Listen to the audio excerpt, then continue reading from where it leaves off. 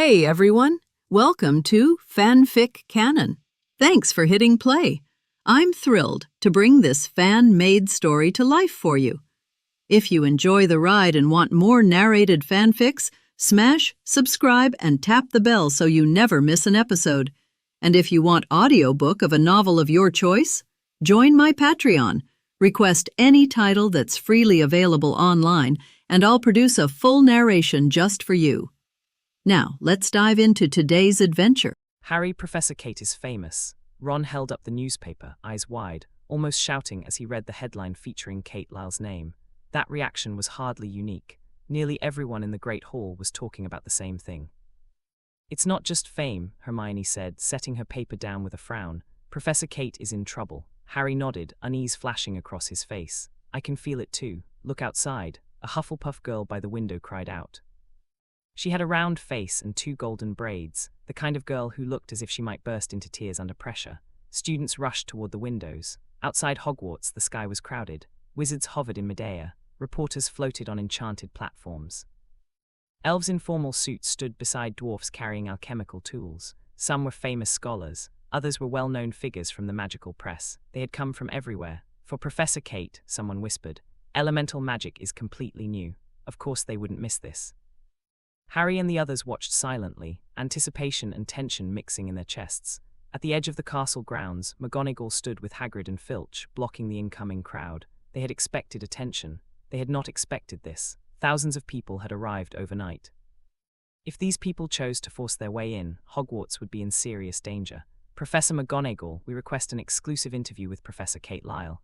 I'm from the Daily Prophet. Professor McGonagall, elemental magic is revolutionary. Please ask Professor Kate to explain. Voices overlapped.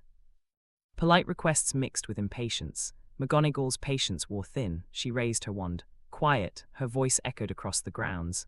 I understand your curiosity. However, Professor Kate Lyle does not wish to be disturbed.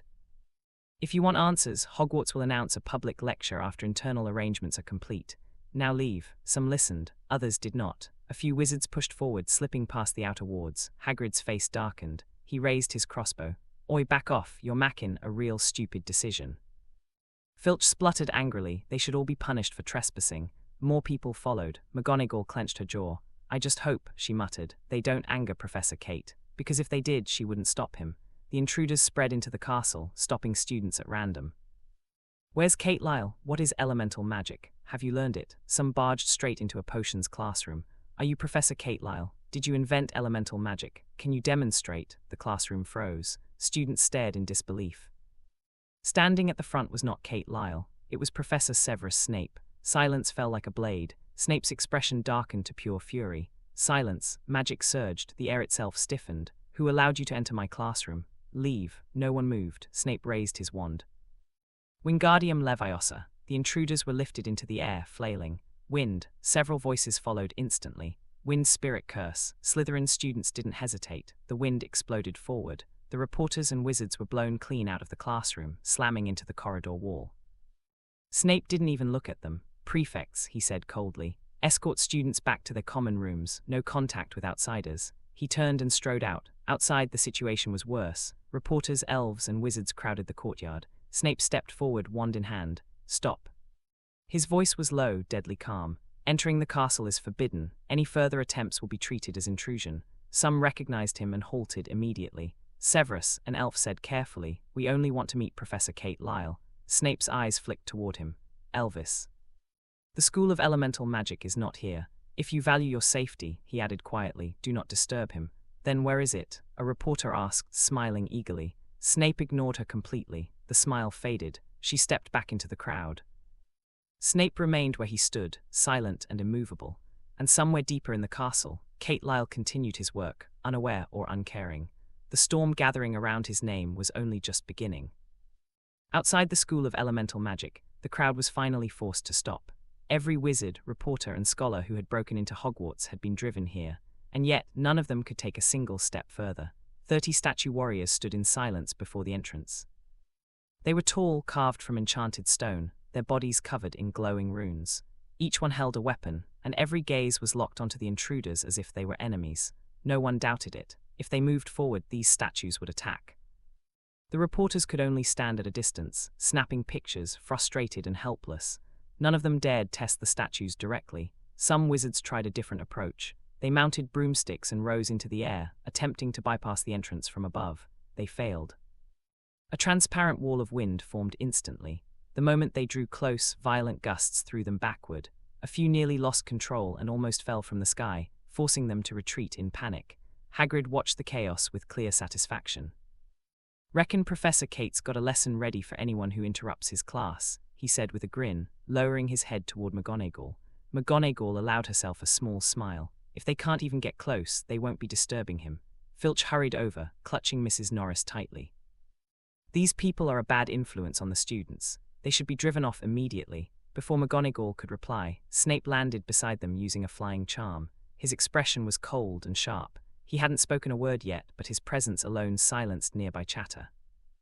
Snape had arrived late because he had reinforced the teaching building itself, layering protective barriers to ensure no one could force their way inside. McGonagall spoke suddenly. "Which house is attending class right now?" "Ravenclaw," Professor Flitwick answered quickly as he hurried over. McGonagall nodded. "Then I'll go speak with Professor Cate." Flitwick glanced at the crowd and hesitated. "Perhaps you should be the one, Minerva." After a brief pause, McGonagall agreed. She stepped forward. In full view of the crowd, she walked directly toward the statue warriors. They did not move. They did not attack, they simply allowed her to pass. That sight made several people restless. Some tried to follow. The response was immediate. Statue warriors struck without hesitation. A spear flashed forward, stopping just short of one man's stomach. That was enough. Everyone understood. Only Hogwarts personnel were permitted inside.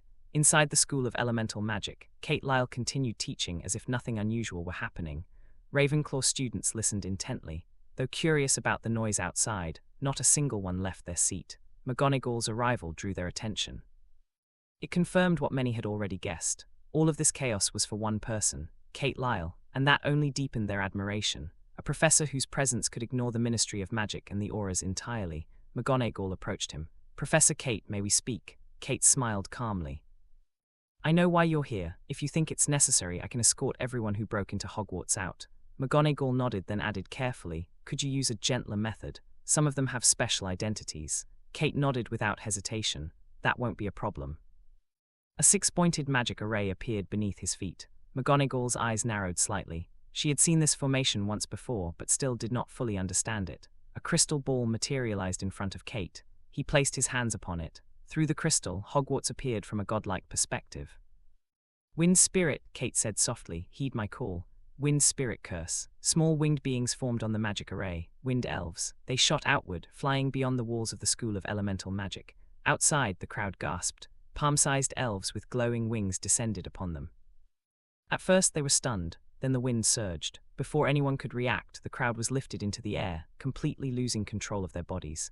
In the next instant, everyone reappeared outside the gates of Hogwarts. A massive barrier descended from the sky, sealing the entire castle. A voice echoed, "Non-Hogwarts personnel are forbidden entry." In midair, blazing fire elements formed 11 burning characters. The reporters went mad with excitement, recording everything. The wizards were stunned into silence. Elemental magic, they were certain of it now. And yet, Kate Lyle himself remained unreachable. Just then McGonagall appeared before the crowd. She raised her wand and spoke clearly. "This is a warning. Hogwarts is sacred ground. Many of you are graduates, you should know our rules. As for elemental magic, Hogwarts will arrange a proper opportunity for everyone to experience it. Now leave, any further intrusion will be met with force." She turned and walked away. There was no need to worry anymore. Anyone who attempted to cross that barrier would be punished. And everyone present understood one thing clearly. Kate Lyle had drawn a line. And no one dared cross it. Professor McGonagall expressed his admiration and surprise for Kate Lyle's means of breaking into Hogwarts. Dumbledore, who came back from the Ministry of Magic and had a verbal confrontation with Connolly, immediately applauded after hearing what happened here. "Kate, you did a great job. If I also have the wind attribute talent, I will fall in love with this method, which is simple and rude and very mysterious." Dumbledore's voice sounded in his office. Kate chuckled and turned to leave. The old Dumbledore obviously wanted to take the trouble on himself, and seriously suspected that Dumbledore must have known something like this was going to happen, so he set off early for the Ministry of Magic. Time flies. Kate Lyle continues to teach elemental magic in the School of Elemental Magic. At noon, send Malfoy out for hell training for 2 hours. In the evening, Harry and the others were trained in potions or elemental magic. Kate Lyle found himself very busy, and his day was almost occupied. Therefore, Kate Lyle had to set a time for Harry and the four to come over in the evening of 1357, 2 days of elemental magic class, 2 days of potions class, and Malfoy received hell training at noon on 24th. Only in this way Kate Lyle was a little more relaxed. Of course, these are temporary. Kate Lyle has set a goal. When these little guys graduate, they must catch a few of them and be responsible for teaching elemental magic, while he only needs to be in charge of coordinating and cultivating elite geniuses. Harry, Ronald, what's the matter with you? Luna Jennifer looked at Harry and the two who came out of the restaurant and asked curiously. During these days, Kate Lyle also often called the 6 most talented little guys in the academy together for magic training, so Luna and Harry were considered familiar. What else can we do? Study. Our time has been squeezed out. I never realized that I would like to study so much. Ronald stared at the big dark circles with a negative look of not waking up and complained, "What about you?" Luna Jennifer asked, looking at Harry. "Same," Harry replied weakly. Their time was successfully squeezed. I have to get up earlier than others every day and go back to sleep later. Even lunch breaks are almost gone. Halloween is here. You can relax yourself. Luna Jennifer smiled slightly. Happy Halloween to you all. Ronald and Harry nodded, but they had to cheer up and go to class. Charms lesson with Professor Flitwick this morning. Professor Flitwick was teaching them the levitation charm. The interesting pronunciation and gestures made Harry and others happy for a long time. Professor Flitwick divided the class into groups of 2 and started training. Harry's partner is Seamus, and Ronald's partner is Hermione. Harry cast the spell, but to their disappointment, the feathers on the table didn't fly. Harry tried a few times, but he was a little annoyed. He directly used the wind elemental magic, but because he didn't control it well, he directly set off a strong wind. The Lions of Gryffindor complained to Harry for a while, and Harry was also affected by Foley. Professor Way's stern warning. Unlike Harry, Seamus ignited the feather in a fit of anger. Harry wanted to extinguish the fire, but he didn't think of the wind to help the fire. In an instant, the feather was gone, and Seamus' hair was almost ignited. Ronald was even more interesting. He failed several times in a row and was ridiculed by the genius girl Hermione. In a fit of anger, he instantly ignited the feathers, but because the fire was too strong, he even burned his own hair. If it wasn't for Hermione's timely shot, a water polo landed on Ronald's head, maybe he would have been burnt to a bald head. Despite the constant jokes and minor accidents, everyone was having a good time. They are learning traditional magic and even have a good start in elemental magic. Night, Halloween Eve. The school prepared a sumptuous dinner for everyone. In the hallway, there were a lot of Halloween decorations, and the smell of roasted pumpkin filled the air. Before entering the restaurant, Ronald and Harry felt their stomachs protesting. I finally don't have to go to class tonight. Harry, I've lost weight since going to school, and I'm going to eat a lot tonight. Ronald smiled excitedly as he smelled the aroma of roasted pumpkin. Harry smiled, also full of anticipation. It was his first Halloween without the Dursleys. Professor Kate. When Harry saw Kate Lyle in a white suit, he cheered and laughed. Happy Halloween, Harry, Ronald. Kate Lyle smiled when she saw the two of them. Happy Halloween. Harry and Ronald quickly responded.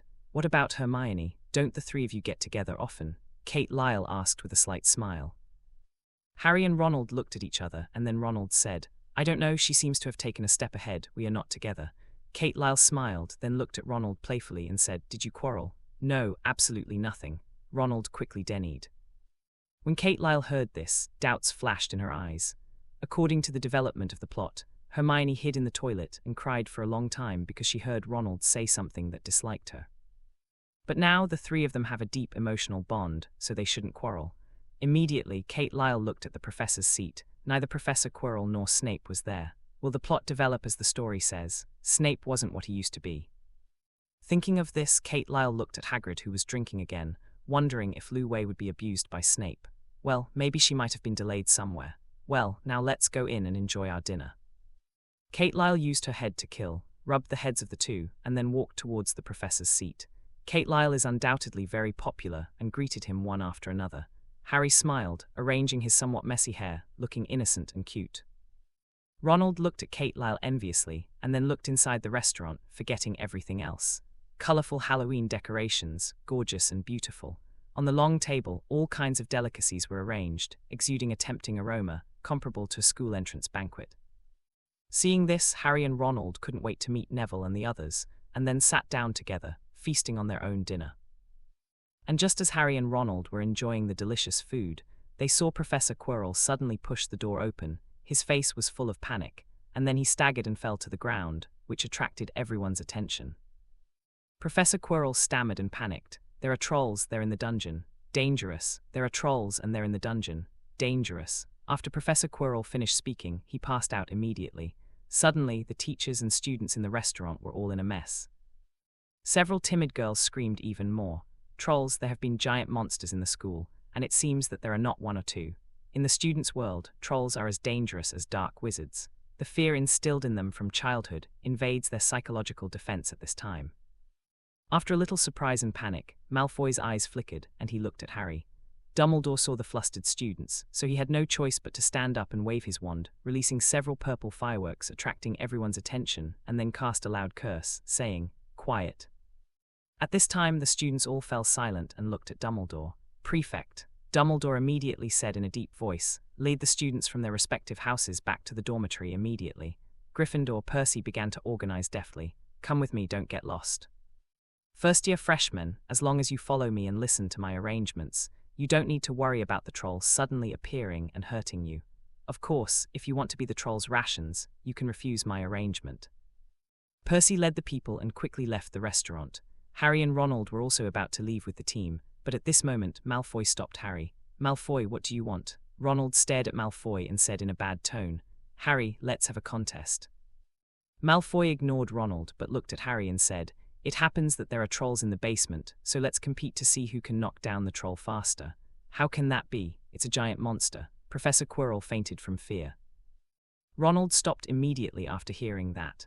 Malfoy heard Ronald's words and immediately said with disdain, "Professor Quirrell is a joke. If someone like him can become a professor of defense against the dark arts, then I can too." Speaking of the latter, Malfoy's voice became much louder, and his expression became a little more tsundier and confident. For him, the cultivation during these hours has improved a lot. It was the same, Malfoy daring to challenge Harry's. "Why are you scared?" Malfoy looked at Harry sarcastically and said. Harry squinted his eyes, looked at Malfoy and then smiled. "Okay, let's see, whoever defeats more trolls among us, the loser will eat 3 snot-flavored monsters in front of everyone, or vomit-flavored beans. Are you crazy, Harry?" Ronald said anxiously after hearing Harry's words. Harry smiled, looked at Ronald and said, "You have to trust me." Ronald, facing Harry's gaze, Ronald was silent for a moment and said, "Okay, I'll go with you too. I should be able to help you at critical moments." Malfoy heard Ronald's words, smiled, looked at Harry disdainfully and said, "Harry Potter, you need help from others, ha ha ha." Ronald hastily explained, "I just want Harry to be killed by the troll." After Malfoy laughed at Harry, he left immediately. "You're just waiting for the vomit-flavored multi-flavored beans." Harry took out his wand and hurried after him. Ronald couldn't let go of Harry, he could only keep up. Kate Lyle noticed the 3 of Harry with his eyes, and overheard their conversation. Groping for his chin, a smile appeared on the corner of his mouth. "The plot has changed a little. I don't know how their contest will be. Professor Kate, can you help revive Professor Quirrell?" Madame Pomfrey looked at Kate Lyle and asked. Kate Lyle smiled and said, "It's a great honor, Madame Pomfrey." Kate Lyle immediately came to Professor Quirrell and said with a smile, "Healing." The water spirit landed and walked on Professor Quirrell. After a while, Professor Quirrell did not wake up. "Why haven't you woken up yet?" Professor McGonagall asked. When Kate Lyle heard this, she smiled slightly and said, "Professor Quirrell is fine, he hasn't woken up yet, but he may be frightened, so now he needs to take a good rest." After listening to Kate Lyle's explanation, Dumbledore said to Hagrid, "Hagrid, please take Professor Quirrell to the lounge, Madame Pomfrey, and I need you to help take care of 1 or 2. Merlin's underpants, there are a lot of monsters outside the castle." At this moment, Filch broke in with Mrs. Loris in his arms, shouting in horror. When Kate Lyle heard this, a light flashed in her eyes and she said immediately, "Albus, I'll go to the underground classroom to deal with the giant monsters, and I'll leave the outside to you." After finishing speaking, Kate Lyle left quickly regardless of what Dumbledore and the others said. Seeing this, Dumbledore walked outside. As Filch said, there were quite a few trolls out there. They are generally more than 5 meters tall, and they hold huge maces, and their faces are also very ugly. They were trolls, not giants, but they were bigger than Hagrid and seemed stronger. At this time they broke into Hogwarts, and in the dark night, they showed their powerful experiences and destroyed them to their heart's content. Dumbledore led the people to see this situation, so he led the people and immediately launched an attack on these giant monsters. On the other side, Harry followed Malfoy's footsteps, and then came to the basement. And just as Harry and Ronald walked through the corridor, preparing to turn the corner, they heard hurried footsteps coming from ahead. Harry hurriedly pulled Ronald to hide behind a huge stone sculpture of a griffin. They looked from behind the stone sculpture and then saw Snape passing by, quickly disappearing from their field of vision. "It's Professor Snape," Ronald whispered. "Yes, it's just what is he doing? Isn't the troll in the basement?" Harry asked with some confusion. Although Harry and the two had doubts, they didn't care so much at this moment. Look and walk towards the end of the corridor. "It's a troll." As soon as he turned the corner, he saw a huge figure making clumsy footsteps and hitting the wall angrily. There was a roar and a large amount of gravel fell. Harry and Ronald were taken aback when they saw the troll for the first time. The giant monster is very ugly, with a height of nearly 5 meters, and its skin is dull and grey like granite. Their huge and bulky bodies made them look a little silly, and the bumps on their bodies seemed to crawl out of some muddy puddle. Huge body, topped with a small head like cocoa beans, very interesting. However, their limbs are very thick, but ugly, like the dry trunk of an old tree. Of course, the most unacceptable thing is that the rotten smell emanating from them can make people nauseous again and again. And the giant monster in front of him was still holding a thick mace, which was very threatening. At this moment, the sound of heavy footsteps came from the corner of the side. When he saw the figure coming out of the corner, Ronald's face turned pale immediately. "Merlin's big pants, there is actually a giant monster here." With a pale face, Ronald exclaimed when he saw the giant monster who had spotted them. Harry's complexion changed slightly, one on the left and one on the right, and both trolls had discovered their existence at this time. "Harry, they're coming towards us, what should we do?" Ronald took out his wand, stood behind Harry and shouted nervously, "Thunderball curse." At this moment, Malfoy's voice sounded, and then a thunderball hit the troll on Harry's left. The giant monster was in pain, and its body was a little numb, and it let out a roar. At the corner, Malfoy was holding a wand, his body trembling a bit. He was obviously still afraid of this huge monster. However, when he saw Harry, he was strong yet calm and shouted to Harry, "Harry, our contest has begun." After Malfoy finished speaking, he had to dodge immediately, because in anger, the troll swung a mace and smashed it down towards him. Bang! A corner of the wall was smashed by a mace, splashing at any time, almost hitting Malfoy in the face. The appearance of Malfoy also aroused Harry Potter's determination to fight, so he waved his wand and launched an attack on the troll. Fireball curse. A football-sized fireball radiates heat and shoots at the troll. The giant monster was bulky and couldn't dodge in time, so it was scorched and screamed. "He's afraid of fire, Harry," Ronald yelled when he saw the troll retreating in fear. Harry also noticed it, so he nodded, waved his wand again and said, "Fireball curse." Several fireball curses were thrown out one after another, and the few clothes on the troll were directly ignited. By the way, the mace used by the troll to resist the fireball was not spared. After such a short time, before the giant got close to Harry and the two of them, he was knocked down to the ground. Seeing this, Ronald smiled happily and said, "Harry, you are amazing, you knocked down a troll." Boom! At the same time, there was a roar from the side. It was the giant monster that attacked Malfoy. At this time, many places on its body were scorched black, especially the head of the giant monster was scorched black after being bombarded by lightning. Malfoy's attack was very precise. He cleverly killed a giant with a thunderball. "Our game isn't over yet, Harry Potter." Malfoy stared at Harry, said in a low voice, "There is also a giant monster here. Although he is small, he is even more cunning. Let's compare and see who among us can kill him." Having already defeated a giant monster, Harry was also full of confidence at this time, and said, "I will definitely win." Malfoy raised the corners of his mouth in disdain, and then started to run. Harry and Ronald quickly chased after him. They believe that Malfoy, who came first, must know where the other giant is. "Harry, Gale, we need to be faster than him," Ronald reminded Harry, saying. When Harry heard the words, he immediately reacted, so he waved his wand and said, "Spirit of the wind, give us the wind of divine movement, the wind curse." The wind spirit flew over the two of them, and then saw that the whole person became lighter. The next moment, Ronald launched a charge, and it flew several meters away in an instant like a sword being shot out. Harry was overjoyed, like a gust of wind, together with Ronald. He soon caught up with Malfoy and found the troll. As Malfoy said, it was a relatively smaller and thinner troll. In addition, instead of a mace, the troll held a wooden club with thick thighs. "Harry, save me." At this moment, Ronald was driving too fast, failed to stop, and continued to charge towards the troll. The troll immediately swung a wooden club, trying to knock out the impacting Ronald. Yes, the troll was desperate for a home run. Harry looked at Ronald, who rushed out. His face changed suddenly. He tried to save Ronald, but Ronald rushed too fast and got too close to the troll. Malfoy's expression also changed. After struggling for a moment, he waved his wand and shouted, "Thunderball curse." At the same time, Harry also released the magic, saying, "Levitation curse." The speed of this monster is not clumsy at all. Although both Harry and Malfoy shot, the speed was obviously slower. The troll's wooden club will soon hit Ronald's body. All it takes is one touch, and it will kill Ronald. At this moment, Harry was extremely nervous. His eyes widened, and there was a firmness in his eyes. Malfoy clenched his wand and stared at the flying thunderball. Only he knew what was going on in his mind. Ronald was the most desperate of the three. He didn't expect that his momentary excitement and rushing too fast would actually plunge him into a desperate situation. Especially when he saw the eyes that were about to fall on him, Ronald felt that his soul was about to come out. Guardian of Light, boom. The giant's wooden club hit the light curtain, and Ronald was guarded within it. Nothing happened. At the same time, the attacks of Harry and Ronald finally landed on the giant. Harry's made the giant levitate, and Malfoy's thunderball landed on the giant's head. Professor Kate. Harry exclaimed in surprise when he saw Kate Lyle walking in. Obviously, the white light curtain covering Ronald's body is the magic released by Kate Lyle. Malfoy was also relieved to see Kate Lyle, but then he shivered again. It made Malfoy think about what had happened to him all these times, how bad it was. Kate Lyle smiled. Ronald also woke up from the fear and hurried back to Harry. "Thank you, Professor Kate." Ronald quickly thanked Kate Lyle. Thunderball bounces. At this moment, Malfoy's voice sounded, followed by the scream of the troll. Boom! The troll was directly knocked down by Malfoy with a thunderball, completely breathless. "Harry Potter, I win."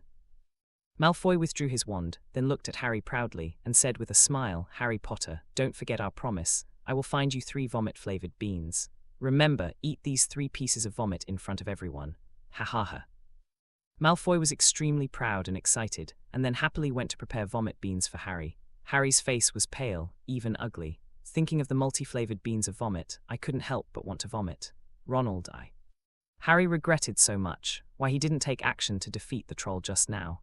If the troll was defeated, it would definitely be Malfoy, not him, who ate the vomit-flavored beans. Ronald hurriedly hid behind Kate Lyle and shouted in horror, "No, I will definitely not help you eat, Harry. This is a contest between you." Harry looked at Professor Kate with a pale face, trying to ask for help, and said, "Professor Kate."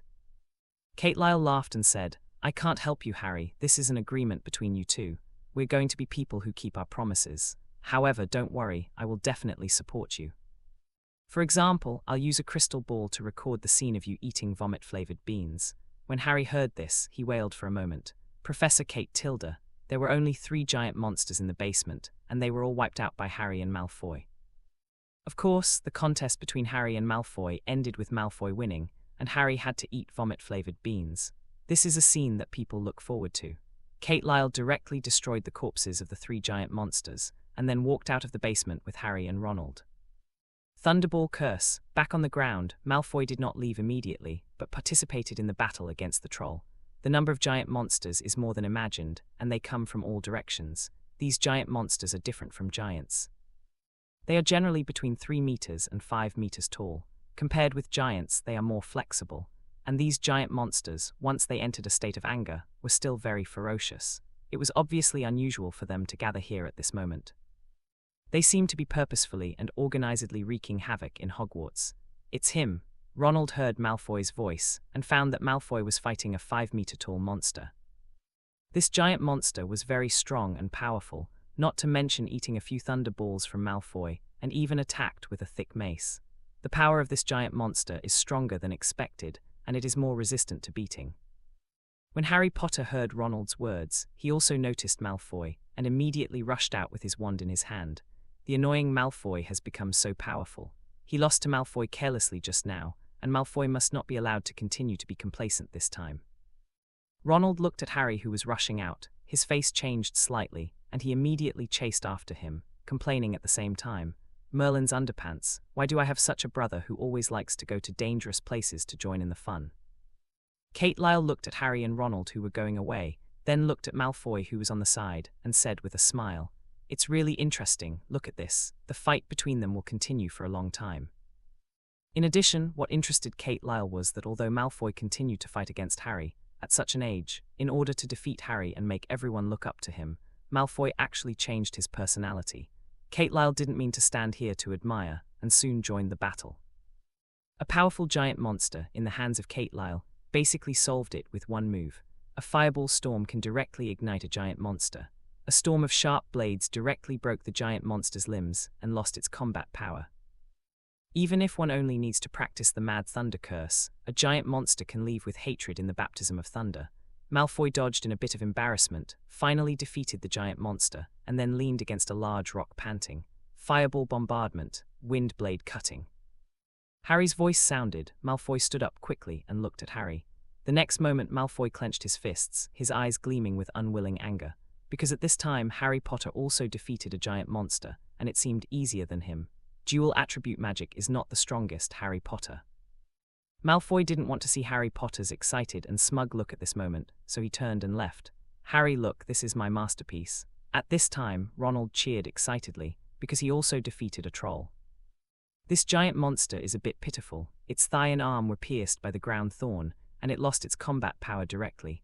In addition, the giant monster was also suppressed by the collapsed earth wall. Harry came to Ronald's side, looked at Ronald's masterpiece, and smiled happily for Ronald. Ronald, you are awesome. Kate Lyle looked at the two, smiled, then flew into the air, cast magic, and said, recovery.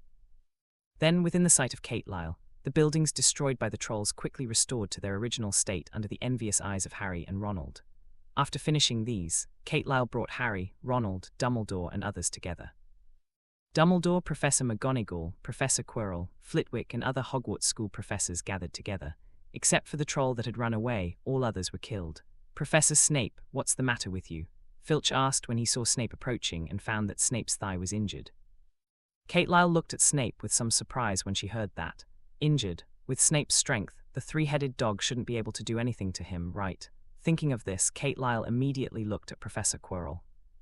Professor Quirrell was very calm and seemed not at all surprised by Snape's injury. When Harry looked at Snape, Snape also looked at Harry, and then put the black robe over his injured thigh indifferently. It's okay, I was accidentally injured by a troll, Snape replied indifferently. Harry kept staring at Snape's thigh, and the image of Snape leaving the basement and seemingly going up to the 4th floor echoed in his mind. And the wound, it doesn't look like it was injured by a giant monster. It's more like a scar from being scratched by a dog's paw. Kate Lyle came to Snape's side and said with a smile, let me heal you. After speaking, without waiting for Snape's consent, he released a spell. Healing technique. The water spirit slipped into the black robe and swam through it, making Snape's cheeks twitch slightly. Seeing the change in Snape's expression, Kate Lyle smiled on his face, then patted Snape on the shoulder and said with a smile, Severus, be careful, the troll's mace is still very dangerous. It's time to meet Merlin. Snape's face darkened slightly and he didn't speak. Harry, Ronald, although dealing with these giant monsters is not what you should do now, but in view of your bravery and fearless chivalry, Gryffindor Academy rewards you with 30 points. Kate Lyle immediately looked at Harry and Ronald and smiled. Harry and Ronald cheered happily when they heard this. They were deducted points for various reasons before, but now they can finally earn some back. Malfoy is working hard too. Professor Severus, are you Slytherin College? Kate Lyle looked at Snape and smiled. 10 points from Slytherin House. Snape said flatly. Dumbledore and the others looked at each other and laughed, and then Dumbledore smiled at Harry and said, Harry, you should go back to rest now. Harry and Ronald also knew that Dumbledore must have something to talk about, so they greeted each other and returned to the Gryffindor common room immediately. This matter is not simple, it is a premeditated and organized action, Professor McGonagall said seriously. Professor Kate, Professor Snape, Professor Flitwick, have you found anything? Professor McGonagall asked immediately. No, but I guess it might have something to do with Death Eaters. Or maybe there's something in the school that the Death Eaters are thinking about. Albus, we're in trouble. Kate Lyle glanced over at Snape and Professor Quirrell and smiled slightly. Facing Kate Lyle's gaze, Snape was expressionless, while Professor Quirrell was a bit of a P***C. It was embarrassing to watch. Dumbledore frowned slightly when he heard this and thought, I see. I will investigate this matter carefully, and I will trouble everyone to pay more attention tonight. Then Dumbledore turned and left, and Professor McGonagall said a few words, and it was the same. Snape left directly with a cold expression, without any words. During these times, Snape's personality also became weird. He is so cruel that the students are afraid, and at the same time his temper is also a little grumpy. Harry was not less stared at by Snape, catching any small mistake and outputting it in a burst. Poor Harry studied potions so hard, made great progress, and still disgusted Snape. Ronald, what dog do you think could hurt Professor Snape? On the way back to Gryffindor, Harry had a question on his mind that he couldn't get rid of. So Harry had to tell Ronald what was in his heart. When Ronald heard this, he was taken aback for a moment, then looked at Harry and said in a low voice, "Harry, don't you mean that Professor Snape went to that place?" "Why not?" Harry said seriously. "When we were in the basement, didn't you and I see him leave the basement in a hurry? That road leads to the 4th floor. The place we stumbled into last time, there was a huge 3-headed dog. I think the only thing that can hurt Snape is such a powerful 3-headed dog. Then the problem comes again. The 3-headed dog guard is locked there, blocking the door and must be guarding something. And what is it that makes Professor Snape so anxious? I can even guess now that those trolls were brought here by Snape, in order to attract the attention of the professors and make it easier for him to act."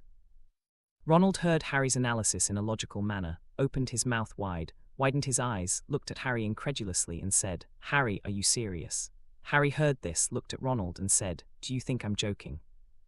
Ronald nodded solemnly, looked at Harry and said, "Yes, that's it. I think the reason you programmed him like this is because Professor Snape always targets you. Harry, you've changed." "I've changed." Harry looked at Ronald in astonishment, puzzled. "Yes, you have changed and become abnormal." Ronald said something, turned and left. Tonight's action almost killed him, exciting and tired. Now he just wants to lie on the bed and have a good sleep. Harry looked at Ronald's back, pursed his lips and returned to the dormitory, but couldn't fall asleep after tossing and turning. The next day, Harry, who was always having various thoughts flashing through his mind, didn't sleep well. Staring at Harry with panda eyes, he was so tired. Looking at Harry's appearance, Ronald said sympathetically, "Harry, you shouldn't think so much." Harry didn't explain anything. The two came to the restaurant. Ronald saw Hermione and asked curiously, "Hermione, where did you go last night? We didn't see you." Hermione heard this and explained, "I went to St. Mungo's Hospital for magic and magic yesterday. Madame Pomfrey came to me and needed my water spirit orb to treat a patient." Ronald listened, but stopped asking, and started bragging about his and Harry's glorious deeds last night. Ronald was very good at blowing water. Neville, Seamus and other Gryffindor lions, and even people from other colleges also gathered here. Harry was surrounded by people, eating potatoes listlessly, showing no intention of communicating. "Red-headed Weasley, have you forgotten something? Harry Potter versus me, he lost. And as the loser, you will eat 3 vomit-flavored beans. Did you know, it was Harry Potter himself who made the proposal?" At this moment, Malfoy walked over triumphantly with Crabbe and Goyle, and slapped Ronald in the face mercilessly, saying, "Malfoy is very tugging right now, with 2 tall followers behind him protecting him, while he puts his hands behind his back, walking in the style of a big boss, looking at Harry Potter with a look full of banter." Harry's face turned pale, and it was only then that he remembered that he had an agreement with Malfoy last night, and he lost to Malfoy. Following the appearance of Malfoy, Ronald showed an unnatural expression on his face, curled his lips and said, "Harry let you seize the opportunity to sneak attack the gathering monsters and win the game to save me." Malfoy said indifferently, "So what? The opportunity was in front of him, but he didn't seize it. So I won." Speaking of this, Malfoy looked at Harry, stretched out his hand, took out 3 multi-flavored beans and said with a joking smile, "According to the agreement, you have to eat 3 multi-flavored beans in front of everyone. Now is the time to fulfill the agreement." I think the famous Harry Potter shouldn't be the kind of person who would cheat. Hearing Malfoy's words, Hermione, who wanted to speak for Harry, was suddenly speechless. Malfoy's words also attracted the attention of all the students in the restaurant, and they gathered here. Harry Potter stood up, faced Malfoy, held out his hand, and took the savory beans. Malfoy saw that Harry had actually accepted the multi-flavored beans, so he said, "Harry Potter, I very much hope that you refuse my multi-flavored beans, so that I can continue to humiliate you. After all, a shameless and dishonest Harry Potter will make more people hate you." Harry looked at Malfoy with a dark and serious tone, and said calmly, "Then you will be disappointed." After Harry Potter finished speaking, he picked up one of the multi-flavored beans and was about to stuff it into his mouth. "Harry, wait, my crystal ball is not ready." Kate Lyle squeezed in through the layers of students, looked at Harry Potter and laughed. "Professor Kate, what is this?" Hermione asked curiously. "This is a magic crystal ball that can accumulate images, just like a video recorder in the Muggle world. It's a good thing." Standing beside Hermione, Kate Lyle pointed the crystal ball at Harry Potter and explained with a smile. Harry's face suddenly turned paler, and he no longer had the calmness he had when facing Malfoy. "Professor Kate, you're not doing well, are you?" Harry begged.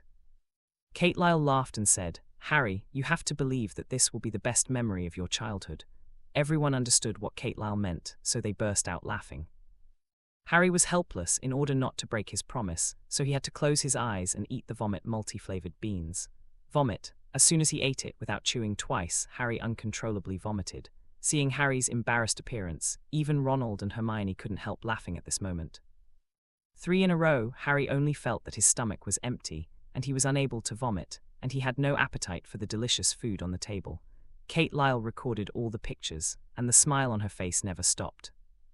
Seeing Harry's miserable appearance, Malfoy laughed excitedly like a victorious general returning home in triumph, and then he would brag about his victory over Harry and make Harry eat the vomit savory beans when he met everyone. Those familiar with it will also take this opportunity to make fun of Harry Potter.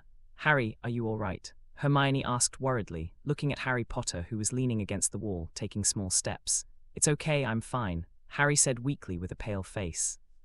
"Harry, you don't look like..." Hermione, who was going to continue talking, looked at Harry, who fell to the ground, and suddenly exclaimed, "Harry, Harry."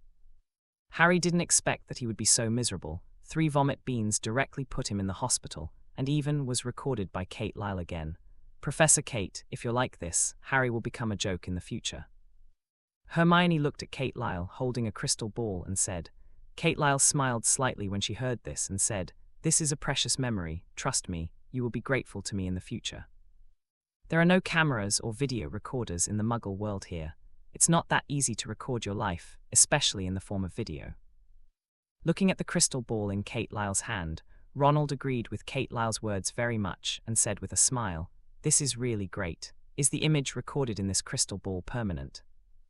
Kate Lyle said with a smile, "As long as the memory crystal ball is not destroyed, or the information inside is not erased, it needs a little magic power to activate and watch the images stored in it. It's a good thing. Believe me, in the wizarding world, he can sell at least 100 galleons.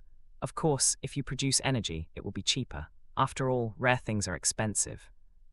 When Ronald heard this, his eyes lit up for a moment and he said, "Professor Kate Lyle, is it easy to make a memory crystal ball?" Kate Lyle glanced at Ronald and smiled slightly. "For me, it's a simple matter. If it's you, it's the next life."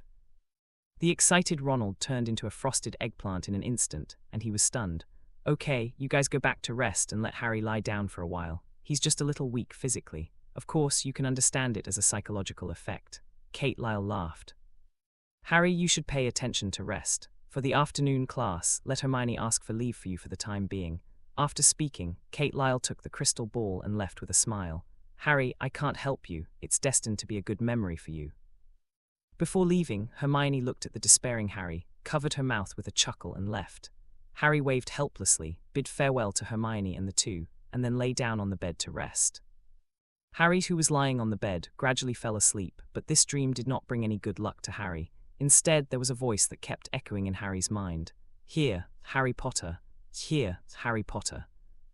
Tossing and turning, the voice became more and more dense, and some memories that did not belong to him also broke into its mind, flashing continuously, and it seemed like its head would burst. Harry suddenly woke up. Harry touched the sweat on his face, then put on his glasses and glanced at the clock on the wall. It turned out that he had slept for an hour. Harry got up from the bed and put on his clothes. Now he didn't want to continue to sleep, for fear that the strange dream would reverberate in his mind, making people horrified. After leaving the hospital, Harry wandered around the campus, and before he knew it, he came to the library. Harry thought about it. Now he doesn't have to go to class, just read a book on herbal medicine in the library. Harry walked through the rows of bookshelves, and was a little surprised to see Hagrid, who was looking for a book, so he smiled and said, "Hagrid." "Harry, isn't it time for you to go to class?" Hagrid looked at Harry, who appeared in the library with some surprise, so he asked, "Oh, by the way, I heard you ate 3 vomit-flavored beans. Harry, I have to say, you are really brave." Hagrid was looking for a book, talking to himself, completely ignoring Harry's pale face again. Harry felt that his stomach was about to roll over again, and that feeling was really uncomfortable. "Okay, I should go back too. Come and play with me when you have time, Harry." Hagrid turned to leave with a few books in his arms. Harry didn't want to stay with Hagrid any longer, for fear that Hagrid would continue talking about the vomit-flavored beans. Harry found a book about herbology and huddled in a corner, reading it quietly. After watching for a short time, Professor Quirrell's voice came from next to his ears, which made Harry feel confused and full of curiosity at the same time. "This is a very dangerous thing. No, I won't do it anymore, please." Harry heard Professor Quirrell's begging voice and immediately realized that Professor Quirrell was being threatened, and is threatening Professor Quirrell to do a very dangerous thing. But I don't want to die. Professor Quirrell compromised. He was going to do that very dangerous thing. Then came the sound of footsteps, and Harry hurriedly hid in a corner, looking at the place secretly through the gap in the bookshelf. Professor Quirrell came running around the corner, straightening his scarf as he ran. With a pale face, red eyes, and that awkward running posture, like a woman who has been wronged, Harry raised his eyebrows involuntarily. It's an unacceptable pace. After making sure that Professor Quirrell left, Harry didn't see anyone coming out around the corner, so he walked in curiously. However, there was no one there. At the end of the corridor, though, there was a door that was ajar. Harry didn't think much, just walked over, opened the door and entered. Harry swore that he actually saw a figure disappear around the corner. That figure and that hair, Harry was pretty sure he was Snape. Snape was threatening Professor Quirrell to do something very dangerous. Thinking of this, Harry thought of the place guarded by the three-headed dog. After leaving the library, Harry immediately found Kate Lyle and told what happened in the library, plus his own guesses. Ronald didn't believe his speculation, and he didn't want Hagrid to bring up the vomit-savory beans. Now the only person who can help him clear up the confusion, and the only one he can trust, is Kate Lyle. When Kate Lyle heard the words, a strange color flashed in her eyes, and the development of the plot changed again. According to the original plot, Harry should have shared with Ronald and Hermione, and then went to Hagrid for verification, but Hagrid rudely refused. However, Hagrid is an interesting person, obviously saying no, but revealing some very important information. "Harry, so you think Snape is threatening Professor Quirrell, plotting something?" Kate Lyle had to feel sorry for Snape, who was obviously monitoring Professor Quirrell, but was regarded by Harry as the murderer who threatened Professor Quirrell and stole the Philosopher's Stone. "It's obvious, Professor Kate." Harry responded seriously. "Harry, perhaps your thinking is right." Kate Lyle thought for a while and smiled. However, sometimes, what we see with our eyes may not be true. Harry was slightly taken aback when he heard Kate Lyle's words, and then said, "Professor Kate Lyle, what do you mean?" Kate Lyle smiled, pointed to Harry's eyes, and said with a smile, "I mean, you can look for evidence. If you can have evidence to prove what you just said, then I will definitely come forward and stop Snape and protect Professor Quirrell. It's just that things haven't happened at the moment, and we don't have real evidence to prove that Professor Quirrell was threatened by Snape, and what Snape was planning." Harry was silent for a moment, then said seriously, "I see, Professor Kate." After a pause, Harry said again, "Then, Professor Kate, can you lend me the memory crystal ball for a while? This is not a problem. I can give you a new one. I can't lend you the one I have. I think you will delete that video without hesitation." Kate Lyle took out a fist-sized memory crystal ball, handed it to Harry and laughed. Harry curled his lips when he heard this, and after taking the memory crystal ball, he bid farewell to Kate Lyle.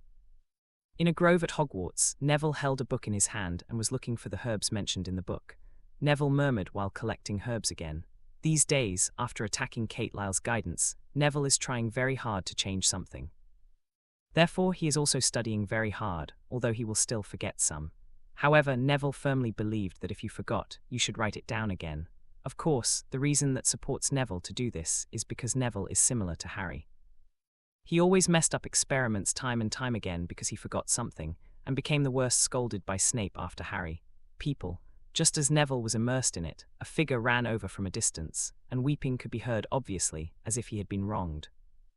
The girl sat down not far away, as if she thought that there was no one here from the beginning of forbearance to the end of crying loudly. Attracted by the crying, Neville walked over immediately. Looking at the crying girl sitting aside, Neville touched his head, then walked over hesitantly. "Hi, my name is Neville Longbottom." Neville came to the girl and immediately attracted the girl's attention, but when he came to him, he didn't know how to comfort him, so he seemed a little embarrassed and hesitant. Under the gaze of the girl, she stretched out her hand and said. The girl looked at the chubby Neville, hesitated for a moment, wiped away the tears on her face, stretched out her hand and said, "Hannah Abbott." After hearing the other party's name, Neville looked at Hannah Abbott curiously and said, "I've heard stories about you, but you don't need to be so nervous. As long as we work hard, everything will be fine. After finishing speaking, Neville saw Hannah Abbott's eyes that were about to cry again, and immediately became anxious, and hurriedly said, "I'm sorry, I didn't mean it, I just wanted to comfort you." Hannah Abbott touched the tears in her eyes, lowered her head and said, "Thank you. I know you're a Gryffindor, you're always forgetting things, so Malfoy always takes every opportunity to bully you." Neville, who was originally relieved to hear Hannah Abbott's thanks, and somewhat happy, suddenly froze. Neville didn't want to fight Malfoy. In fact, Malfoy didn't fight, but Malfoy's mouth was so stinky that many times he wanted to fight directly. Hannah Abbott looked at Neville, who was silent, and looked up.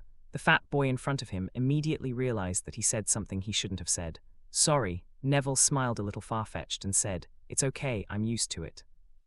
Then Neville clenched his fist, swung it out and said seriously, "However, you have to believe me, if Malfoy dares to do something, I will definitely let Malfoy teach him a lesson." When Hannah Abbott heard Neville's words, she chuckled, very cute. Neville also chuckled. "What are you doing?" Hannah asked. "I'm studying herbal medicine." Nawe raised his hand and said, "Well, there are a lot of herbs here, and I like herbalism, let's study together." Hannah smiled. Neville nodded happily, and then smiled at Hannah. "I know a place where there are many interesting herbs." After speaking, Neville took Hannah and ran into the distance. It was a lake. The lake was not big, but there were many aquatic plants growing around it that gave off a faint light at night, and it was also where Neville discovered it. Hannah and Neville were happily looking for the herbs mentioned in the book. And at this moment, suddenly a dazzling white light flickered, flickering in the woods not far away, and then there was a scream, and a black light quickly went away. Both Neville and Hannah were frightened, especially Hannah. The herbs collected in her hands were all scattered all over the place. "That's the Forbidden Forest, we can't get close to Neville." When Hannah came to her senses, she noticed that Neville was walking towards that side and shouted hastily. Hannah was very scared. Dumbledore had frightened them during the opening ceremony, and the prefects had warned them many times that they must never get near the Forbidden Forest. Neville took out his wand, looked back at Hannah and said, "The light just now looks familiar. I want to go and have a look." After speaking, Neville walked towards the opposite side without looking back. At this moment, Neville, who had a small body, looked big and strong. After hearing what Neville said, Hannah was a little bit at a loss, and finally gritted her teeth and caught up with Neville. She dared not go back alone, nor did she want to abandon Neville.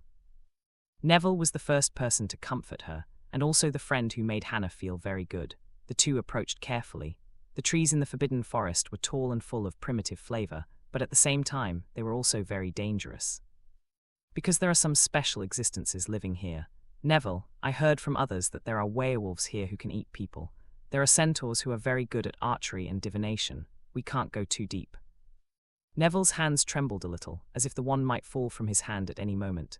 Hearing Hannah's words at this time, he encouraged himself and said, "Hannah, don't be afraid, I am an earth magician, and I can protect you." Hannah followed behind Neville, nodded, and at the same time grasped her wand tightly, and whispered, "I am a water magician, and I can cast the water polo curse." Neville didn't respond to Hannah, who was looking ahead nervously. Neville pushed through a jungle, and then found a girl lying not far away. On her body, the necklace called Guardian of Light shone with light, protecting her in it, and beside the girl there are some herbs. Obviously, she's also collecting herbs. She's Luna Jennifer from Ravenclaw.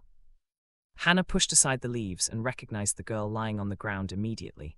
Neville and the two came to Luna's side, and the white barrier of light disappeared immediately. At this time, Luna was already in a coma. "Neville, I don't know the healing spell." Hannah said in a panic, "I won't either, but we can take her to see Professor Kate." Neville was also a little flustered, but soon he thought of a way, so he said, "But we can't move her, why don't we call the professor over?" Hannah said. "No, it's very dangerous here, we must take her away first. Let's help him go back together." Neville pulled Hannah, each of them put Luna's hand on their shoulders, and supported Luna to leave step by step. What neither Hannah nor Neville noticed was that not far behind them, a figure slowly came out of the grass. The black breath surged, and at the next moment, they rushed towards Neville and the two of them. "Oh!" The howling of wolves sounded in the Forbidden Forest one after another. Neville and Hannah panicked and supported Luna to run wildly. Behind them, there were 3 horsemen running in the woods, and they continuously attacked a werewolf with superb archery skills. But through the howling of wolves, it is clear that the number of werewolves is not a small number. At that critical moment, if the centaur hadn't suddenly appeared and frightened the werewolf away with an arrow, Neville was very sure that the 3 of them would have become food for the werewolf at this time. But this is far from over. In the jungle, many spiders appeared again. These spiders suddenly appeared from the grass or trees and attacked the werewolves. Of course, the three of Neville also became targets of attack. Ah, spiders, so many spiders. Hannah Abbott panicked when she saw the densely packed little spiders in front of her. Neville was also a little flustered and handed Luna to Hannah, saying, "Hannah, help Luna leave quickly and I'll deal with them." Neville waved his wand, trembling, visibly frightened that he was about to face his first battle. "But I can't do it." Hannah shed tears of panic. She was very scared and had no strength to support Luna, causing Luna to fall to the ground. Neville was very nervous, but the spider kept approaching. He waved his wand quickly and said, "Stinger." Immediately, the ground suddenly bulges, the speed is very fast, and the ground thorns are also very sharp, piercing through many spiders. But this is obviously not enough because the spiders are many and small. Earth wall. In a hurry, Neville threw another spell. It has a little effect. The erected earth wall makes the spider have to detour, or climb up the earth wall and continue to approach. Neville exploded in his own small universe, hugged Luna, and quickly said to Hannah Abbott, "Run." Hannah hurriedly followed. Under the tremendous pressure, she didn't throw a single spell. Neville was a fat man. The small universe exploded. It didn't make him last long. He was out of breath. "Come on, together." Neville had to ask Hannah to help, because behind them the little spiders came after them again. Boom! Not only did Hannah fail to help, she knocked Neville down. I'm sorry, I didn't do it on purpose." Hannah hurriedly supported Neville, tears falling down desperately at the same time. With Hannah's support, Neville quickly got up and at the same time looked behind him. The densely packed little spiders are getting closer and closer. Neville, up there. Hannah suddenly screamed in horror, because above their heads, a huge black spider was falling. Neville's face paled and he fell to the ground. All his courage seemed to have been exhausted at this moment. Hurricane curse. A voice sounded, and before the falling spider could react, it was blown away by the hurricane. Even the little spiders around were cleaned up in an instant. Wind spirit curse.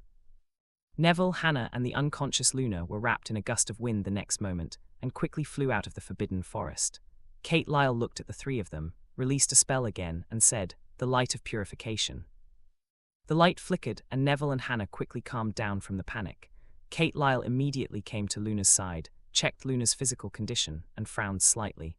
There is no other injury on the body, but he has fallen into a coma, so the head is left. In other words, it may be that the soul has been harmed and life-threatening, thus triggering the self-protection function of Guardian of Light. Since the necklace was given to Luna, it has a relationship with Luna. Once Luna's life is in danger, it will be automatically activated. Of course, this necklace can also be actively activated. It was because Kate Lyle felt the power released by Guardian of Light that she took out the crystal ball and looked for Luna. Then I discovered what was going on here, so I came here. Can you tell me exactly what happened? Kate Lyle picked up Luna, and a gust of wind blew up around her, lifted Neville and Hannah, and flew towards St. Mungo's magical hospital. Because of the appearance of Kate Lyle, Neville felt a lot easier, so he explained everything that happened in detail. When Kate Lyle heard the words, she probably had a guess in her heart. In the Forbidden Forest, there was chaos, and the men, horses, werewolves, and spiders fought together. The restlessness caused by this also attracted the attention of Dumbledore and others, and they took action. St. Mungo's Hospital of Magic and Magic. "Madame Pomfrey, I need your help. Help me prepare some potions. I will be useful," Letterea said to Madame Pomfrey, who appeared. Then Kate Lyle read all the things he needed. Madame Pomfrey did not hesitate. Knowing what Kate Lyle needed, she left immediately. "Professor Kate, is Luna very dangerous?" Neville asked worriedly. "It's okay, it will be fine soon." Kate Lyle comforted Neville and said with a smile, "You are doing very well, very good. If you don't take action in time, Luna will either become food for werewolves or food for spiders. So, you saved Luna." Kate Lyle's words made Neville and Hannah both heave a sigh of relief and feel a little sense of accomplishment. After a while, Madame Pomfrey rushed over with various medicines in her arms. Kate Lyle didn't hesitate either, so she took various potions and herbs and quickly prepared them. A moment later, Kate Lyle had a bottle of golden light in her hand. The golden potion was poured into Luna's mouth, and Kate Lyle released a spell, saying, "Praise of Light." The light enveloped Luna's whole body, and then saw a black aura appearing in Luna's head. The black aura dissipated quickly when it touched the holy light. Kate Lyle withdrew her magic until no black aura emerged. "Okay, she has nothing else to do, just wait for her to wake up now." Kate Lyle smiled slightly and said. Kate Lyle's eyes shone brightly. He knew that Guy would definitely not be able to help but make a move, but he didn't expect that he would make a move so soon. However, this process must be very painful. After all, Guardian of Light is a magic tool he personally built, and he knows its function best. At the same time, in a secret room at Hogwarts, there were two figures, one of which was shrouded in a black robe, but trembled violently, and screams followed. Kate Lyle. "I am going to kill you." "What? Snape, something must be done to get him out of this school. He is the biggest obstacle for me to get the Philosopher's Stone." "Neville, you are so brave. You escaped the pursuit of the werewolf and the giant spider, and successfully rescued Luna. This is more surprising than fighting the troll." "Ha ha ha, Neville, you're amazing. Professor Dumbledore rewarded us with 30 Gryffindor points." Neville is a hero when he saves Ravenclaw genius Luna Jennifer, who is being celebrated by Gryffindor students. Some girls even looked at Neville and showed sweet smiles. At this time, they no longer laughed at Neville, because Neville's performance was very heroic. No girl would dislike having such a knight who can protect them at critical moments. Likewise, Harry and Ronald were undoubtedly the happiest, because Gryffindor has added 30 points and is closing the gap on the other houses. The encouragement of everyone made Neville's face filled with a cute smile, and he was no longer as submissive as before. Neville, embraced by Harry and Ronald, prepares for flying lessons. On the way, they met Luna Jennifer. More precisely, Luna Jennifer was waiting for Neville here. Seeing this, Harry, Ronald and others all showed smiles, and then moved away from Neville, giving Neville and Luna a chance to get along. Luna Jennifer appeared to be generous, and came to Neville's side gently, and handed Neville a wrapped gift hidden behind her. "Neville, thank you for saving me. This is a gift from me, I hope you like it." Hearing Luna's words, Neville had a smile on his face. He took the gift and said, "Hannah is the one who saved you. Without her help, I can't take you away. Oh, by the way, and Professor Kate, who appeared last and saved us, otherwise we would have become food for spiders." Neville was very happy because he was recognized and rewarded. "I know, I also prepared gifts for them." Luna smiled and left happily. Harry, Ronald and others who were peeping around the corner immediately rushed up, surrounded Neville and asked curiously, "Neville, open it quickly and take a look. What good things did she give you?" Neville smiled happily, and under the eyes of everyone, he opened the gift box. "Oh, it's a notebook. It's a herbal notebook with notes and Luna Jennifer's name on it." "What is this? A token of love?" After seeing that Luna gave Neville a notebook, Ronald and the others immediately started gossiping. If Hermione hadn't come over and told them to rush to class, they might have been arguing here until dark. Neville put the notebook away carefully, with a smile on his face, which was very meaningful. However, Neville's good mood didn't last long, because Malfoy took Crabbe and Goyle and blocked Neville at the entrance of the restaurant. "Fatty crybaby, I heard that you defeated the werewolf and the giant spider. You are amazing." Malfoy threw a white glove to Neville, and then said jokingly. Neville caught the thrown white gloves and looked at Malfoy without saying a word, but his eyes were fixed on Malfoy. Facing Neville's gaze, Malfoy smiled and then jokingly said, "I don't believe you defeated the werewolf and the giant spider. You are a coward without courage." "You are a liar. It's impossible for a coward to defeat a werewolf and a giant spider." When Harry and Ronald saw that Malfoy was going to bully Neville, they immediately ran over and stood in front of Neville. "Malfoy, what do you want?" Harry warned, staring at Malfoy. Goyle looked down at Harry and shouted fiercely, "Neville Longbottom is a liar." Gore also said on the side, "Yes, he is a big liar. It was Professor Kate who saved Luna, not Neville." "It's you are." Ronald stared at Goyle and Crabbe angrily, wanting to find some words to refute, but when he opened his mouth, he didn't know what to say. "Malfoy, you're a B*****D. Harry stepped forward, staring at Malfoy, and said angrily. Malfoy took a step back calmly, waved his hand, and walked away from Harry in disgust, and then said, "Thank you for your compliment. If you don't accept it, then let's have a duel." "Malfoy, I won't be fooled again." Harry refused. "You are a coward who only knows how to use tricks." Malfoy's face was slightly ugly, and he took out a piece of parchment, stared at Harry and said, "Harry, this time I will not run away. Similarly, I will defeat you in front of everyone."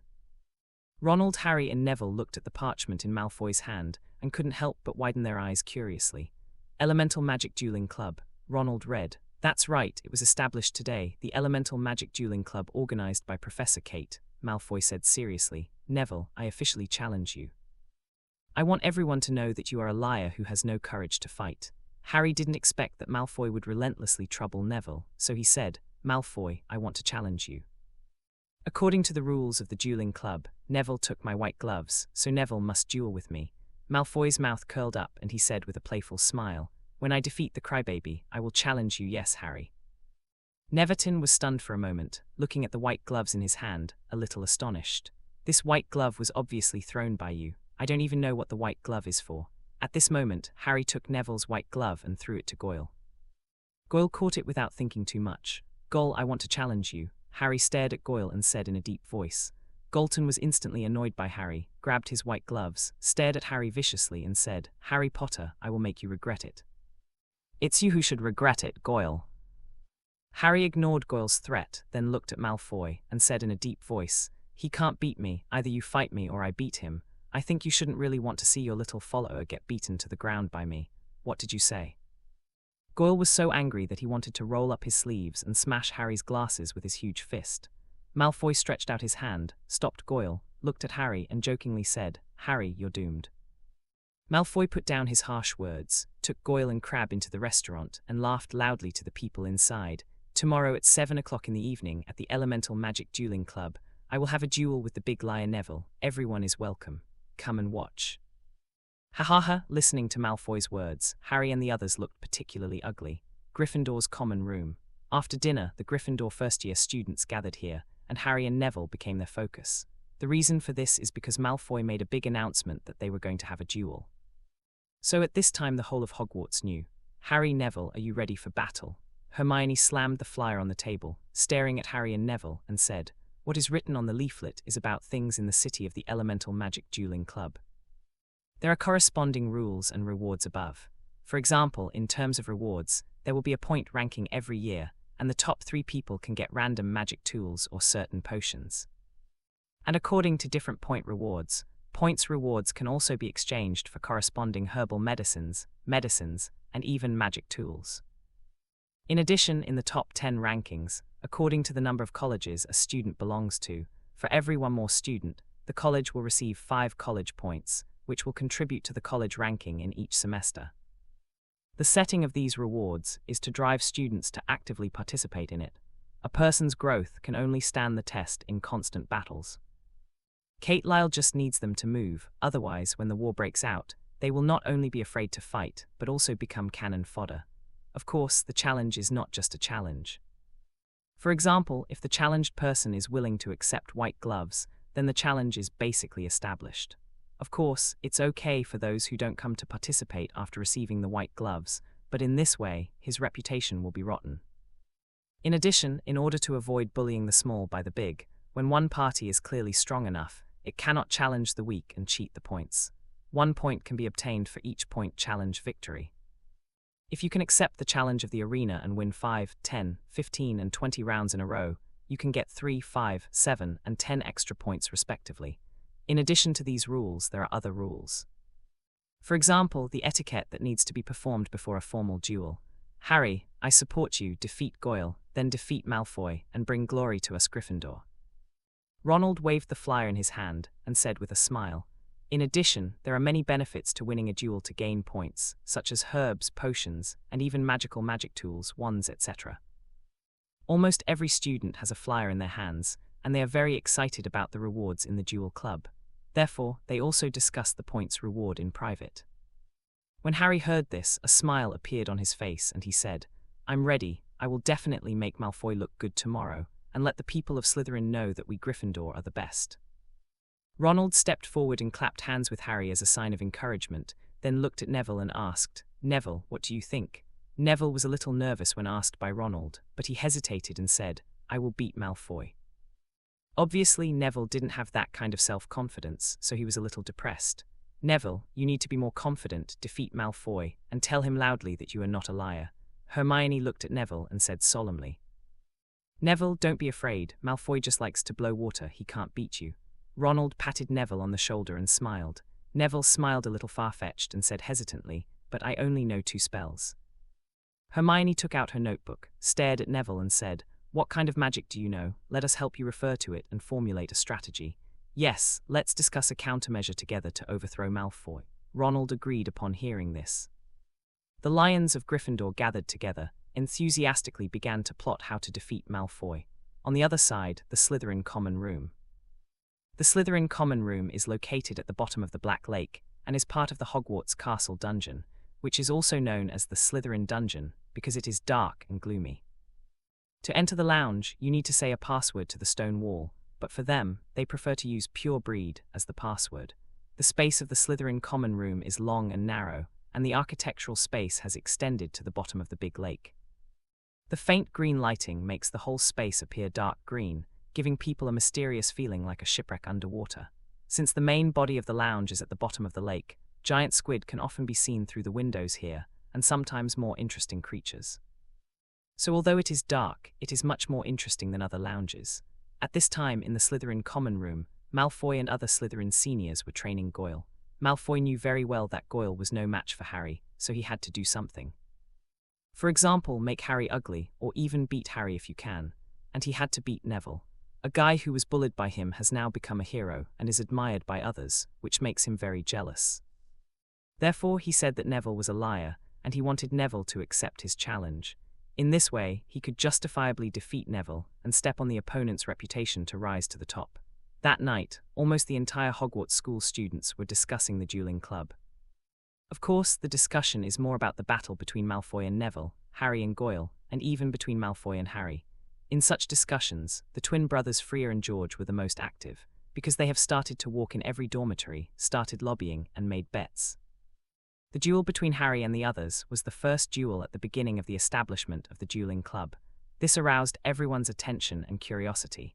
Therefore, for tomorrow's duel, it is certain that almost all the teachers and students in the school will be watching.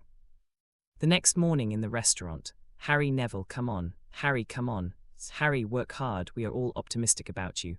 However, some people are not optimistic about you. They all buy Malfoy to win, so you have to help us and let us win a big one. Fred and George came to Harry's side, smiling excitedly. Harry said thank you, and Fred and the two left. Neville sat on the sidelines, and at this moment, his sense of presence was obviously much lower. More people remember Harry, and more people look forward to the battle between Harry and Malfoy. It also means that Malfoy will beat Neville. The students of Gryffindor, seniors and seniors of different grades, when they saw Harry and Neville having breakfast, they would come forward to say hello and encouragement. Because the first battle was also a contest between Gryffindor and Slytherin, both sides were like old enemies, and neither wanted to lose at this time. Like Gryffindor, on the other hand, Malfoy is also receiving the support of the Slytherin seniors. Harry and Malfoy exchanged glances across the middle of the Ravenclaw student. Harry smiled calmly, while Malfoy was confident and dragged himself into a mess, as if he was determined to get Harry. Seeing this scene, Ronald poked Harry and said, "Believe me, the more he behaves like this when he loses, his face will definitely be as dark as the bottom of a pot." Harry smiled, then continued to eat breakfast, and then the class should go to class. After school in the afternoon, all the teachers and students went straight to the Elemental Magic Dueling Club. Established as the Elemental Magic Dueling Club, the first duel was naturally expected by everyone. In particular, Malfoy and his followers made a lot of publicity, so everyone in Hogwarts at this time knew about it, and everyone knew about it. The Elemental Magic Dueling Club is 100 meters away from the Elemental Magic School. It is also the architectural style of a Roman arena, and it is a building that is half the size of the School of Elemental Magic. At this moment, teachers and students from all colleges and grades are gathered here. They looked curiously at the visitor dueling club. The club has 4 halls, among which there are large rooms and meeting rooms, but the rooms here are not open for the time being. The interior architectural styles are different, but they also try to conform to the style and theme of the 4 colleges. Therefore, the students of each college are also full of expectations for these architectural style rooms and halls. After the visit, everyone entered the arena and sat down in the auditorium. The arena is very large. As long as you cast magic, you can freely switch between multiple arenas. Today, it is a one-man duel, so it is directly carried out on the huge arena. Wow, this feels great. It's like watching a football or basketball game. Hermione, Ronald and others broke through the crowd and gathered with Seamus and Harry's roommates, and they were caught by the sight in front of them. Attracted by the lively atmosphere, he gave out admiration. Especially for many pureblood children, they can only feel such an atmosphere during Quidditch matches. But Quidditch matches are not held all the time, so many pureblood children have never felt such an atmosphere. Immediately, Hermione thought of something, whispered a few words in Ronald's ear, and started communicating with other students. People from the 4 major academies gathered spontaneously, with distinct forces. Obviously, everyone understands the role of the 4 halls and those architectural styles. In the arena, there is also a viewing platform specially provided for the professor, which highlights the status of the professor. At this time, Dumbledore, Professor McGonagall, Professor Snape, Professor Quirrell, etc., all came to the viewing platform under the leadership of Kate Lyle. It's very good, and the students are also very enthusiastic. Professor McGonagall stood beside the viewing platform, looked at the gathered people from the 4 colleges, and said with a satisfied smile on his face, "Heh, no matter which college they are in, they all have a wild heart in their hearts, so they are looking forward to it." Kate Lyle laughed. Kate Lyle likes this kind of atmosphere. This is the excitement that the club should have when it was established. It's really exciting. Dumbledore's gaze swept across the students below, his eyes sparkling with wisdom. Snape had a cold face, didn't say anything, just sat quietly by the side. His coldness was suffocating. Professor Quirrell was also sitting in an inconspicuous corner, looking around. A pair of eyes, as if eager to see through, kept scanning around, as if looking for something, which gave people a somewhat funny feeling. The Gryffindor players were ready in the waiting room. Harry and Neville arrived here under the guidance of an elf in a suit, and put bracelets on them respectively. "Hi, I'm Jem, and it's an honor to serve you. This is the Bracelet of Fate, the magical masterpiece of Professor Kate. This bracelet will release a defensive barrier to protect your body. When you are hit by magic, the attack power will be absorbed by the defensive barrier. However, the pain that should appear and the effects of magic, and it will not be erased, it will still work on you. At the same time, the score on the wristband will decrease. When the score is cleared, it also means that you lose and will be cleared from the field. You only have 100 points.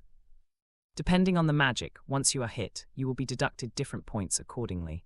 Therefore, you must protect yourself and not be hit by the opponent." Harry and Neville heard Jem's words from curiosity to shock. Their expressions were all written on their faces. "It's really amazing." Harry exclaimed, "What kind of alchemy is this?" "Professor Kate is a magical professor. His alchemy is beyond your imagination." Jem smiled admiringly. He pointed to a crystal ball and said, "This is a memory crystal ball.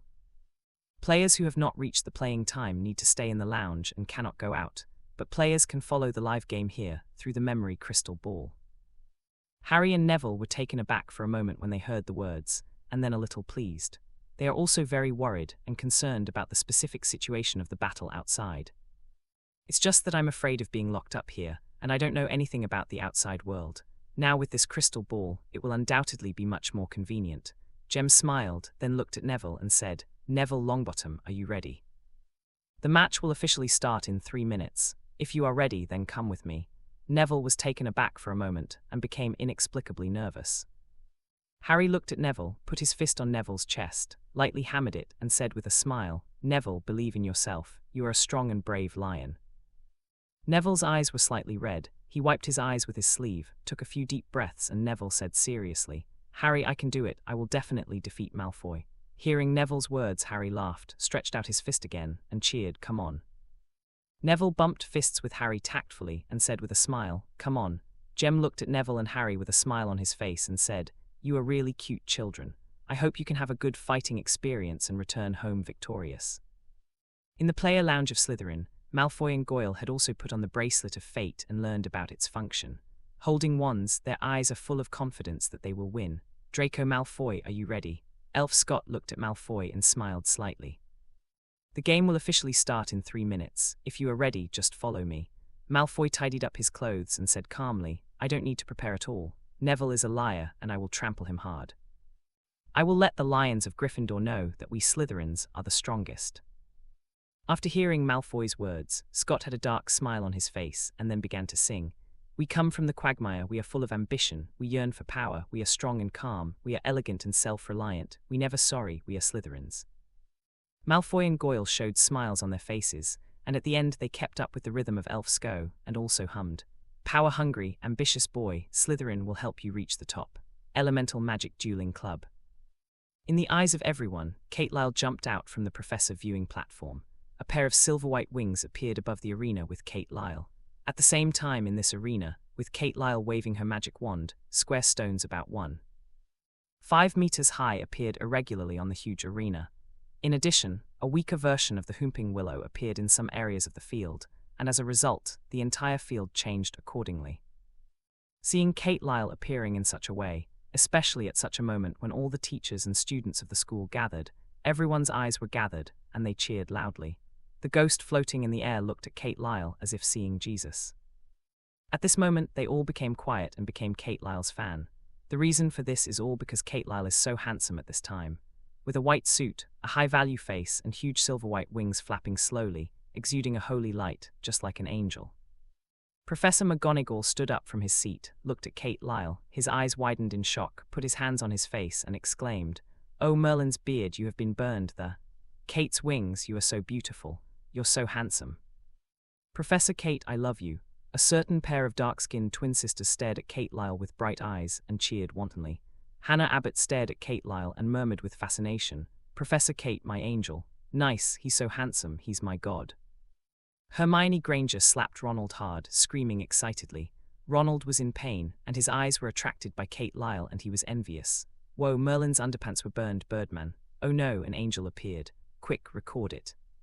Oh my god, this is like magic. It's amazing. Luna Jennifer said excitedly with some light in her eyes. Snape stared at Kate Lyle silently with his eyes wide open, then retracted and lowered his head, wondering what was going on in his mind. Professor Quirrell's hand was clenched suddenly, and he quickly put it away in his clothes. He lowered his head with a somewhat ferocious expression, and the red light in his eyes flashed away. Standing beside Professor McGonagall, Dumbledore said with admiration on his face, "It's amazing magic." Professor Kate can always surprise people. Kate Lyle stood above the void, listening to the cheers and astonishment of the students, with a gentle smile on her face, cast a loud curse, and said, "Welcome to the dueling club of the School of Elemental Magic." In an instant, the entire dueling club was filled with cheers, whistles, and even the sound of a chant in a corner, which was very distinctive. Kate Lyle looked over. "Oh, that is a yellow-skinned boy. He looks a little short among children of the same age." However, he was so courageous that he even held a big trumpet and played it very loudly while agitating his cheeks. Flapping the silver-white wings, Kate Lyle circled around twice, earning a wave of prestige again, and after establishing a new image, she returned to the center, opened her hands, and said with a smile, "Yesterday, Elemental Magic School, the Dueling Club, is officially established." Today, the Elemental Magic School Dueling Club ushered in its first wonderful event. The warriors participating in the duel this time are Decora Malfoy from Slytherin College, Gregory Goyle, Harry Potter from Gryffindor College, and Neville Longbottom. They will bring us wonderful games next. Are you ready for it? After Kate Lyle finished speaking, the scene cheered again, with countless screams and the sound of musical instruments, expressing their enthusiasm and expectations. A contented smile appeared on Kate Lyle's face, and then she said with a smile, "Now we invite the first contestant to appear, and he is Decora Malfoy from Slytherin Academy. Students of Slytherin House, where is your cheer?" Amidst the cheers of the Slytherin students with ferocious expressions, a figure also appeared at the next exit of the hall, where Slytherin was located. Malfoy raised his hands and walked out amidst the cheers, with a confident smile on his face.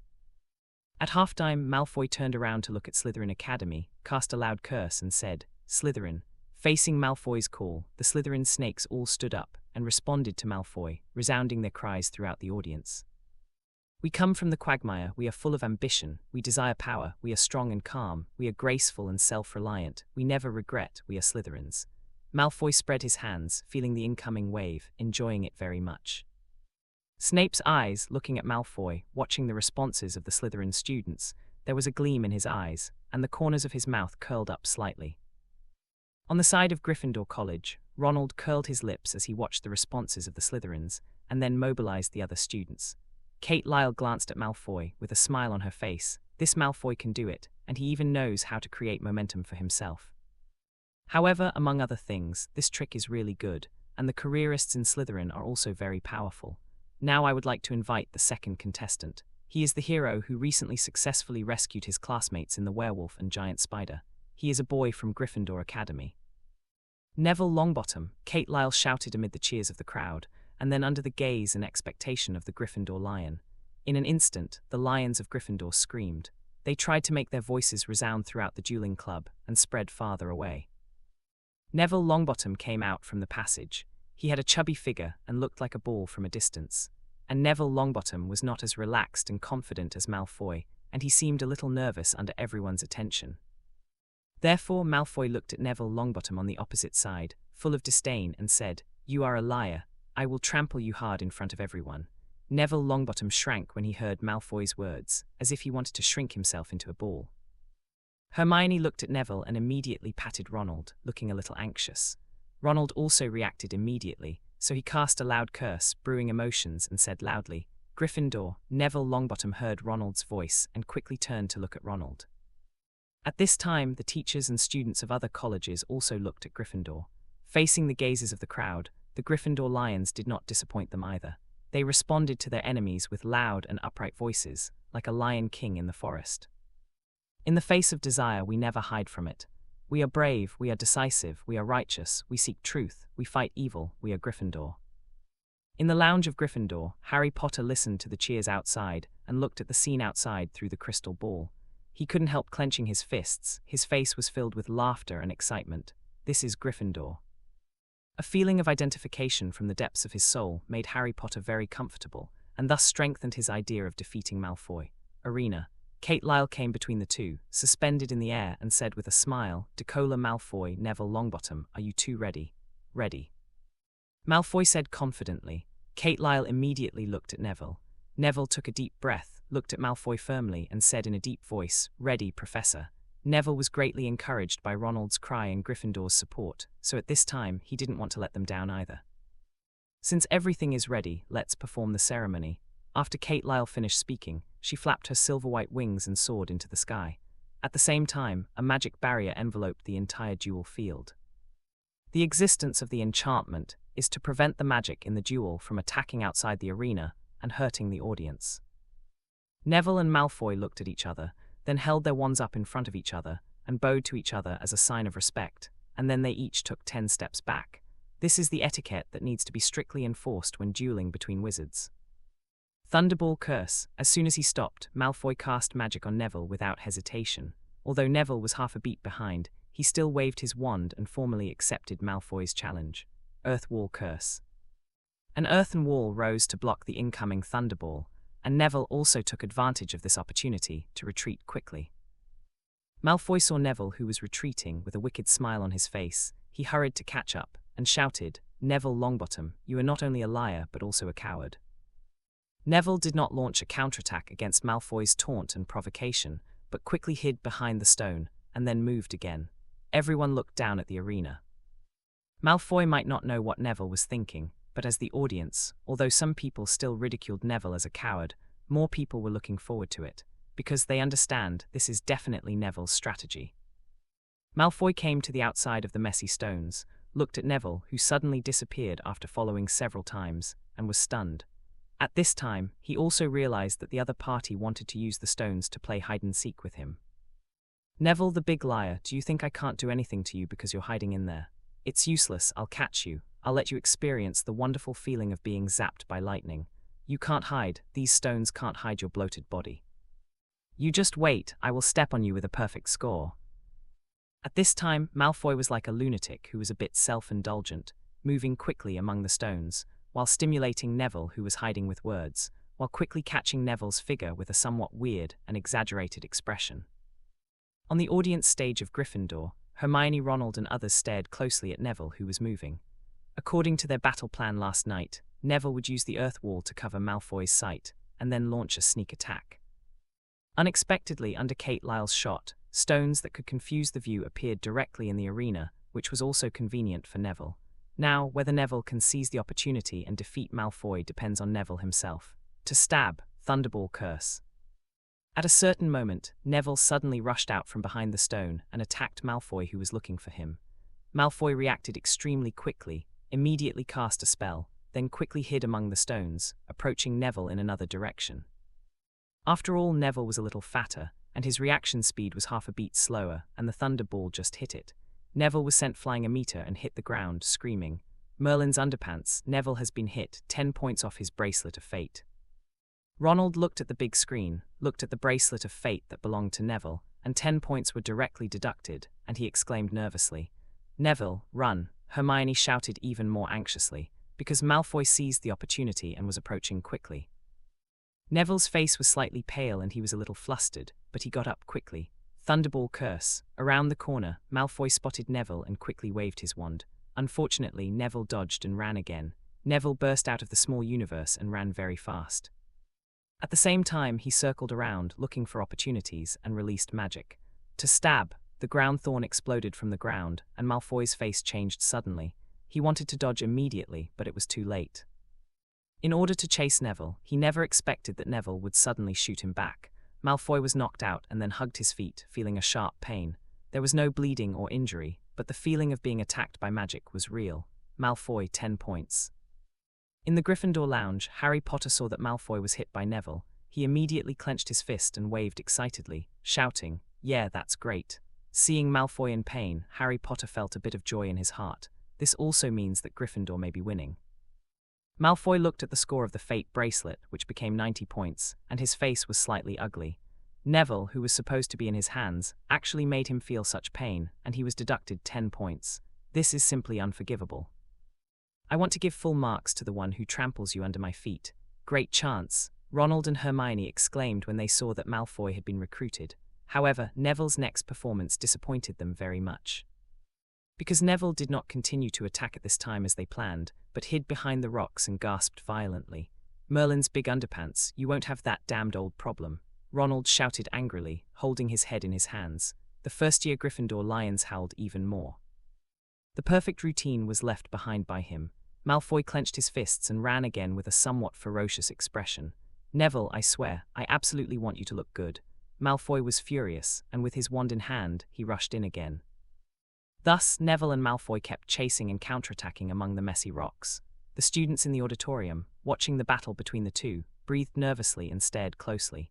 Among them, the students of Slytherin and Gryffindor were the most active, cheering for their players. On the audience stage in the professor's seat, professors such as McGonagall, Hagrid, Flitwick, Snape, Dumbledore, etc. were all attracted by this atmosphere, and they were a little nervous about the battle between the two. Among them, Professor McGonagall is most concerned. After all, Gryffindor had lost to Slytherin in Quidditch for 3 consecutive seasons, which made her look forward to Neville's ability to defeat Malfoy and win glory for Gryffindor. Unlike Professor McGonagall's reaction, Snape looked very calm, as if he had a winning chance. On the arena, the memory crystal ball moves with the battle, chasing the fighters on the battlefield without any dead ends, recording their wonderful moments in it. The wonderful moments of their battles will also be recorded and published on the club's bulletin board, or will be compiled into a booklet and circulated in Hogwarts School. It was recorded together with the teachers and students at the scene. At this time, they fell into excitement and madness. Neville used his clumsy body to fight Malfoy again and again. At this time, the arena is even more bumpy. The earth walls erected, the ground thorns that exploded, and the stones or earth walls that were crushed by thunderballs, one after another, made the scene a mess. At this time, Neville was very tired. He only felt that his thighs were no longer his own. They were very tired and heavy. Neville's clothes and hair were drenched with sweat, and he was panting heavily, showing even more exhaustion. With the disappearance of physical strength, there is also a huge consumption of magic power. Malfoy stood on the rock, his expression was gloomy and his breathing was short of breath, but compared to Neville, he was obviously much better. However, at this time, the scores of the two are not much. Neville still has 20 points, and Malfoy still has 40 points. In terms of points, Malfoy still has the advantage, but such an advantage does not guarantee that Malfoy will win. Holding his wand, Malfoy stared at Neville next to a certain rock and said coldly, "I have to say, although you are a little fatter, you usually cry a lot, but you are a little clever and successfully teased me." Neville stared at Malfoy with a smile on his face and said, "Thank you, I've always wanted to tell you that I'm not afraid of you. I will beat you." Malfoy with a sullen face waved his wand and said, "Thunderball bounces, the earth wall." Neville raised the earth wall to block the Thunderball's attack, and when the earth wall was broken, he hid behind the stones and ran again. Malfoy jumped down and ran after Neville. Earth wall. At this moment, Neville suddenly appeared from behind the stones, and in front of Malfoy, erected a 1.5-meter earthen wall. Malfoy snorted coldly, turned around suddenly and moved to the right. Earth wall, Neville's voice sounded again, getting closer. In the audience of Gryffindor, Hermione saw Neville approaching Malfoy and immediately understood and quickly shouted. He remembered. "Remember what?" Ronald asked in bewilderment. "Triangle tactics," Hermione exclaimed excitedly. Ronald also came to his senses, looked at Neville, stared at Neville even more excitedly, and clenched his fists. At this time, Neville was trying his best to lift his footsteps, running hard, looking for the next position. The fatal blow had to be delivered before Malfoy could emerge from that position. Boom! Due to the exhaustion of his physical strength, Neville was unable to control his body while running, and his head directly hit a stone. For a moment, the world spun, and his bulky body swayed even more staggeringly. Neville almost fell to the ground, but when his hands touched the ground, he suddenly burst out with all his strength, propped up his body, and prompted him to run with all his strength. Neville. Come on, Hannah Abbott looked at Neville Longbottom, who was fighting hard, with tears in his eyes, excited and moved, and he didn't want Neville Longbottom to lose the game. Therefore, at this time, Hannah Abbott cast a loud curse directly. Ravenclaw Academy. Luna Jennifer looked at Hannah Abbott, with an inexplicable light in her eyes. Something in Luna Jennifer's mind told her that she needed to do something. She raised her hands and let out a cry. Come on, Neville, you are the best. Ravenclaw's male and female voices couldn't help but look at Luna Jennifer, feeling incredible. Go, go, go, we are the Gryffindor, and we are the lions, brave and fearless. The students of Gryffindor, admired by Neville's courage and perseverance, were inspired by this and shouted. Professor McGonagall gripped the railing tightly, feeling extremely nervous, staring closely at the large screen projected by the crystal ball, staring at the magnified picture, breathing a little nervously. There was a smile on Kate Lyle's face. Now there was only one chance before Neville. Malfoy has already entered the pocket that Neville prepared for him. Now Neville only needs to get in position and release the ground thorns, or block Malfoy within the wall, and Malfoy will become a fish to be slaughtered. Everyone watched this moment, feeling extremely nervous inside. They know. In fact, Neville had already lost. Neville's remaining magic power and physical strength are almost at their limit, while Malfoy still retains a lot of physical strength, and his magic power is more abundant than Neville's. However, they couldn't wait to see Neville turn defeat into victory.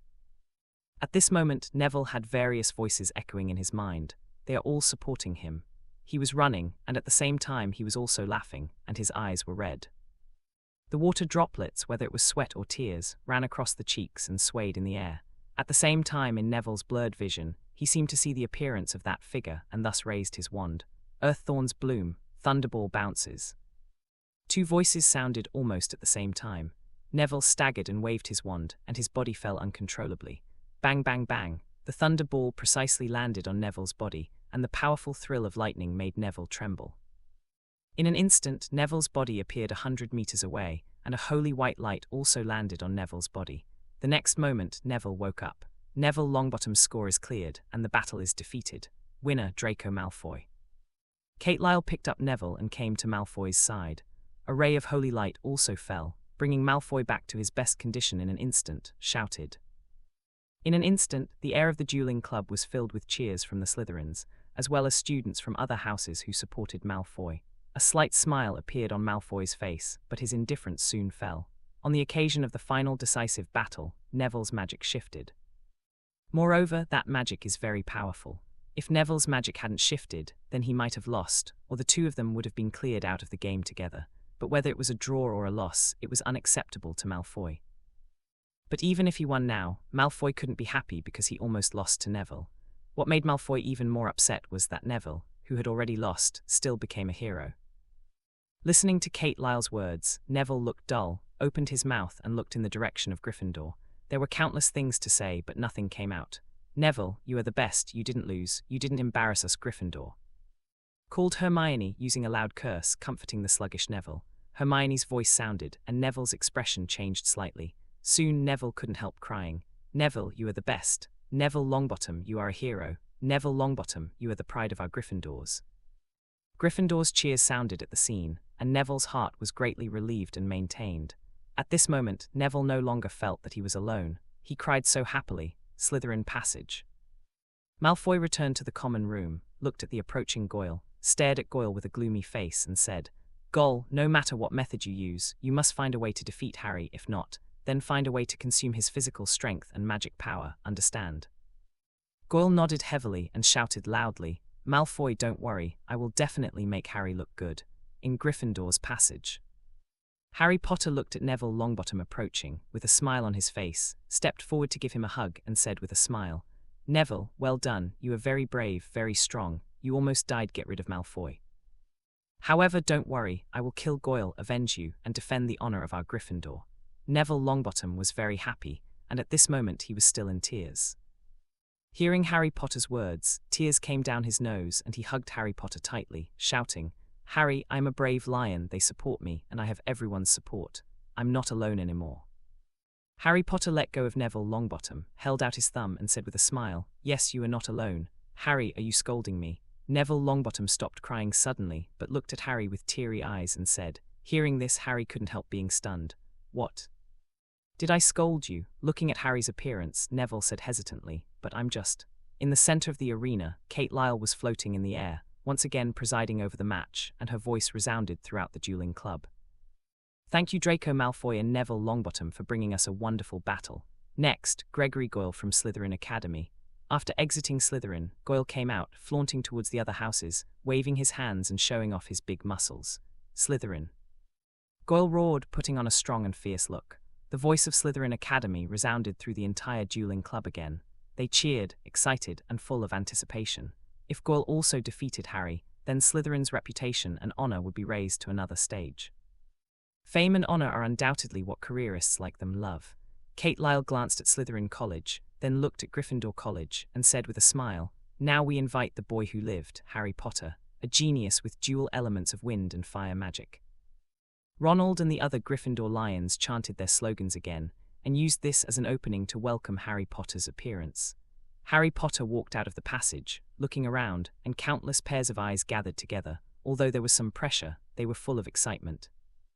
Especially Gryffindor's slogan filled Harry Potter with courage. "Harry, come on, beat Goyle, beat Malfoy, avenge Neville," Ronald Weasley shouted, shaking his fist. Harry heard this, looked at Ronald, raised his fist with a smile. His face was full of confidence. Holding a wand and holding his head high, Harry Potter, in the eyes of everyone, came to the center of the arena after responding to Gryffindor. Kate Lyle looked at Harry Potter, who came out, then glanced around, and finally landed on the professor's chair with a smile on his face. Snape kept his head down, but Professor Quirrell was staring at Kate Lyle. Kate Lyle looked away. "Gregory Goyle, Harry Potter, are you ready?" "Ready, Professor," Goyle and Harry said at the same time. Kate Lyle nodded and said, "Executing the ceremony." Gore looked down at Harry, and when performing the ceremony, he stared at Harry and said, "Harry Potter, I will let you understand what price you have to pay for underestimating me." Harry Potter frowned slightly upon hearing Goyle's words and said, "I never overestimated you." After speaking, Harry Potter turned around and backed away. Fireball curse, fireball curse. When the 10th step of the two fell, Gore and Harry shot immediately. The two fireballs collided and then disappeared. At the end of the probing, Harry Potter did not dodge, but walked sideways and approached Goyle, saying, "Fireballs." Harry Potter's shot was very fast, and Goyle was half a beat too late, so he had to dodge quickly as a last resort. The fireballs shot out one after another, almost hitting Gore several times, and finally landed on the ground, burning the ground hot and reddened. "Goyle, you can't possibly be my opponent. I will brush you down hard." Gore listened to Harry's words, and after dodging a few times in succession, he immediately launched a counterattack viciously and said angrily, "Fireball curse." Harry also counterattacked with a fireball curse, blocking Goyle's attack, the curse of the gale wind. Harry dodged behind the boulders and immediately cast a wind spell on himself. Call out. When Gore was going to look for a position and attack Harry, he saw Harry's figure flying past quickly. Before Gore could react, he heard Harry's voice. "Fireball bombardment. Boom, boom, boom." The back was hit by 5 fireballs one after another. The hot feeling and the huge impact instantly made Goyle fall to the ground, rolling on the ground uncontrollably. It felt like a fire was burning in his body. Fireball bombardment. Harry's figure appeared in the direction of Goyle's head, and he waved his wand again, shouting. Another 5 fireballs hit Gore successfully, and a light appeared on Gore's body in an instant, appearing 100 meters away. At the same time, Gore's score was instantly cleared. A happy smile appeared on Harry Potter's face. He waved his wand and fist, looked at Gryffindor and shouted excitedly, "Gryffindor!" Ronald and the other Gryffindor Lions cheered happily and even hummed their slogan again. Kate Lyle gave Goyle a holy light, erasing the pain on his body, and said with a smile, "Gregory Goyle's score is cleared and he lost. Victor, Gryffindor, Harry Potter." Cheers resounded throughout the dueling club. Harry Potter's strength made them somewhat unexpected, and Goyle was defeated almost without any power to fight back. Harry Potter won very easily. Harry Potter didn't end, but looked in the direction of Slytherin. At the passage, Draco Malfoy stood there, looking into Harry Potter's gaze, his eyes gleaming with anger. "Decora Malfoy, I challenge you," Harry Potter called, looking at Malfoy. With a gloomy face, Malfoy rushed out on his broomstick, flew around in the air a few times, roared like venting, and after drawing cheers from Slytherin and other colleges, he looked at Harry Potter and said, "Harry Potter, I accept your challenge." On the professor's seat, Professor Quirrell's face was a little gloomy, and at the same time a little sinister, and he let out a slight sound. Snape seemed to have sensed something, and looked in the direction of Professor Quirrell. His eyes were so indifferent that there was no emotion. At the same time, Kate Lyle's eyes fell on the professor's seat, and the corners of her mouth slightly raised. Slytherin, Slytherin, Gryffindor, Gryffindor. Harry Potter initiated the challenge, and Draco Malfoy responded domineeringly. The momentum created by the students between the two academies resounded throughout the dueling club.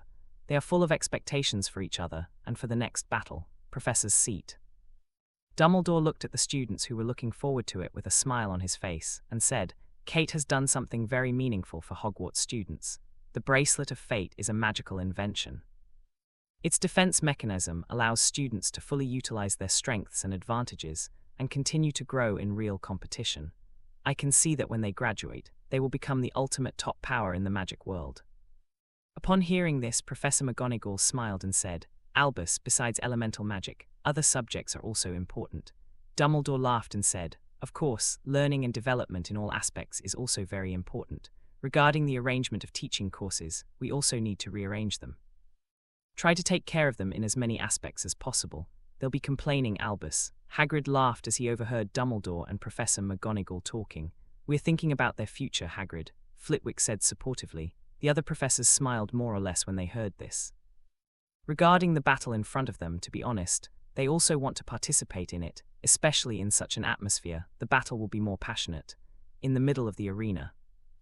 Under such a deafening momentum, Harry Potter and Draco Malfoy stood in the middle of the dueling arena, looking at each other, full of fighting spirit. Kate Lyle looked at Draco Malfoy and Harry Potter with a smile on her face. "Draco Malfoy, Harry Potter, you are geniuses with great potential that I have seen so far, and I am full of expectations for your future. In the next battle, you don't need to worry about safety at all. If any side score is cleared, they will be sent to a safe place immediately. Now, everyone is looking forward to the battle between you, including me." After listening to Kate Lyle's words, Malfoy's eyes on Harry changed slightly again. Professor Kate also agreed with Harry Potter very much, which made Malfoy a little jealous. Malfoy has already felt the help that Kate Lyle has brought him. Although the process is like hell, Malfoy can clearly feel that he is becoming stronger. Harry Potter didn't have so many thoughts. He also sensed Malfoy's strength, but he also had the determination not to lose. Kate Lyle looked at the two of them, smiled again, and then said, "Execution." Draco Malfoy and Harry Potter looked at each other. They both held their wands up in front of them, bowed towards each other, and then backed away with firm eyes. At the same time, the scene once again burst into warm cheers. Unlike before, the two did not do it immediately. "Do you want to fly?" Harry Potter said, looking at Malfoy's broomstick lying aside. "Let's have an aerial duel. I don't want to play hide-and-seek with you in the rocks," Malfoy said, looking at Harry Potter. Harry Potter nodded, then looked at Kate Lyle, who was sitting on the professor's chair, and called, "Professor Kate, can you let go of the barrier for a while?" Kate Lyle nodded and let go of the barrier. Harry Potter waved his wand and called, "Nimbus 2000. In the room dedicated to storing broomsticks, the Nimbus 2000 that belonged exclusively to Harry Potter seemed to hear Harry Potter's call, flew out of the room with a swish, and arrived at the sky above the dueling club at an extremely fast speed, in front of Harry Potter. Kate Lyle looked at Harry Potter's hand and said with a smile, "Not bad, they can use the flying curse, Professor Flitwick. When did you teach them this?" Hearing this, Flitwick explained with a smile, "Although I have worked very hard to teach first-year students, no one has succeeded before. Harry Potter's performance surprised me. Professor Flitwick, you should be happy. Harry is very handsome, and many students will like this spell." Kate Lyle laughed again. Maybe, although Flitwick said this, he couldn't hide the smile on his face. Kate Lyle glanced at Flitwick happily, then looked at Mrs. Hooch again, and said with a smile, "Mrs. Hooch, are you looking forward to it? They will be riding broomsticks in the free air for a decisive battle. Of course, both of them are very good knights." Mrs. Hooch said with great expectation with a smile. Mrs. Hooch didn't favor anyone. She thought that among the freshmen, Harry and Malfoy's flying skills were really good. No one would reject such a talented student. At the same time, as a professor, he also hoped that all of his students would be geniuses. Harry Potter flew up on the Nimbus 2000, looked at Draco Malfoy, and said with fighting spirit, "Draco Malfoy." Malfoy looked a little gloomy and angry, picked up his broomstick, soared into the air, holding the broomstick in one hand and the wand in the other, and said, "Harry Potter." The two looked at each other and quickly shot without any words. Thunderball curse, fireball curse. Thunderballs carrying lightning and fireballs emitting high temperatures collided in the air, shining brightly, which also meant that their battle had begun. Harry Potter and Malfoy moved quickly after taking the shot. Since it's an air battle, how can we stand there and exchange A's? The contest in the air is undoubtedly an even greater test for them.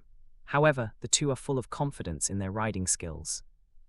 Both of them have the Nimbus 2000 in their hands, and they both have unparalleled speed, so at this time, for the two knights, it is more about the skill control of the broomsticks and the ability to seize any opportunity to attack each other. Fireball bombardment. Harry Potter soared into the sky, his feet were tightly hooked on the broomstick, and he grabbed the handle with both hands. He performed a 180-degree flip at an extremely fast speed, his body was facing down, and he raised his head, staring at Mal who was chasing him. Fu, in everyone's eyes, holding the broomstick with one hand dangerously, holding the wand in the right hand, shouted. The magic light flickered, and 5 fireballs, exuding high-temperature flames, shot out one after another. Malfoy watched the fireballs coming one after another, controlled the broomstick to make a quick turn, and successfully, thrillingly, avoided the oncoming fireballs. Thunderball bounces. With a sharp turn, an excited smile appeared on the corner of Malfoy's mouth. He successfully seized the opportunity, and immediately launched a counterattack against the falling Harry Potter. No, Harry is in danger. In the auditorium, Hermione watched the arc of the Thunderball, stood up abruptly, and screamed. Harry back! Ronald also had to shout loudly, with a look of anxiety on his face. At this moment, the teachers and students in the auditorium were all staring at the falling Thunderball, with expectations and worries. Once Harry Potter is hit, falls from a high altitude, and suffers a huge blow, it is possible that 100 points will be cleared directly. In the past time, facing the baptism and madness of jumping thunder, Malfoy felt extremely desperate, but that kind of purgatory practice also allowed Malfoy to greatly improve his control over his magic.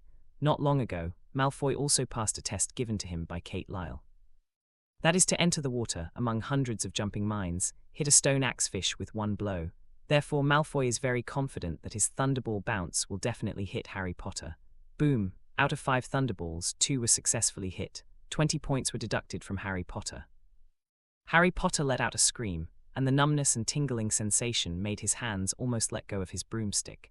But even so, his control over the broomstick was like a deflated balloon, jumping up and down. For a moment, those who were worried about Harry Potter all exclaimed.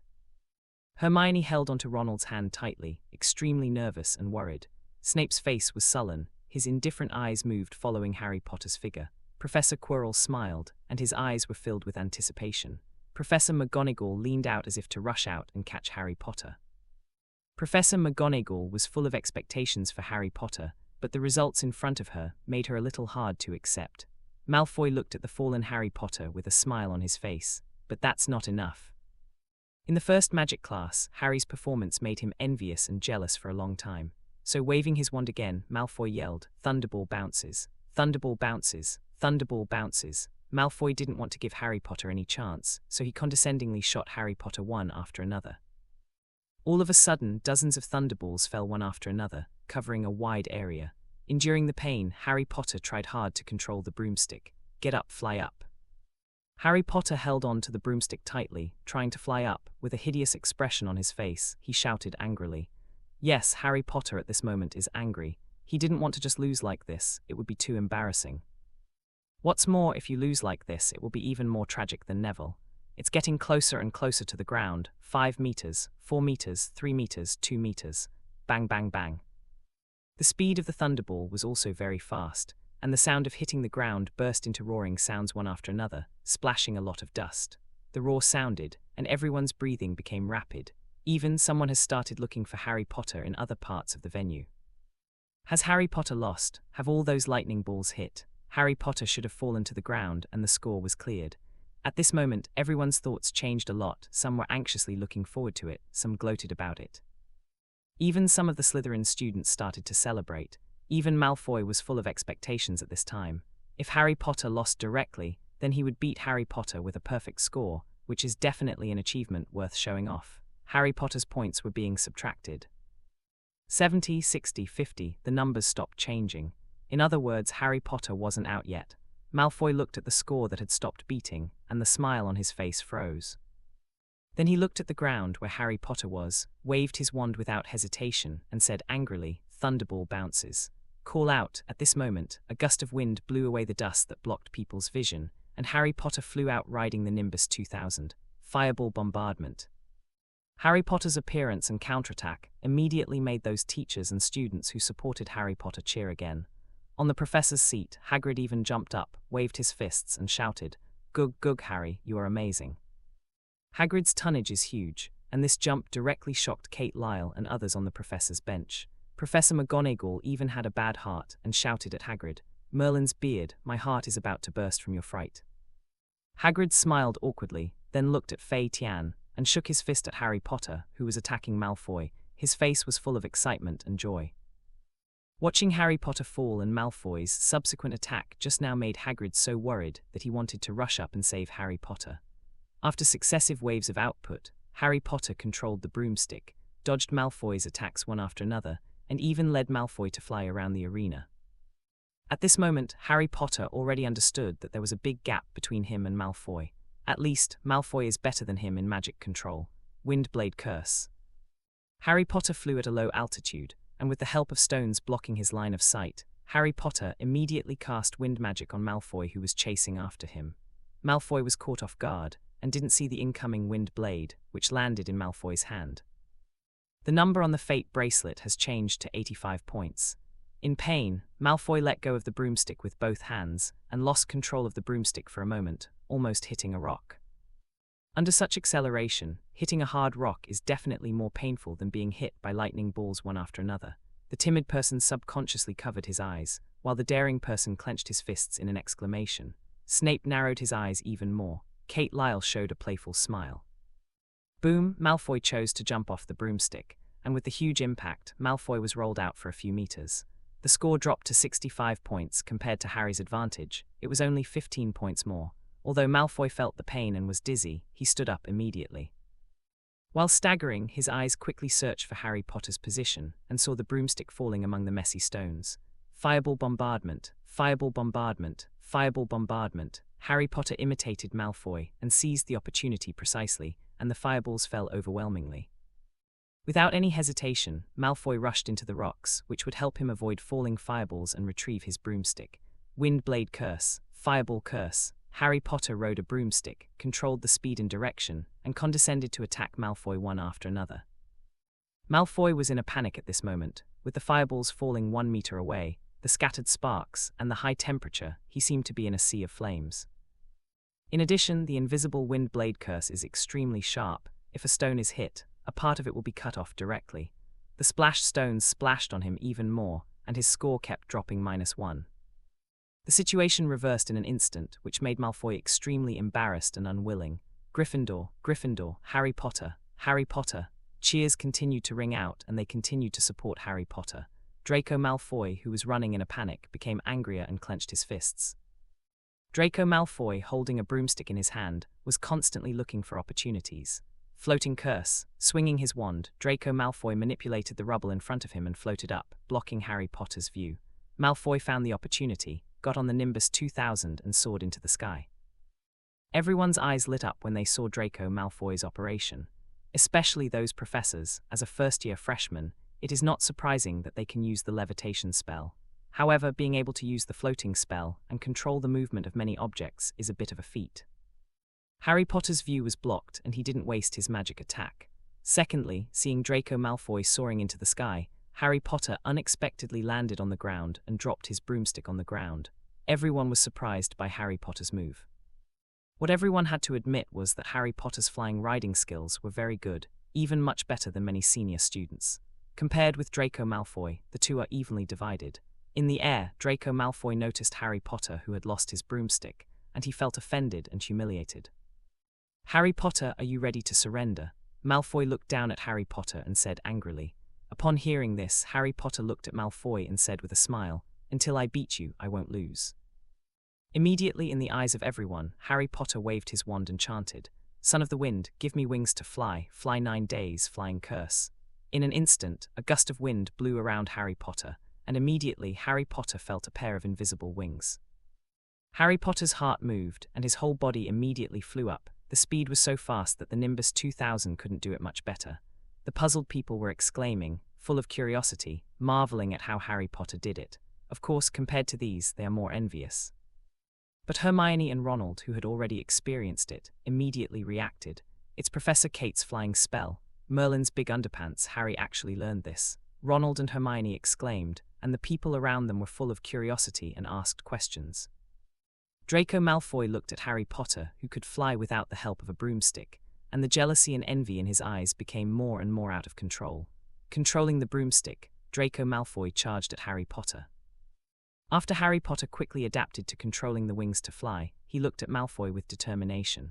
Windblade curse, Thunderball bounces. You come and go in the extremely fast chase. Harry Potter and Draco Malfoy once again staged a wonderful and fierce air battle. For a moment, the entire arena was filled with the magic of the two, and those obstacles were destroyed to pieces, flying sand and rocks splashing, and the roar continued. Fireballs, thunderballs, and invisible wind blades continuously crisscrossed in the air. They either landed on the barrier, or were consumed in the collision with each other, or fell to the ground, causing damage to varying degrees. Time passed little by little, and Harry Potter and Draco Malfoy were still chasing after each other in a battle of wits and courage. What? The Whomping Willow, a series of voices sounded, and the eyes of the teachers and students were once again attracted to them. During the chase, Harry Potter and Draco Malfoy inadvertently got within range of the Whomping Willow. The row of Whomping Willows waved their thick branches excitedly and attacked Harry Potter and Draco Malfoy. Harry Potter quickly lowered his head to dodge the Whomping Willow. His figure was like a fish swimming in the water, and he dodged and flew extremely fast. Malfoy followed closely behind, controlling the broomstick, dodging the swaying branches, trying to attack Harry Potter several times, but had to stop. Boom. At this moment, Draco Malfoy, who was about to rush out of the attacking range of this row of Whomping Willows, was directly drawn, and 30 points were instantly deducted. He fell to the ground and was deducted 10 points again. On the scoring screen, Malfoy's score dropped to 15 points. Looking at Harry Potter again, his score still has 30 points left. Malfoy rolled on the ground a dozen times before he stabilized his body, and his whole body was full of dizziness and tingling sensations. In the midst of staggering, he was even weaker, unable to stand up. The magic wand in his hand had already fallen out of nowhere. This is definitely a good opportunity. However, Harry Potter's actions once again exceeded everyone's expectations. Harry Potter did not attack Malfoy, but flew in front of Draco Malfoy, landed on the ground and waved his wand. A gust of wind blew Draco Malfoy's wand farther away. Draco Malfoy, you lost. Harry Potter looked at Malfoy, who was struggling to stand up, and said firmly. While staggering, Draco Malfoy stood up slowly. Hearing this, he stared at Harry Potter with angry eyes and said, Harry Potter, do you think I'm doomed if I don't have a wand? Harry Potter, holding a wand and pointing at Draco Malfoy, was silent for a moment and responded, You can't get the wand at such a distance, and I will definitely defeat you before you get the wand. Ha ha ha ha. Draco Malfoy laughed, a little sickly and wildly. The emotions were very complicated. Harry Potter was made uncomfortable by Draco Malfoy's sudden laugh and was puzzled why he could still laugh when he was about to lose. The teachers and students of each college looked at Draco Malfoy through the big screen, full of doubts. Is this kid out of his mind? Or is he unable to bear such a blow? Is he crazy? Under such circumstances, both Dumbledore and Professor McGonagall felt that something was wrong. The child's psychology seemed to be distorted. What's wrong with this? Professor Flitwick said, a little uneasy. Madame Pomfrey, what do you think? Professor McGonagall looked at Madame Pomfrey and asked. Madame Pomfrey looked a little hesitant and said, Maybe I can't bear the blow of losing the duel. Snape was silent for a moment, then stood up suddenly, about to enter the arena, but at this moment, Kate Lyle stopped Snape. Snape stared at Kate Lyle without speaking, but his eyes were already questioning Kate Lyle. Don't get excited, things may not be as bad as you imagined. It's just a certain period, a little extreme emotion. Kate Lyle glanced over the crowd, saw that they all showed doubts, then looked at Draco Malfoy in the arena and said with a smile, Professor Kate, are you sure the child will be fine? Professor McGonagall looked at Kate Lyle seriously and said, Of course. Kate Lyle nodded and said with a smile, On the contrary, the next battle will be very interesting. However, it is also possible that it will end soon. Gryffindor. A deafening sound resounded over the dueling club, and everyone firmly believed that Gryffindor had won. However, Harry Potter didn't do it right away, which made some people puzzled and had a bad premonition at the same time. What is he doing? Why hasn't he done it yet? Is he going to let this be D who always humiliates us go? Ronald looked at Harry Potter, who hadn't done it for a long time, anxious and angry. Harry, hurry up and beat him. Harry Potter's roommate, Seamus, couldn't help but shouted with a loud spell. Hurry up, beat him. The Lions of Gryffindor Academy all shouted. This also includes other colleges, some students who don't like Malfoy. Harry Potter heard their voices, but acted as if he had never heard them. Decola Malfoy. Harry Potter stared at Draco Malfoy, said in a low voice, "Are you surrendering?" In the same way before that, it was given to him by Draco Malfoy, and now he gave it back to Draco Malfoy. Harry Potter didn't know how to express his thoughts at this moment, for the glory of Gryffindor, and at the same time, in order to win, he had to shoot and defeat Draco Malfoy immediately. However, he did not do so. It was Harry Potter's kindness, and at the same time he didn't want to beat Draco Malfoy like this. Hearing Harry Potter's words, Draco Malfoy restrained his smile, looked at Harry Potter sullenly and said, "Harry Potter, are you kidding me? How could I surrender and admit defeat? I am a noble pureblood, I am a Slytherin, and I will never surrender."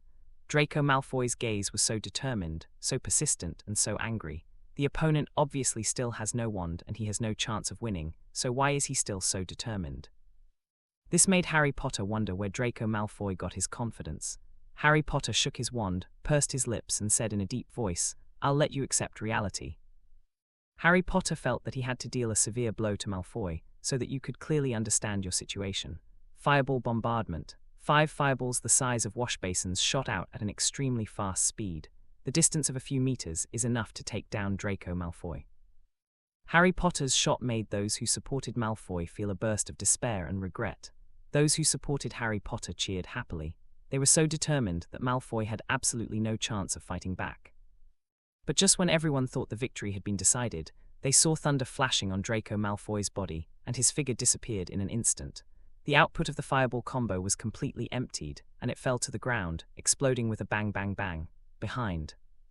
Harry Potter suddenly felt the crisis behind him, as well as the hissing sound. There was a look of horror on his face, but there was no hesitation in his actions. The curse of the gale wind, thunder knife. Harry's figure suddenly flew forward, and Draco Malfoy's voice also sounded. Boom! Harry Potter felt a deep knife cut on his back, burning and stinging. At the same time, on the big screen, it can be seen that Harry Potter's score has been directly deducted by 15 points. In this way, the scores of Harry Potter and Draco Malfoy are the same. Let's see that both sides have a means to take down the other side, it's just that they succeed first. At this time, Draco Malfoy's body had electric arcs flickering from time to time, and there was even a thunderball condensing on his right hand, and extremely fast, chasing Harry Potter, who possessed the gale wind curse. The two of you chased me over the arena, extremely fast. Draco Malfoy shot one after another, and the stone was directly divided into 2 by Malfoy's thunder knife, which was extremely powerful. Harry Potter was running, so he had to dodge quickly and counterattack. But no one gave the other a chance, and they were all working hard to find an opportunity to give the other a fatal blow. Everyone was shocked by Draco Malfoy's performance. The voices of horror and admiration sounded one after another. Everyone is wondering how Draco Malfoy did it. On the professor's bench, all the professors stood up at this moment, walked in front, and stared closely at Draco Malfoy, who was in the fierce battle. Professor Quirrell stared at Draco Malfoy, subconsciously licked the corner of his mouth, his eyes sparkled, a little excited. This is brand new battle magic. Thinking of this, Professor Quirrell immediately looked at Kate Lyle. Such a fighting method must have something to do with him. This is the correct way to use elemental magic. Thinking of this, Professor Quirrell's body trembled. Snape looked away from Draco Malfoy, subconsciously looked at Professor Quirrell. The hand holding the railing was slightly clenched, and at the same time was a little silent. Professor Kate Lyle, is this a brand new way of fighting? Can I do it too? Hagrid watched Malfoy's fighting style. The more he liked it, the more excited he became, so he couldn't help asking. Dumbledore, Professor McGonagall, and others all looked at Kate Lyle. They were also extremely looking forward to and curious about how Draco Malfoy did it. This is indeed another way to use elemental magic. I will call people who use this method magic warriors. The object of the magic warrior is very suitable for Hagrid. It can greatly improve the combat power in terms of offense and defense. In addition, according to my investigation, werewolves, dwarves, and giants are all good magic warriors. However, it is not so easy to become a magic warrior. The reason why Draco Malfoy can become a magic warrior is also closely related to the training he has received over time. In my visualization, Draco Malfoy's identity should be a thunder magician, but he used his talent and hard work to temper his body, and initially mastered the effects of stimulating the body, activating strength and speed. However, with Draco Malfoy's physical condition, it won't last long. So if he can't defeat Harry Potter within the limited time, he will faint. Just as Kate Lyle explained to Hagrid, there was a sound of exclamation in the arena. Harry Potter and Draco Malfoy once again entered Whomping Willow territory. Two little guys crazy. Harry Potter wanted to use the Whomping Willow to help him defeat Malfoy and create opportunities for himself to fight back. Draco Malfoy defeated Harry Potter within a limited time, otherwise he would definitely lose. Wind Blade, Fireball Bombardment. Harry Potter kept dodging the whipping branches. Regardless of whether the attack could hit Malfoy or not, he released it all at once. As long as he can block Draco Malfoy's space so that Draco Malfoy is hit by the Whomping Willow, he also wins. Draco Malfoy's face was very pale, and his speed also slowed down. However, Draco Malfoy did not give up because of this and kept moving and dodging, approaching Harry Potter. Harry Potter, you are doomed. I will definitely defeat you. Malfoy roared angrily, narrowly dodged the Whomping Willow again and again, approached Harry Potter and said angrily. Harry Potter looked shocked and quickly distanced himself from Malfoy. However, at this time, Draco Malfoy did something that shocked Harry Potter and everyone else. Draco Malfoy grabbed a Whomping Willow, aimed at Harry Potter, and let go instantly. The Whomping Willow swiped at Harry Potter, and Malfoy went straight for Harry Potter. Startled, Harry Potter cast the Windblade Curse, trying to cut off the incoming branches. Thunder Knife. Taking this opportunity, Malfoy approached Harry Potter. The thunder ball in his hand merged with his palm and sliced towards Harry Potter. Boom. Harry Potter only felt a stabbing pain in his chest, and the score on his fate bracelet was instantly cleared, and then he disappeared in front of Malfoy. Boom. Before Malfoy had time to laugh excitedly, he was drawn by the Whomping Willow, his score was cleared, and he disappeared directly into the Whomping Willow field. In the shocking eyes of everyone in the battle, the winner was decided in a thrilling moment.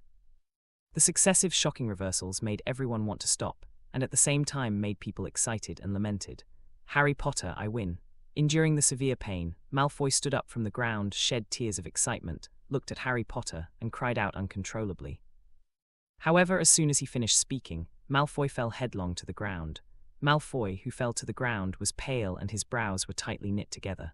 Although there was no scar on his body because of the fate bracelet, the pain did not decrease at all. This is always unimaginable for an 11 or 12-year-old boy. In order to truly win Harry Potter, who would have imagined how much he had suffered during these times? How many people can imagine how much pain he endured in this battle? What's more, as long as it is a few seconds later, his body will not be able to support it and he will undoubtedly lose. His efforts were not in vain, and his efforts were rewarded. He beat Harry Potter. He beat the popular boy who lived.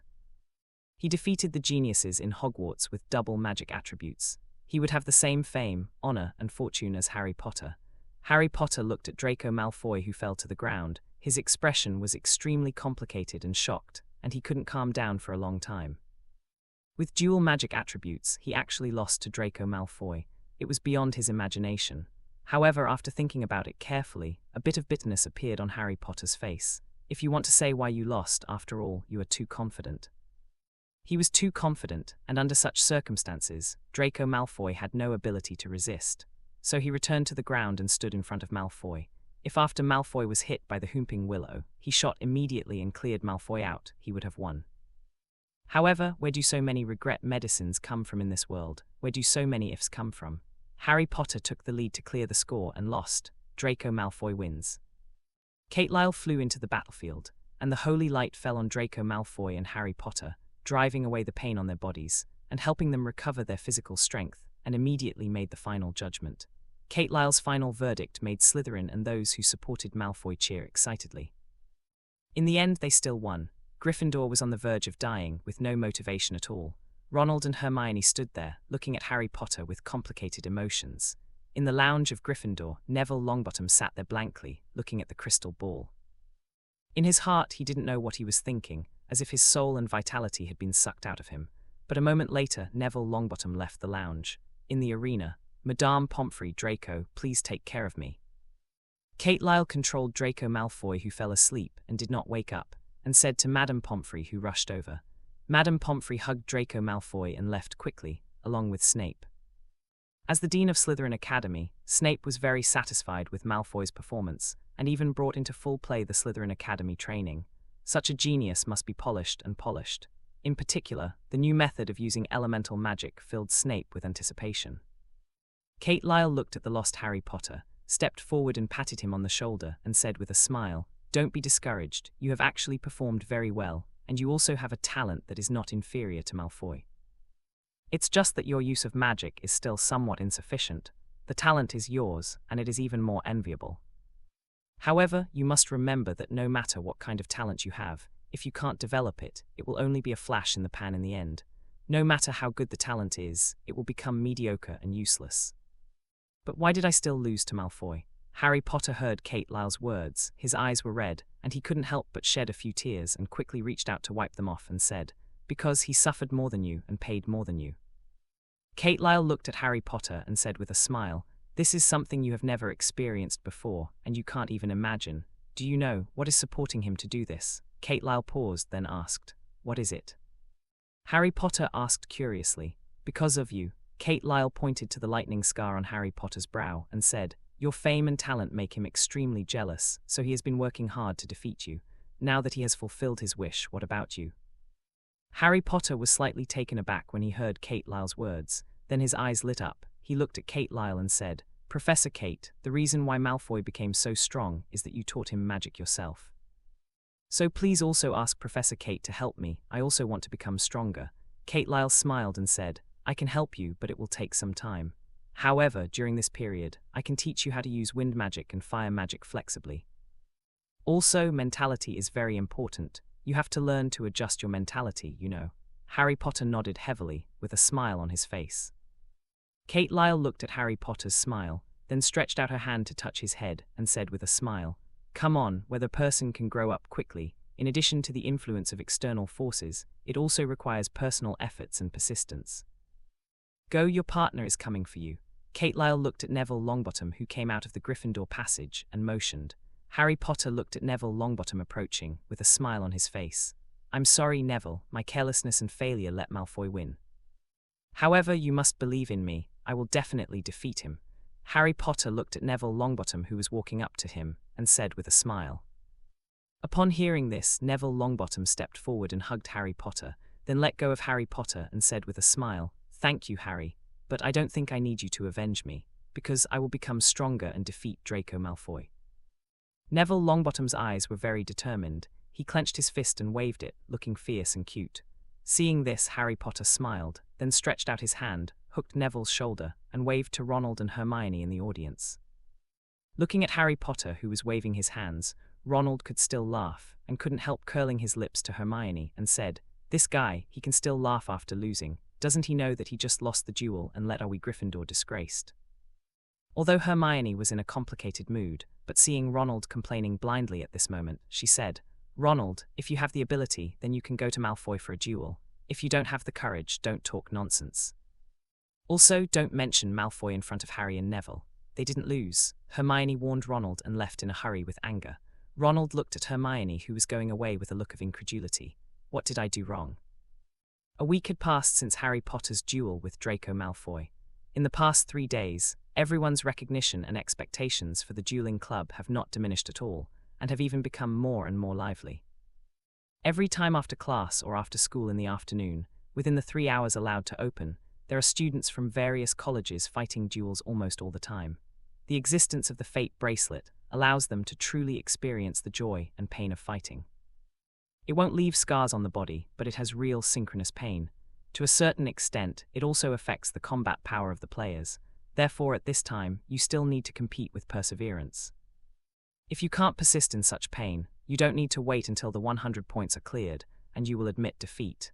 In fact, during these times, some people couldn't bear the pain and finally gave up the duel. Regarding these, Kate Lyle turned a blind eye and closed one eye. It is just the beginning, and it still needs a process of adaptation. After all, Hogwarts is not a military academy, but a magic academy. They are still young, and there are still many things to experience. Apart from the dueling club, Harry Potter's life was not easy during these times. Because he lost games, Draco Malfoy was always showing off in front of him. In addition, when Slytherin meets Gryffindor's students, they will always say some mocking words. Among them, the word sick cat is often used by Slytherin's ambitious people, which is disgusting. The same is true.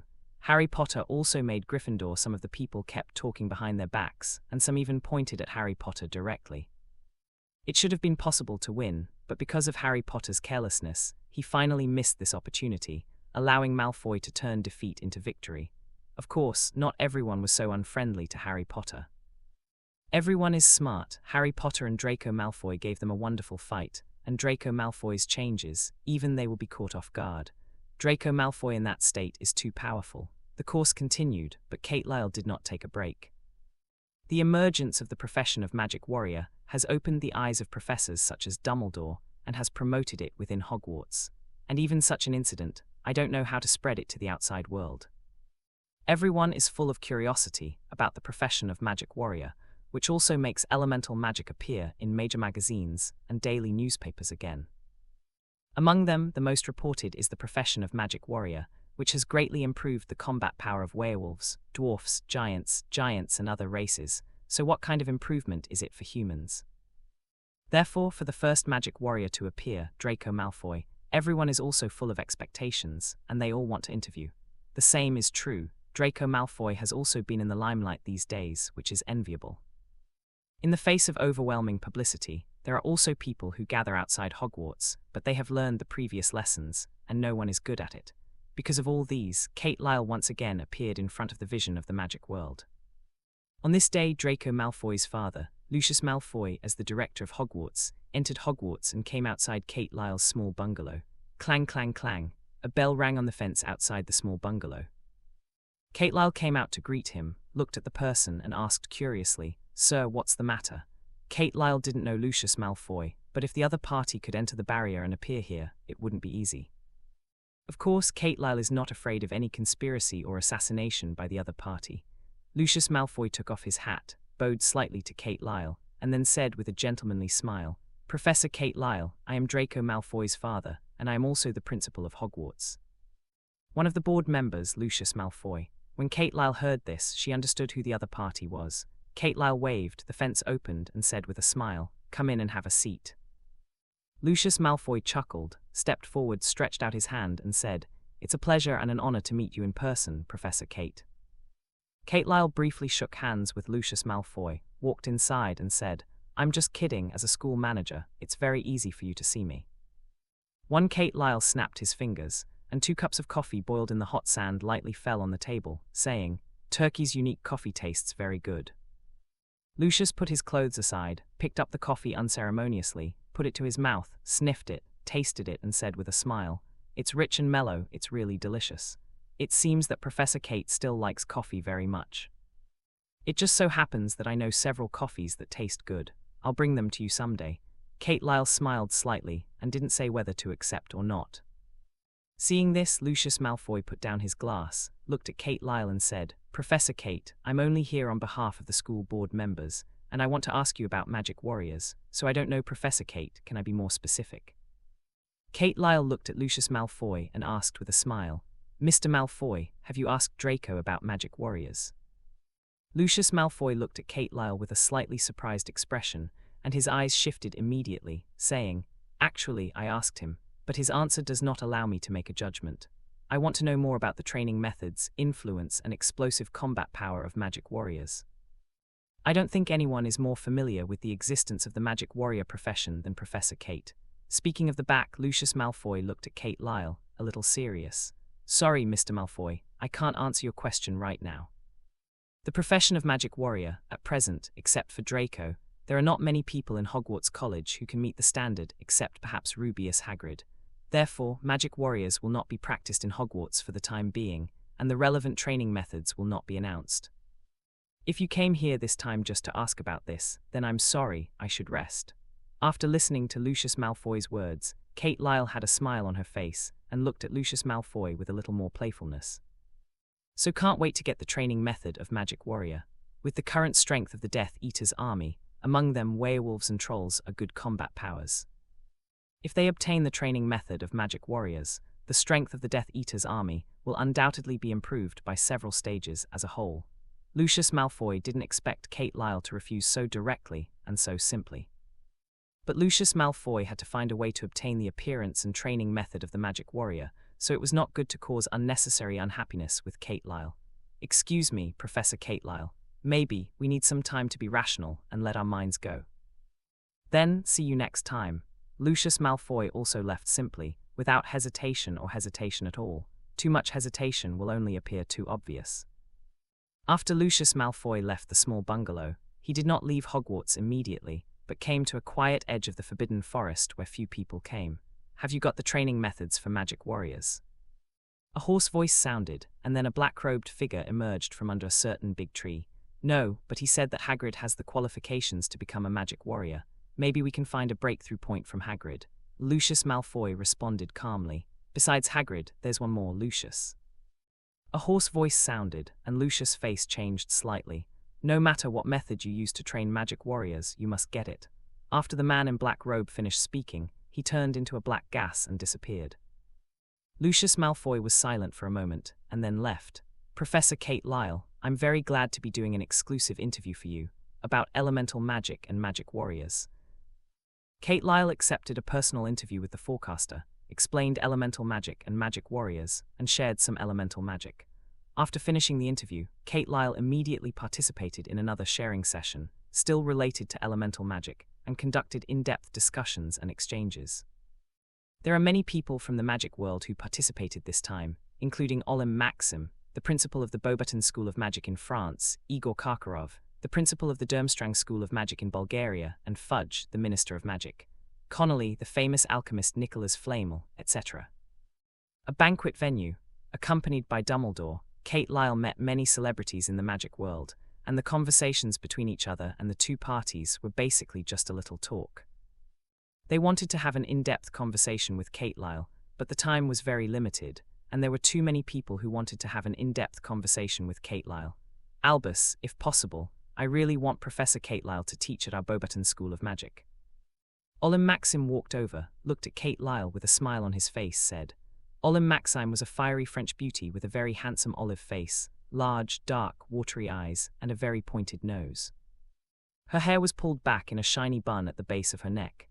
She was swathed from head to foot in black satin, with so many rich opals gleaming about her neck and in her big fingers, and her feet were as big as a child's sled. She has a tall image, but she has the elegance of a nobleman, and her deep voice always makes those who approach her gain a good impression. Dumbledore looked up at Olim and Maxim and said with a smile, "Olim, I agree with your idea, but as far as it is concerned, Professor Kate is very busy. I think he should have no extra time."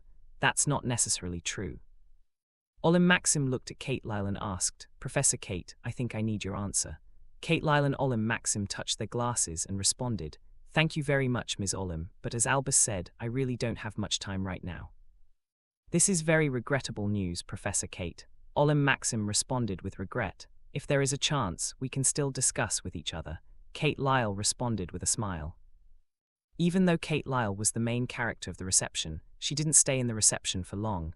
Dumbledore led Kate Lyle, avoiding the crowd, into a room. "Albus, Kate, you are finally here." Nicole May looked at Dumbledore and Kate Lyle, who came in, and smiled with great joy. It was just his body that made him want to move like a normal person. It was a troublesome thing. His speed is very slow. Even the speed of speech is the same. When he finished speaking, Dumbledore and Kate Lyle were already sitting in front of him. Dumbledore looked at Nicholas with a smile and said, "Okay, old friend, if you're as nimble as an adult, I'd be drinking hot coffee by now." Dumbledore said so, but he used magic directly, prepared 3 cups of coffee on the side table, and delivered them. Nicole May smiled slightly, looked at Kate Lyle and said, "Kate, you are the first person I have ever seen, and the first person who made me feel magical." Elemental magic is a brand new magic, more detailed, more beautiful and magical, and the emergence of the profession of magic warrior will change the future of the entire magic world. It represents great strength, and that person will not pass up this opportunity. Nicole May was very direct and straightforward. While praising Kate Lyle, she also told Kate Lyle the danger of elemental magic. Kate Lyle laughed and said, "Master Nicole, I understand your worries, but believe me, no matter how he escapes, he can only make some splashes in front of me." Kate Lyle was full of confidence in herself. The current Voldemort was still a long time away from being resurrected. But then again, the Death Eater's army spread across all walks of life and has been operating in the dark. After Voldemort was killed for the first time, The important members of the Death Eaters who were exposed were basically captured, imprisoned in Azkaban, or killed. And some individuals, such as Lucius Malfoy, who claimed to have been cast with the Imperious Curse to avoid being captured by the Key Azkaban, also survived a lot. As a special existence of Death Eaters, their membership is very complicated. The weak seek shelter, the ambitious seek to take advantage of the wind, and some are cruel by nature, looking for happiness by wanting some partners to participate in it, etc. Some of them were graduates of Hogwarts, some were mutated after being bitten by werewolves, and some were forced to join. As time passed, this group became bigger and more dangerous. To this day, there are still shadows of their actions in all parts of the wizarding world, and even in the Muggle world. The conversation with Nicholas did not last long. Dumbledore and Kate Lyle returned to Hogwarts School. You can actually talk about alchemy. He is a very great and powerful alchemy master. In Dumbledore's office, Dumbledore said to Kate Lyle beside him, "I originally thought about letting him come to the school to teach alchemy, but he is too old, and his speed can make people who come to the class doze off." Upon hearing this, Kate Lyle smiled and said, "Albus, don't get me wrong, teaching elemental magic is enough for me to be busy now." Dumbledore picked up a multi-flavored bean and ate it, with a tiger roar in his mouth, looking very interesting, and then said cheerfully, "Kate, you can't waste your talent." Kate Lyle glanced at the multi-flavored beans, picked up one, and tasted it. The next moment, the sound of the train starting sounded. Although it damaged Kate Lyle's image, it was very interesting. Dumbledore laughed happily when he saw Kate Lyle like that. "Albus, there is no need to think about alchemy for the time being. When I can train good elemental magicians to replace me in teaching, let's think about it." Kate Lyle smiled and turned away. During these hours, Kate Lyle spent a lot of energy dealing with those guys. Therefore, Kate Lyle desperately wants to go back to her little bungalow and have a good rest. However, when Kate Lyle returned to the small bungalow, she frowned slightly as she looked at some places that had been turned over. Kate Lyle looked up at the crystal lamp hanging on the ceiling, and when she raised her hand, magic power surged, and the crystal lamp fell off automatically, and it came into Kate Lyle's hands. The magic was integrated, and everything that happened in the room was shown one by one under Kate Lyle's eyes during the time he was away. "Ronald, Harry, you two aren't crazy, are you? That's the Forbidden Forest. There are werewolves or giant monsters active in it, and there are also centaurs living in it. They won't let us enter their territory at will. Dumbledore reminded us not long ago that we must pay attention to dark wizards and werewolves, and even forbid us to approach them. There are poachers in the Forbidden Forest. They are angering the people. We will be killed as hunters." Hermione intercepted Harry and Ronald, looked at them, lowered her voice and said angrily, "Hermione, we're not crazy. We need enough herbs, and the Forbidden Forest is a good place. The herbs there are enough to support us, and we can refine enough potions." Ronald responded seriously to the angry Hermione. "Harry, what about you?" Hermione was D off by Ronald, and then looked at Harry. She desperately hoped that Harry would remain rational. "Hermione, we need potions. Don't forget, we agreed before that we will refine enough potions to open our own shop." Before Harry could answer, Ronald rushed to respond. "Road." Ronald wanted to earn enough galleons for himself, and the potion was his current opportunity. Hermione ignored Ronald and stared at Harry. Harry was silent for a moment, then said, "We can do it." Harry's answer brought a smile to Ronald's face, and he said, "Hurry up, we must act quickly so that no one can detect us." Hermione looked at Harry and Ronald, who were going away, a little anxious and angry, but still chased after him, saying, "We should find Hagrid. He is very familiar with the Forbidden Forest. He can help us avoid unnecessary troubles. He probably won't help us, so we still have to rely on ourselves." Ronald responded immediately. Hermione wanted to say something, but couldn't say it for a moment. As the inspector of the Forbidden Forest, one of Hagrid's responsibilities is to drive out the students who break into the Forbidden Forest. Edge of the Forbidden Forest. The trio of Harry, Ronald and Hermione broke into the Forbidden Forest with oil lamps in hand. "What herbs are you looking for?" Hermione asked. "Sage, snow lotus, the feathers of the soundless bird if possible. I also hope to find the feathers of the thunderbird, the feathers of the unicorn, and the leg hair of the werewolf." Ronald responded to Hermione, reporting dozens of herbs or the hair of a certain species. Snapped, a water polo hit Ronald's head without any warning, and Ronald was stunned. Harry was also taken aback by the sudden splash of water. Holding his wand in his hand, he was even more ready to make a move. "Hermione, what are you doing?" Ronald called, staring at Hermione very angrily. Hermione pointed at Ronald with her wand angrily and said, Are you crazy? You may be lucky enough to pick up unicorn hair, but you are still looking for werewolf hair. You want to be food for werewolves. I'm doing this for your own good to keep you calm. If what I have is fire magic, I will definitely let you know what it's like to be roasted by fire. Feeling like he's going crazy, Ronald growled. I said it's an if, you know. Looking at the roaring Ronald, Harry didn't even control his voice. He was a little anxious and quickly blocked Ronald's mouth, saying, "Shut up, you'll cause us trouble." Hermione, you just scared us. This is a very dangerous thing. Harry turned his head and said to Hermione again. Hermione snorted but said nothing. Hermione also knew that she had gone too far, but she was really angry, very angry, very angry. Also, she is a woman. Ronald was comforted by Harry, but still a little angry, and ignored Hermione. Fortunately, as they went deeper, they also discovered a lot of herbs, and Ronald was also diverted. Hermione felt that it was all coming, and immediately joined in. The three of them walked in the dark night, looking for it, and put the collected herbs into the bag that had been cast with the untraceable stretching curse. Harry put out the fire. At this moment, Hermione seemed to have noticed something, and quickly pulled Harry to remind him.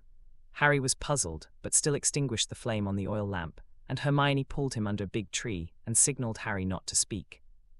Slowly poking his head out of the darkness, Harry's pupils instantly dilated a little. He fumbled in his pockets, but found that the memory crystal ball he had asked for from Kate Lyle had not been brought out. For a moment, Harry was a little anxious. This was a good opportunity to prove it. Do you know who you're working for? Snape stared at Professor Quirrell, sullenly, in a low voice. Save, Russ, what are you talking about? I don't know what you're saying. Saying what? Professor Quirrell looked at Snape in horror, trembling, stammering, speaking for a long time. What about the thing you were told to take? Severus Snape said sullenly. I don't know what you're talking about, I'm going back. Professor Quirrell was terrified to run away from Severus, and hurried away from Severus. However, Severus Snape was unwilling to let Professor Quirrell leave like this, and shot directly to intercept Professor Quirrell. Professor Quirrell stopped in his tracks, shaking and trembling. However, at this moment, Severus Snape turned and left with a dark face. With a pale face, Professor Quirrell ran away in panic, his body trembling more and more, and disappeared into the night. Seeing that Severus and Professor Quirrell had both left, Harry and Hermione came out from behind the big tree. Hermione, as I said, Snape is thinking about what the three-headed dog guards. He's threatening Professor Quirrell. He asked Professor Quirrell to help him steal things. Last time I saw him in the library, I heard their conversation. Professor Quirrell is as scared as he is now, Harry said to Hermione in an excited tone. Hermione took a deep breath, thinking about something in her mind, and finally said, I see, I know what to do. Snape is threatening Professor Quirrell to steal something for him, and this thing is very important to Snape. Quick, let's go find Ronald. No, we're going to tell Dumbledore. Hermione grabbed Harry's hand and ran outside. Harry broke free from Hermione and said, We can't go to Dumbledore, we're going to Professor Kate. Professor Kate promised me that as long as I find evidence, he will go all out to deal with Professor Snape. From Harry's point of view, he didn't know if he could find Dumbledore, and even if he did, he might not believe it. But Kate Lyle is different, he is so trustworthy. Then go to Professor Kate quickly. Hermione quickly realized when she heard this, turned around and ran towards the small bungalow. Wait, Ronald went over there to look for herbs. We have to take him out, otherwise he will be eaten by werewolves if he is left here alone. Harry yelled, pulling Hermione back again. What? Suddenly, two screams sounded, and the faces of Harry and Hermione turned pale. These two screams were too penetrating, echoing in the forbidden forest at night, making people tremble with fear. But what shocked Harry and Hermione even more was that the two screams came from Professor Ronald and Professor Quirrell, respectively. Problem occurs. Ronald, where are you? Harry and Hermione ran, shouting, trying to get a response from Ronald. However, there seemed to be no other sounds except the two of them shouting Ronald's response. This made Hermione and Harry even more anxious. Wind blade curse. Harry, who was running, seemed to sense something, pulled Hermione back, and threw out a wind blade curse. Without even thinking about it, Hermione took out her wand and shouted, Water polo curse. Boom, boom, two voices sounded. Harry's and Hermione's expressions changed slightly. No one came out from the darkness. They didn't know whether their attack was hit or not, but this made them very worried. Who? Come out, we found you. Harry called, staring into the distance. At this moment, Harry and Hermione felt something on their shoulders. For a moment, neither of them dared to make any moves, and their hearts were extremely nervous, for fear that some enemy had caught them. Relax, it's me. Kate Lyle laughed as she appeared behind Harry and Hermione. Hearing Kate Lyle's voice, both Harry and Hermione breathed a sigh of relief. Professor Kate, you're a scary person. You'll scare people to death. Hermione turned around and complained. Hearing this, Kate Lyle explained, I don't want to either. In order to let you learn potions, my herbs are almost squandered by you. I didn't expect to come in to find some herbs, but suddenly I heard screams. I can only find it. However, Harry, you are very vigilant. I was spotted by you just as I approached. Harry heard Kate Lyle's compliment, and a smile appeared on his face. Professor Kate, something happened to Ronald. We need to find him quickly, Hermione said aside. Harry also reacted immediately and quickly said, in addition to Ronald, there is also Professor Quirrell. We also heard his screams. Also, we just found out that Professor Snape was threatening Professor Quirrell to help him steal things, but Professor Quirrell was unwilling to help, and Professor Snape attacked Professor Quirrell. Hermione on the side nodded repeatedly in agreement. Professor Quirrell's screams, in Harry and Hermione's opinion, were entirely caused by Snape attacking Professor Quirrell. Snape was a sinister, mean person. Kate Lyle was thoughtful when she heard the words, and smiled slightly. This matter has yet to be determined. Professor Snape's identity is a bit special. In addition, I can also tell you that the thing guarded by the three-headed dog is called the Philosopher's Stone, which is a magical alchemy item. And Dumbledore, Professor McGonagall, Professor Snape, Hagrid are the guardians of it. Do you think that as a guardian, you are more familiar with the internal situation than Professor Quirrell? Do you need a Professor Quirrell who knows nothing to help you steal the Philosopher's Stone? Harry and Hermione were taken aback when they heard the words, and couldn't figure it out for a moment. Are they really wrong? However, Professor Snape was threatening Professor Quirrell just now. Okay, this matter is over. Let's go to Ronald quickly, and if possible, we can also find Professor Quirrell. Kate Lyle took the two of them away without letting them think about it. The three of them walked in the dark, and because Kate Lyle led the way, Harry and Hermione also accelerated. In just a moment, the three of Kate Lyle found Ronald. At this moment, Ronald had passed out on the ground. Ronald, wake up. When Harry saw Ronald, he immediately jumped on him, shaking, trying to wake Ronald up. Hermione quickly grabbed Harry, pointed to Ronald's chest and said, Don't shake, Ronald is injured. Professor Kate, quickly see how Ronald is doing. Kate Lyle stepped forward, checked Ronald's injuries, and immediately cast a spell, Praise of Light. The holy light shrouded it, and after a while, Ronald's injuries were healed and he came back to life. Harry looked at the waking Ronald and happily called out, Ronald, are you all right? Hermione was also happy, although Ronald always made him angry, but no matter what, she recognized her as a friend. Hermione also knew that because of her excessive performance, some classmates didn't like her very much, and they didn't even communicate with her and isolated her. It was Harry and Ronald who accepted her and were willing to be friends with her, so she didn't want to see what happened to Ronald either. Ronald suddenly stood up in shock and shouted, Werewolf! Harry and Hermione laughed when they heard Ronald's words. Even if there were werewolves before, but at this time there is absolutely no. Harry, I'm so scared, I really thought I was going to die. Ronald suddenly hugged Harry, screaming in panic. Although Harry was taken aback by Ronald's reaction, after hearing what he said, he smiled and comforted Ronald. Hermione curled her lips when she saw this scene, and said with some taste, There's no shame at all between two men. Harry and Ronald were a little embarrassed, and quickly let go of each other. Kate Lyle looked at the embarrassed two, then opened her mouth to ease the atmosphere and diverted her attention, saying, Ronald, you said you met a werewolf. Ronald heard this and responded, Yes, Professor Kate, I met a werewolf and he attacked me. I'm hurt, it hurts so much. As he spoke, Ronald began to search for the mountain pass, only to find that the wound was gone. Professor Kate saved you, Ronald. Harry explained aside. Ronald quickly bowed to Kate Lyle and thanked him. Thank you, Professor Kate. Kate Lyle smiled, then looked at Ronald and said, I'm curious, why didn't the werewolf eat you? The smile on Ronald's face disappeared and he felt extremely embarrassed. Harry and Hermione were also a little surprised, but they didn't know why, and they took it for granted that Ronald should be eaten by werewolves. The nature of the werewolf is very dangerous and cruel. Any human approaching will become his enemy, kill him, and eat him. Also, you should be thankful that today is not the night of the full moon, otherwise, you will also become a werewolf. Of course, the greatest luck now is that you are still alive and not eaten. Kate Lyle looked a little more serious and explained to the three of Harry. After hearing this, Ronald breathed a sigh of relief, but at the same time he still felt a bit of fear in his heart. Could it be Professor Quirrell? Harry asked suddenly at this moment. What do you mean? Ronald asked a little puzzled. Hermione quickly understood what Harry meant, so she explained, We heard your screams and Professor Quirrell's screams. If we carefully identify, Professor Quirrell is a little behind you. So, what Harry means is that the reason why you were not eaten by werewolves was that Professor Quirrell suddenly appeared to save you, and he was attacked by werewolves. When Ronald heard this, his face paled slightly, and he hurriedly said, "Then let's go to Professor Quirrell quickly.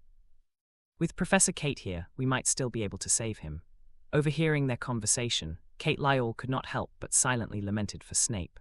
"Although I have already explained something to you, these three little guys seem to love Professor Quirrell more and more because of various things." Kate Lyle led Harry, and the three of them walked in the Forbidden Forest, searching for Professor Quirrell and picking herbs at the same time. "Professor Kate, aren't we looking for Professor Quirrell?" Ronald looked at Kate Lyle, who was picking herbs, and asked in confusion. "Yes, we are looking for him, but we must not let go of the herbs we see, otherwise, I don't have so many herbs for you to learn," Kate Lyle said with a faint smile on her face. The three of Harry were slightly silent when they heard this. This seemed to make sense. After all, Professor Kate was doing it for them. Therefore, the three of Harry had to put away the herbs they found on the way to find Professor Quirrell. "Hey, there are traces of fighting here." At this moment, Kate Lyle found signs of fighting around, so she said, "Perhaps we can find Professor Quirrell nearby." The three of Harry were a little excited when they heard this, and immediately scattered to search. "Wait, Hermione, Harry, don't separate. If there are werewolves attacking, you can still help each other." Ronald looked at Harry and Hermione, who were scattered, and shouted quickly. Harry nodded when he heard this and said, "Okay, Ronald, you're with me, and Hermione is with Professor Kate." Kate Lyle glanced at Ronald, smiled, and said, "That's fine, then Hermione, you can join me. Besides, don't go too far. If you find anything, release a beam of light to the sky in time." Harry and Ronald nodded and left together. Hermione came to Kate Lyle and looked in another direction.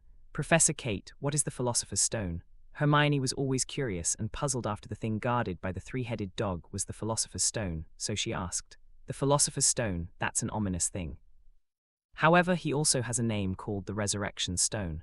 Just like his name, he can bring a person back to life, but the resurrected person will be a lunatic, and he can drive a person crazy. Also, remember what I told you about the potion that can make people live forever. The only ingredient in it is the Philosopher's Stone." Kate Lyle patiently explained to Hermione, and Hermione listened intently and seemed to forget about finding Professor Quirrell. Kate Lyle was looking for herbs while talking. Hermione has become a nerd. Her mind is full of the Philosopher's Stone and certain conjectures, constantly lingering in her mind. On the other side, Harry and Ronald were advancing vigilantly, trying to catch Professor Quirrell. "Look, what is this?" Glittering feathers. Ronald looked at the shining hair in the distance and cried out excitedly, "This should be the unicorn's feather." Harry walked over, picked up the hair and said, "That's a must. I didn't expect our luck to be so good," Ronald said excitedly. Harry was also happy, smiling and putting away his glowing hair. "Harry, I think there must be unicorn hairs around here we're going to grow," Ronald excitedly urged. "We have to look for it. We want Professor Quirrell, Ronald." Harry held back the excited Ronald and hurriedly said, "We can't leave Professor Quirrell alone." Hearing this, Ronald suppressed the excitement in his heart and said, "Okay." The two continued to move forward, but when they came to the corner of a big tree, they found a unicorn lying on the ground. "Harry, this is," Ronald said in shock, looking at the unicorn lying on the ground. "It's a unicorn, but it was attacked." Harry stepped forward to caress the still warm unicorn, holding his wand, and explained. "Can it be saved?" Ronald asked. Harry shook his head and said, "I don't know, but we can inform Professor Kate. Maybe he has a way." Harry just waved his wand and said to the sky, "Luminescence." Fluorescence soared into the sky, illuminating the dark night, and people could notice it from afar. "It's Harry, they're in trouble." Hermione looked at the white light signal and said hastily. Kate Lyle nodded and hurried away with Hermione. At the same time, as Harry shot a fluorescent flashing signal into the sky, Harry and Ronald heard footsteps approaching quickly. Harry and Ronald looked at each other and quickly hid under the big tree, using the dim light to block their vision and protect themselves. "It's centaurs." It was the first time for Harry and Ronald to see centaurs, so they were a little shocked. However, what was even more frightening than the shock was the arrow that shot out. Earth Wall Curse. Ronald released the curse extremely quickly. All the arrows hit the dirt wall, and Harry and Ronald escaped unharmed.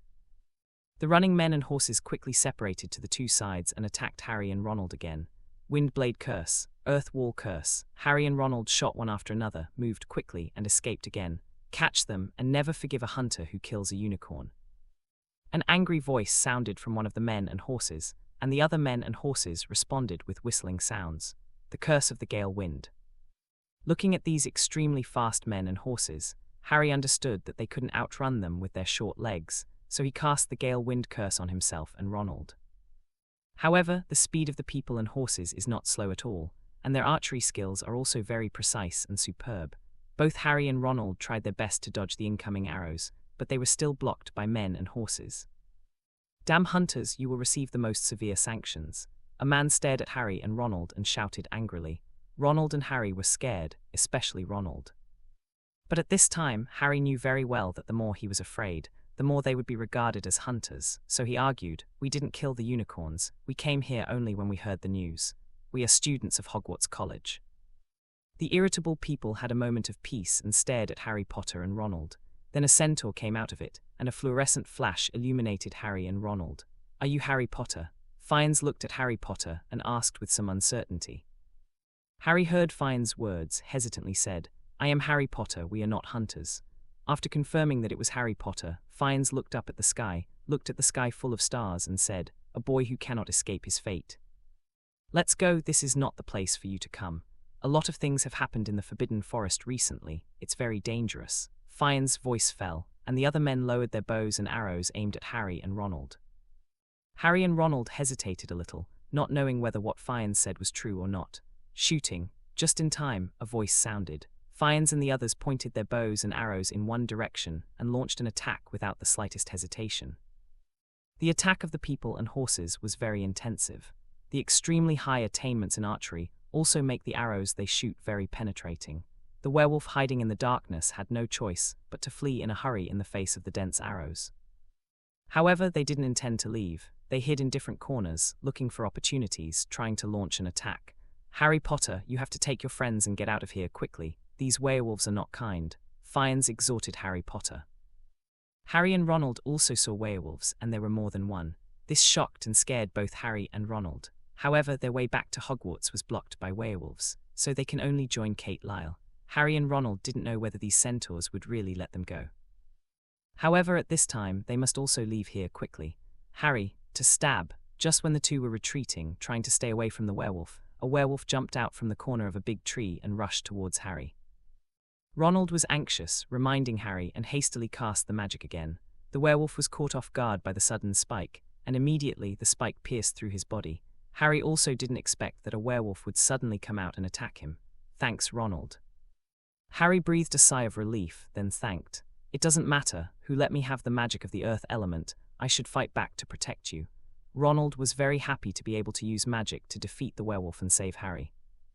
Harry smiled happily and was going to join Kate Lyle and Hermione, and then found a figure rushing over quickly, waved his wand and shouted, "The Wind Blade Curse." The wind blade flew and the werewolf was attacked. His body lost his balance and he fell to the ground, screaming at the same time. "Flying Curse." Harry then gave Ronald and himself a pair of wings. "Go." Harry and Ronald were flying in the air, avoiding possible werewolves, and just as they flew not far away, they saw a huge spider spinning a web. Ronald's face changed slightly, and he quickly called out, "Harry, be careful, there are spiders ahead." The two stopped, floating in the air, and Harry cast a Lumos. The light beam soared into the sky, and at the same time illuminated the surroundings. Both Harry and Ronald found that there were spiders all around, and each spider was very big and very dangerous. "Harry, use fire to burn the spider web." Ronald reminded quickly. "No, if a fire is lit here, the Forbidden Forest will be burned." Harry refused. "However, if we don't burn it, we will be caught by those spiders and we will die." Ronald said anxiously, "No." Harry looked around seriously, took out his wand, stared at the most numerous and most dangerous spider group in front of him, and said, "I learned a new magic from Professor Kate, just try it out." "Is it useful?" Ronald asked curiously. "Should be no problem." Harry nodded and said, taking a deep breath, concentrating, feeling the wind elements around, the magic power surged on the wand and shouted, "Hurricane Curse." Boom. In an instant, a gust of wind blew up, and the huge recoil force pushed Harry's small body directly 1 meter into the air. On the other side, in the face of the strong wind, the huge spider was blown away, and the spider web was damaged. Seeing such a scene, Ronald smiled happily. "Harry, this is very useful." A smile appeared on Harry's face too, and he controlled his wand and turned it around in a circle. In an instant, the spiders and spider webs were no longer a threat. "Go and meet up with Professor Kate Lyle," Harry Potter said hastily. On the other side, Kate Lyle took Hermione to the place where Harry released the beam for the first time and saw the unicorn that was killed here. Kate Lyle glanced at it and directly cast the size-stretching spell, making the unicorn into the size of a fist, and put it directly in the pocket. Afterwards, the two of them turned towards the second light released by Harry. However, when they arrived, Harry and Ronald were not there again. "Are they playing hide-and-seek with us?" Hermione said angrily, failing to see Harry and Ronald. Kate Lyle smiled slightly and said, "There's nothing wrong with that, at least until now. They're still alive." At this moment, a ray of light rose into the sky again. "Let's go, Harry sent us the location again." Kate Lyle looked at the light and smiled. Hermione complained slightly, but flew towards where Harry was. Hurricane curse, to stab. Harry and Ronald felt that they were stupid. They went around, but they were spared again. Therefore, Harry and Ronald had to join forces to deal with the werewolf together. The speed and archery skills of the centaurs are good, but these werewolves are not vegetarian. Many horsemen have been injured. When Kate Lyle and Hermione arrived, the werewolves were still fighting with the centaurs. Seeing such a scene, Kate Lyle shot directly, saying, "The curse of wind and thunder." In an instant, the wind howled, the thunder exploded, and thunder and lightning shot down in midair. The werewolves who were fighting fiercely with the men and horses were all hit with precision. The screams only sounded for a moment, then completely disappeared. Centaur, Harry, Ronald, and Hermione were all shocked by the scene before them. As far as their eyes could see, the werewolves they could see were all fallen. It's amazing magic. Fiennes looked at Kate Lyle and sighed. "If I'm not wrong, you are the magical professor at Hogwarts School, Kate Lyle." Kate Lyle smiled at Fiennes. "Kate Lyle, Fiennes." Fiennes simply explained, "Do you need me to treat you? My magic can help you save some potions." When Kate Lyle said this, she was already waving her wand. Praise of light, a melodious voice sounded, and the holy light shrouded it. Harry, Fiennes, and the others all felt a warm current swimming in their bodies, which dispelled the fatigue in their bodies, restored their physical strength, and healed their injuries. Fiennes and the others looked at Kate Lyle, who used such holy magic, with shock in their eyes. From the perspective of a centaur's thinking, it is simply unbelievable to be able to cast such holy light magic. At this time, Kate Lyle is like a holy, pure unicorn, which is undoubtedly very sacred. "Professor Kate Lyle, you are a magical existence. If possible, we are a tribe of people and horses. I hope you can become our distinguished guest and come to our tribe as a guest." Fiennes put his right hand in front of his chest and said respectfully to Kate Lyle. When Kate Lyle heard this, a smile appeared on her face. She didn't expect to get the centaur's kindness here. Centaurs are natural prophets, and they are extremely gifted in divination. The centaur in the Forbidden Forest would often predict the future, but it was of a vague kind. They do not use wands to perform magic, but they are knowledgeable in healing, divination, archery, and astronomy. It is a very good race. If you make good friends with centaurs, it may be useful for divination in the future. "I'm very honored, Fiennes." Kate Lyle responded with the same courtesy. It's not easy to be a centaur's VIP, because centaurs don't like contact with humans. Centaurs have their own sense of racial pride, and when humans want to use their thoughts or actions, they often make centaurs furious and become very irritable. But being a distinguished guest of the people will save him from unnecessary troubles when he needs help from the people in the future. Kate Lyle took Harry and others, and after bidding farewell to others, they continued to look for Professor Quirrell. But unfortunately, they didn't find Professor Quirrell, not even a piece of his clothes. Unable to stay longer in the Forbidden Forest, Kate Lyle took them out of the Forbidden Forest. "Okay, that's all for today. Go back quickly. If you are caught by Filch, then you will be in trouble." Kate Lyle gave a warning and left quickly. "Why do I feel that Professor Kate Lyle is very anxious?" Ronald looked at the disappearing Kate Lyle and asked curiously. Hermione glanced at Ronald when she heard that, and remembered the unicorn that Professor Kate Lyle had carried in her pocket.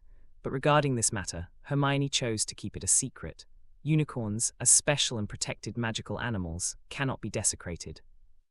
Even if the unicorn is dead, its body is sacredly buried. Hermione didn't know what Kate Lyle needed the unicorn's body for, but it was clearly important. "Maybe I've collected enough herbs and I'm eager to conduct some experiment," Hermione said casually. Ronald and Hermione didn't think much. Harry just cast the flying spell, and the three of them flew back to Gryffindor's lounge. "It's really strange. Obviously we saw Professor Quirrell and heard Professor Quirrell's screams, but why can't we find him?" Harry said a little puzzled. "You find it strange too, don't you?" Hermione turned around, looked at Harry and said. Harry nodded and said, "Professor Quirrell appeared, heard voices, and there were signs of a fight, but there was no sign of Professor Quirrell. Did he leave first?" But he is a professor, why didn't he come back to find Ronald and take Ronald away after saving Ronald? It's really puzzling. Hermione nodded repeatedly. Ronald said aside, maybe I saw Professor Kate coming, so he didn't show up. But no matter what, since I can't find it now, I'll find out in class tomorrow. Harry and Hermione looked at each other when they heard this, and shrugged. It really made sense. Ronald looked at Harry and Hermione, who turned away without saying a word, and asked in a daze, what did I say wrong? However, neither Harry nor Hermione answered him. Small bungalow. Kate Lyle took out the bottles and jars, and then put the unicorn on the table. After cancelling the stretching technique, the unicorn returned to its original size, and Kate Lyle got busy accordingly. There are many treasures on the unicorn, which are necessary for refining certain medicines and have miraculous effects. In a certain room at Hogwarts, Professor Quirrell released black gas, and in front of him were bottles and jars. At this time, Professor Quirrell's face was very pale, his face was covered with sweat, and he looked very painful.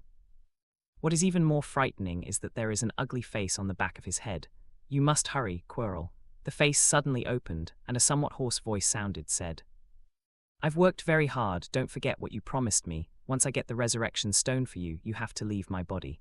Professor Quirrell didn't stutter at all, but his voice revealed tiredness and pain. Your time is running out, that face said again. Professor Quirrell took a deep breath and said, I see, I just hope you can abide by the agreement. As he spoke, Professor Quirrell picked up the scarf and wrapped his head again. Professor Quirrell was very scared in his heart, and at the same time regretted that very unpleasant experience. He just wants to travel and experience the world of black magic there. However, he did not expect to meet the Dark Lord there and become his soul. Since then his world has been filled with darkness, leaving no light behind. This is undoubtedly a desperate thing. Quick, let's hurry up. If Professor Quirrell came to teach, it means he came back yesterday. Harry was eager to know whether Professor Quirrell was eaten by a werewolf. Because in the dining room they were waiting, not for Professor Quirrell, on the contrary, they were about to be late. Ronald followed closely behind, panting, and said, I'm fast enough, Harry. Pushing open the door of the classroom, Harry and Ronald looked at Professor Quirrell standing on the podium, and were both taken aback. Hermione sat on her seat, looking helplessly at Harry and Ronald, who appeared. Today's defense against the dark arts class was still taught with Slytherin. Malfoy looked at Harry and Ronald, who were late, with a joking smile on his face, and then he mouthed to Harry, wait for points to be deducted. Mr. Potter, Mr. Weasley, you are late. This is very bad habit. Hurry up and find a place to sit down. Professor Quirrell looked at Harry and Ronald and stammered. Malfoy looked at Professor Quirrell, with a disgusted expression on his face, and said in a low voice, they should be deducted points. But apparently Professor Quirrell didn't hear it, and continued to teach. Harry, Hermione, and Ronald whispered to each other, and confirmed that it was Professor Quirrell, or that Professor Quirrell. Quirrell's defense against the dark arts class is, as always, unserious and hilarious. However, it cannot be denied that Professor Quirrell's magic defense is still enough to teach first-year students. After class, Harry still had herbalism to attend, so they had to rush to the next herb shed. Harry Potter, I've learned a new magic. Are you interested in making me an experiment subject? Draco Malfoy appeared in front of Harry, brushing his presents again, and looking at it playfully said Harry Potter. Harry Potter glanced at Draco Malfoy and said with a smile, I will also learn a nice spell. If you want to help me test it, I think I have no problem, but I don't have time right now. Without saying a word, Harry Potter left with his book in his arms. Ronald and Hermione glanced at Draco Malfoy with a smile, followed Harry's footsteps, and left with laughter. Draco Malfoy was P***D off at the ignorance of the three of them. He wished he could teach the three of Harry a lesson, but after struggling for a while, he finally gave up. Harry, you were so handsome just now. That guy Malfoy was P***D off. Ronald glanced at Malfoy's frantic look and laughed. After hearing this, Harry smiled and said, he's very strong now, but I'm also working very hard. If I want to win him, I have to win thoroughly.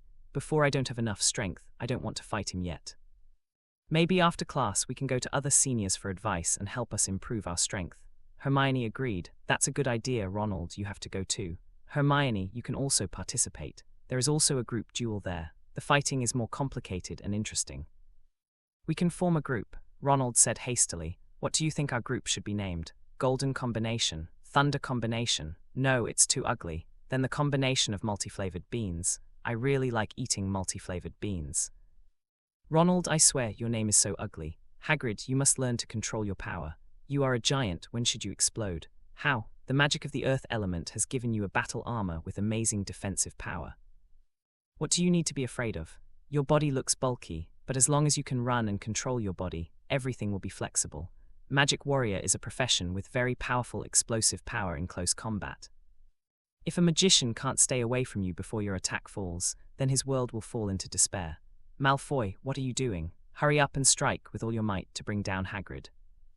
On a certain island, Kate Lyle threw wind blades, fireballs, water balls, thunderballs, etc. from time to time, constantly causing trouble for Hagrid and Malfoy.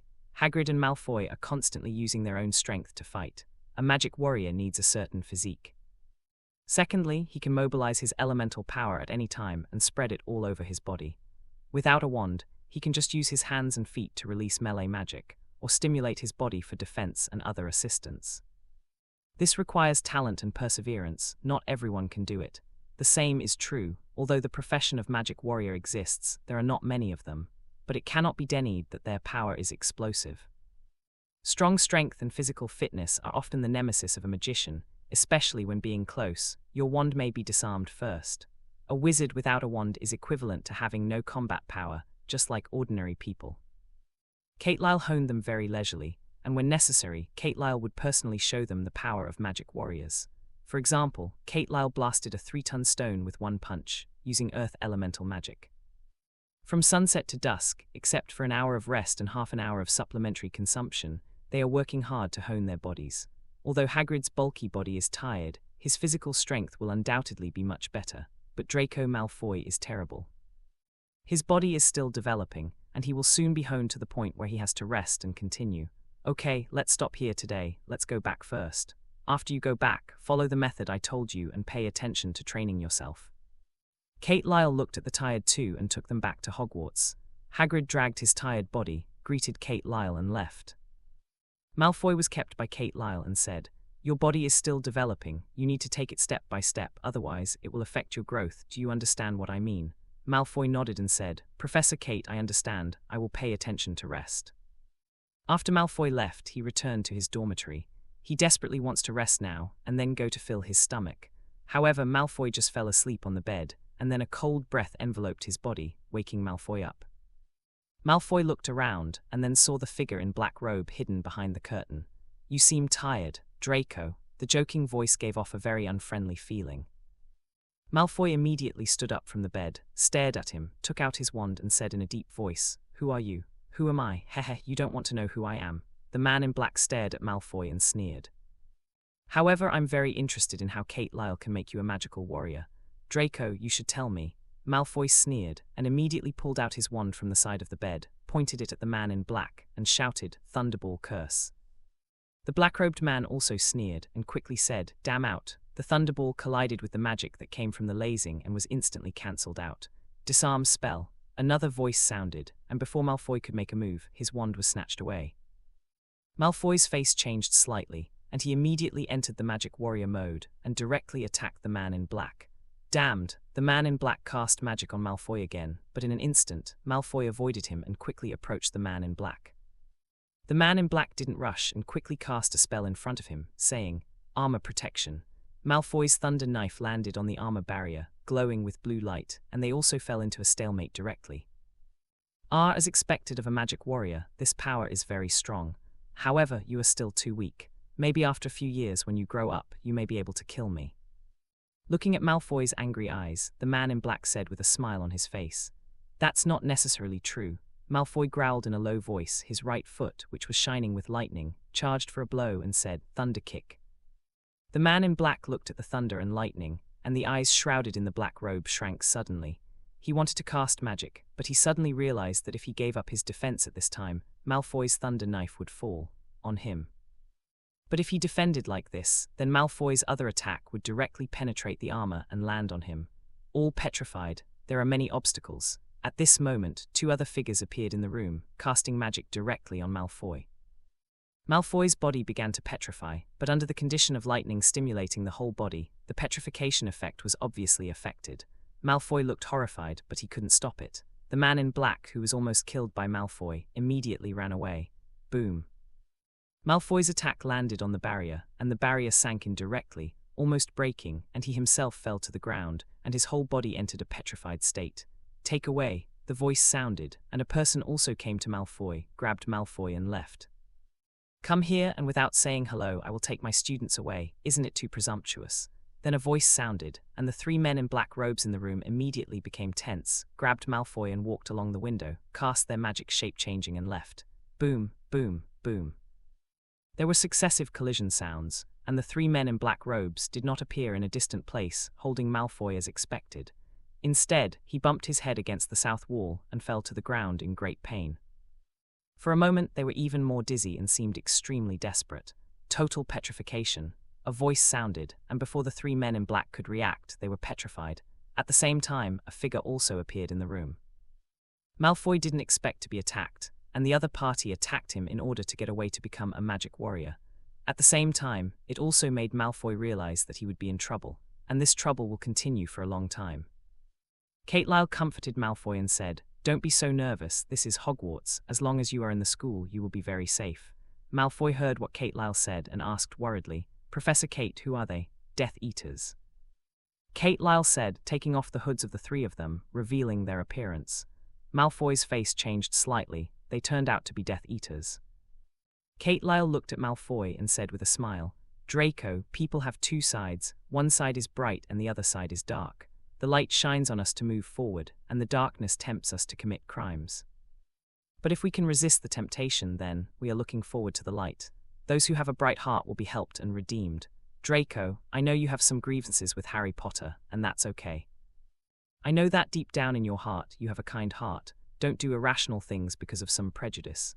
Draco, do you understand what I'm saying?" Malfoy nodded slightly upon hearing this and said, "I see, Professor Kate." Kate Lyle smiled slightly, then made a move, cast the levitation technique, and left Malfoy's dormitory with the three men in black robes. After Kate Lyle led people out of the Slytherin common room, he met Snape, who came to inspect, so he smiled and said, "Severus, it's great that you are here. These three people will be handed over to you." "Professor Kate, what's going on? Who are they?" Snape asked curiously. "They are Death Eaters who attacked Draco Malfoy and asked how to use the magic warrior," Kate Lyle explained with a smile. Severus Snape heard Kate Lyle's words, stared at Kate Lyle with some doubts for a moment, and then said, "Then leave it to me." Snape made a move, waving his wand, took the three men in black and left. Kate Lyle looked at Snape's leaving back, smiled, and disappeared in an instant. In November, the weather becomes very cold. The mountains around the school are grey and covered with ice and snow. The lake is as cold and hard as tempered steel, and the ground is frosty every morning. On this day, the students of Wind Magicians were gathered together by Kate Lyle, and Hagrid stood aside, feeling a little happy. Hagrid looked at the 20 students in front of him and said with a smile, "Ha ha ha, it's really great to have these students help." Kate Lyle smiled, and then said to the students in front of her with a smile, "It's been a while since I learned wind magic. Today I'm here to test your control over wind magic, and by the way, help clean up the venue, get ready for the Quidditch match." Well, let's begin now. Under the guidance of Kate Lyle, a group of students began to control the wind magic, clearing the snow for fun, but also made various mistakes frequently. For a while, the entire Quidditch field was filled with snowflakes, which was very interesting. On this special day, Hogwarts ushered in a special event. Quidditch season has begun. After several weeks of training, Harry was due to play his first match on Saturday, Team Gryffindor versus Team Slytherin. If Team Gryffindor wins, they will move up to second place in the House Cup. Hardly anyone ever saw Harry play Quidditch, because Wood had decided to keep Harry's participation a secret, using him as a secret weapon for their team. But the word that Harry was going to be Seeker got out anyway. Some people are not optimistic about Harry, but more people still choose to believe in Harry, because Harry has wind magic. Harry Potter, I heard you were used as a secret weapon. I have to say, you have the qualifications, but in the end, it will only be a Slytherin. Draco Malfoy looked at Harry, who was walking by, and laughed jokingly. "Malfoy, wherever you go is up to you. Don't worry, I will definitely win." Harry Potter glanced at Draco Malfoy, smiled, and left. "This guy is as annoying as ever," Ronald said aside. "At least he's gotten stronger," Professor Kate said, "and he almost beat a powerful Death Eater." Hermione said aside. 11 o'clock in the morning. All the teachers and students of the school came to the stands around the Quidditch pitch. Before the players entered the pitch, the entire Quidditch pitch was filled with cheers and slogans from the Gryffindor and Slytherin students. Kate Lyle was sitting on the professor's chair, and and sitting next to him was Professor Quirrell. In the lower right corner of Kate Lyle is Severus Snape. Is this location really good? Here I am, Professor Quirrell. He shouldn't dare to be a monster, right? Should I switch places and let Professor Quirrell do the trick? Then I kept turning a blind eye, always feeling like I was slapped to death, and some things should be over, as if nothing happened to Harry and those little guys. Professor Kate, I didn't expect to have the opportunity to sit with you. When Kate Lyle was thinking about what Professor Quirrell would do next, to Kate Lyle's surprise, Professor Quirrell took the initiative to talk to him. However, what Professor Quirrell said made Kate Lyle a little astonished. What the hell? What does it mean to have the opportunity to sit with you? Are you female, or am I a woman? Professor Quirrell looked a little embarrassed, shy, stammering and looking hesitant. Kate Lyle was a little speechless but still smiled. Professor Quirrell, do you like Quidditch? I like it. It's the most important sporting event in the wizarding world, Professor Quirrell responded. Professor Quirrell, I wonder if you are interested in playing. Kate Lyle immediately laughed.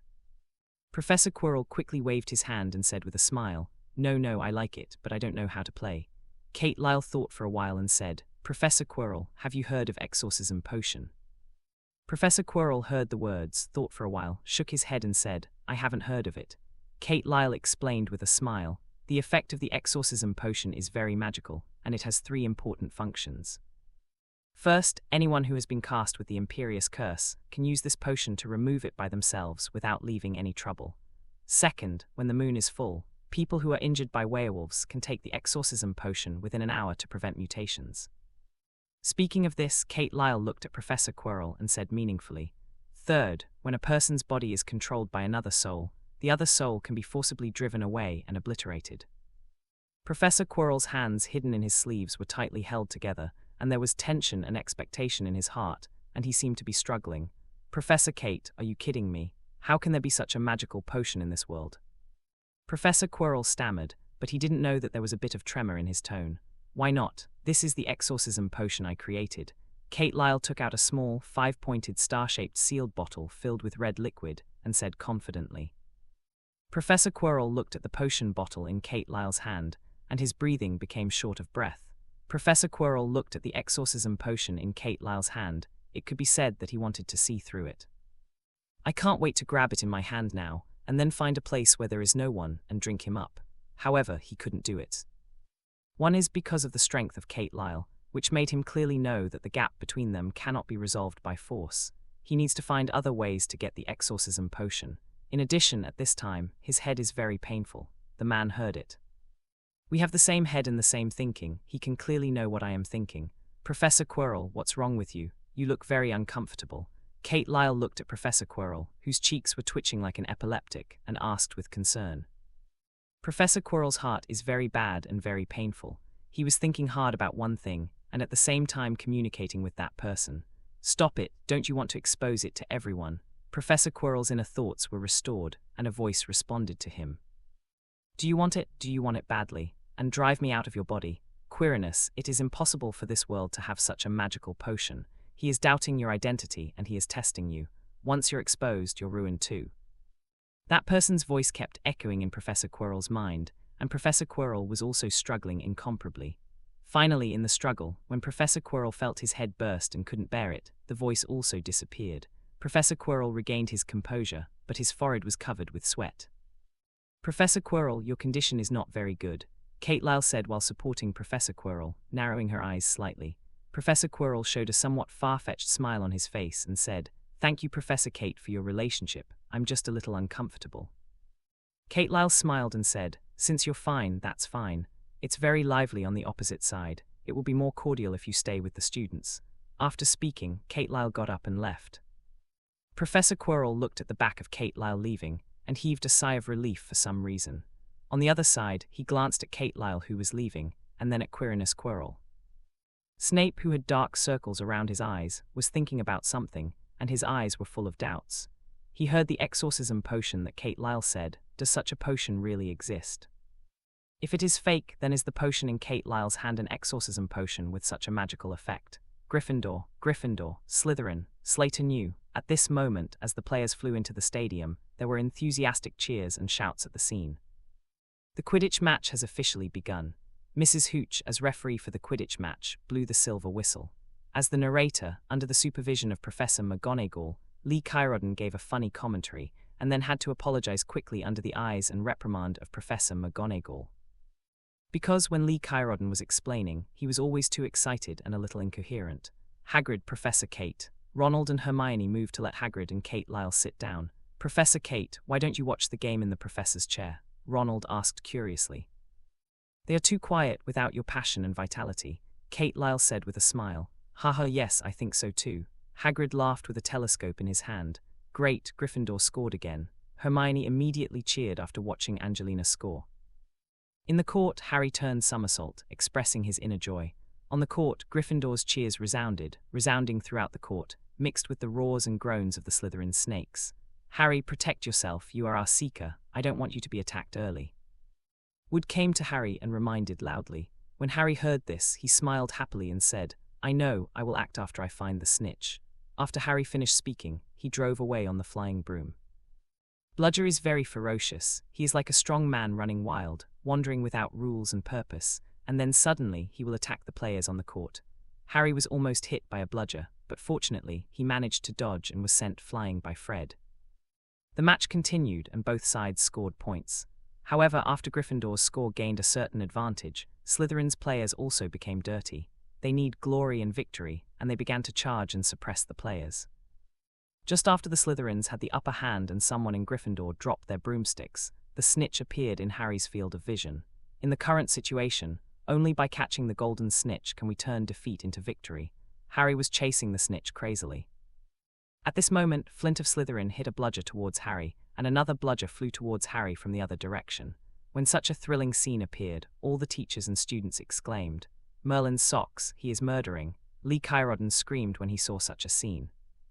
Hermione turned pale and shouted, he's fouling, referee, red card. Harry also found out about the situation on both sides and he had to leave. However, at this time, he found that his broomstick was out of control. Time is running out. Harry Potter was extremely anxious. He let go of his hands in the eyes of everyone. Harry's body fell quickly, and there was a burst of screaming from the scene. It is more than 10 meters high. If you fall like this, you will die. Seeing such a scene, Kate Lyle narrowed her eyes and was ready to shoot. However, the timing is not right. Hurricane curse. When Harry fell, feeling the wind of the fall, he opened his hands and shouted angrily. Boom. A gust of wind burst out from Harry, and pushed the fallen Harry up into the sky, grabbed the broomstick that was out of control in the air, and rode on it again. Draco Malfoy looked at Harry Potter's operation, stood up in shock and shouted in disbelief. How could he be a magic warrior? That way of using magic, Draco Malfoy has a cordial experience and has practiced it. As unbelievable as Draco Malfoy, there are many teachers and students. They were shocked but also extremely happy, especially Hermione and Ronald, who embraced each other excitedly, and then realized that it was wrong to separate. Seeing this, Kate Lyle smiled on her face. He has been on the small stove for so long, and he has not been disappointed. After Harry Potter returned to the broomstick, he took control and continued to chase the golden snitch. And in the following process, Harry Potter performed exceptionally well. Successfully caught the golden snitch, with a score of 170 to 60, Gryffindor directly won the game.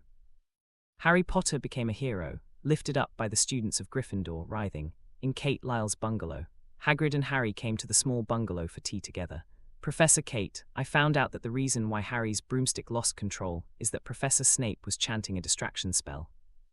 His eyes have been staring at Harry and his mouth has been muttering. He is definitely casting a distraction spell. After Hermione sat down, she hesitated for a while and said, That's right, it's him, I saw it too. Ronald said on the side. Impossible, he wouldn't do such a thing. Hagrid denied what Hermione and Ronald saw without any hesitation.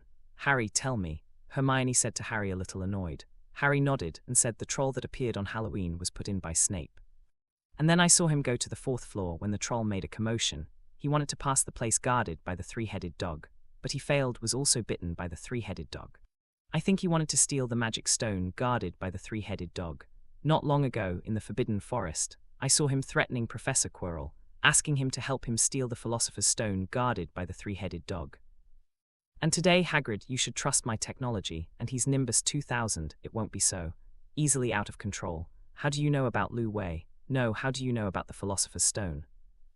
Hagrid looked at the three of Harry in shock, very inconceivable. We should know, we all know, Hagrid. Hermione glanced at Kyle Lyle, who was drinking tea quietly, and said immediately. Hearing Hermione's words, Hagrid was shocked again and murmured, "You brats, how did you do it?" "We've been hiding it for a long time." Hagrid stared at the three of Harry and said in a serious voice, "Harry, I warn you, don't try to think about the Philosopher's Stone, it's very dangerous." "Hagrid, someone's trying to figure out the Sorcerer's Stone," Harry explained. "Let's stop here and I'll discuss this with Dumbledore." Hagrid stopped Harry, who was going to continue, got up and left. Hagrid left, and the eyes of the three of Harry also fell on Kate Lyle. Facing the gazes of the three of Harry, Kate Lyle smiled slightly and said, "Are you looking at me? Are you trying to say something?" Harry asked, "Professor Kate, don't you trust us too?" Kate Lyle put down the glass and said with a smile, "Of course I believe you, but I need evidence." "Just Harry, where is the memory crystal ball I gave you? The best evidence is that you record what he did." In front of such evidence he can hardly argue, but it's just talking, he can fully justify it. "Can we give him Veritaserum?" Ronald said, holding up his hand. Harry and Hermione were excited and looking forward to hearing Ronald's words. "Impossible. What if Professor Snape really had no intention of stealing the Philosopher's Stone? Then, I'm wronging good people, which may cause Professor Snape to leave Hogwarts directly, which is very troublesome. The seriousness of the matter, can you consider the consequences of wronging a good person?" The three of Harry couldn't help feeling disappointed when they heard this. "Is there no other way?" Hermione said unwillingly. Kate Lyle saw that they looked at him again, so he said, "This is up to you to figure out your own way. I don't have that much time to stare at Snape or Professor Quirrell. I'm busy. I don't want to waste my time in these places. Unless you guys can find evidence for me, trust me, Snape can't escape my grasp." The three of Harry looked at each other, a little helpless. They always think they have found the answer, but every time they feel that they have caught me, they feel helpless for a while. Hagrid didn't believe them and didn't give them a chance, while Kate Lyle needed evidence, and when there was no real evidence, she was unwilling to help. Who else could they turn to for help now? "You guys are on vacation today, you don't need to come to study, go play." "Harry, I told you how to use it, you have to practice it yourself, understand?" Kate Lyle asked Harry Potter and others to leave. Harry nodded and said, "I see, Professor Kate." The three of Harry left the bungalow, not too happy about being able to relax tonight. "How to do? Our evidence is only what we see." Ronald kicked the snow on the ground, he didn't know what to do. "Since they can't help us, let's solve it ourselves."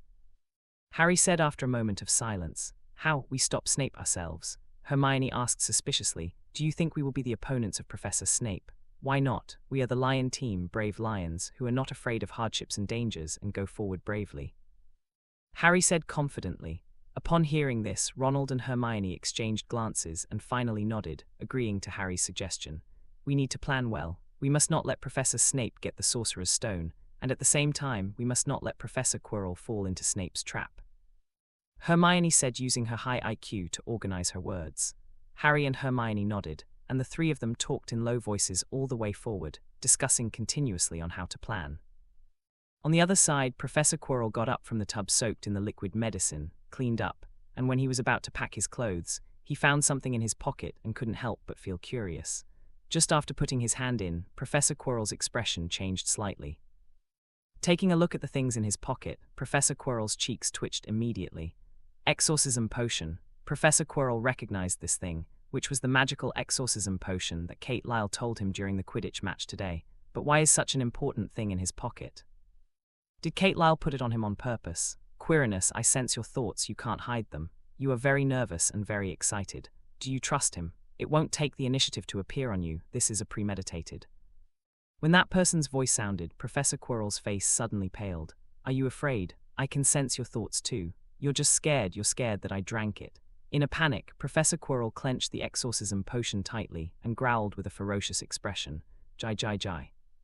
Do you have the guts to drink it? Do you dare to drink? That person's voice made Professor Quirrell extremely shocked and panicked. He needs to try it out. Is the exorcism potion that Kate Lyle said true? Does it really have such an effect?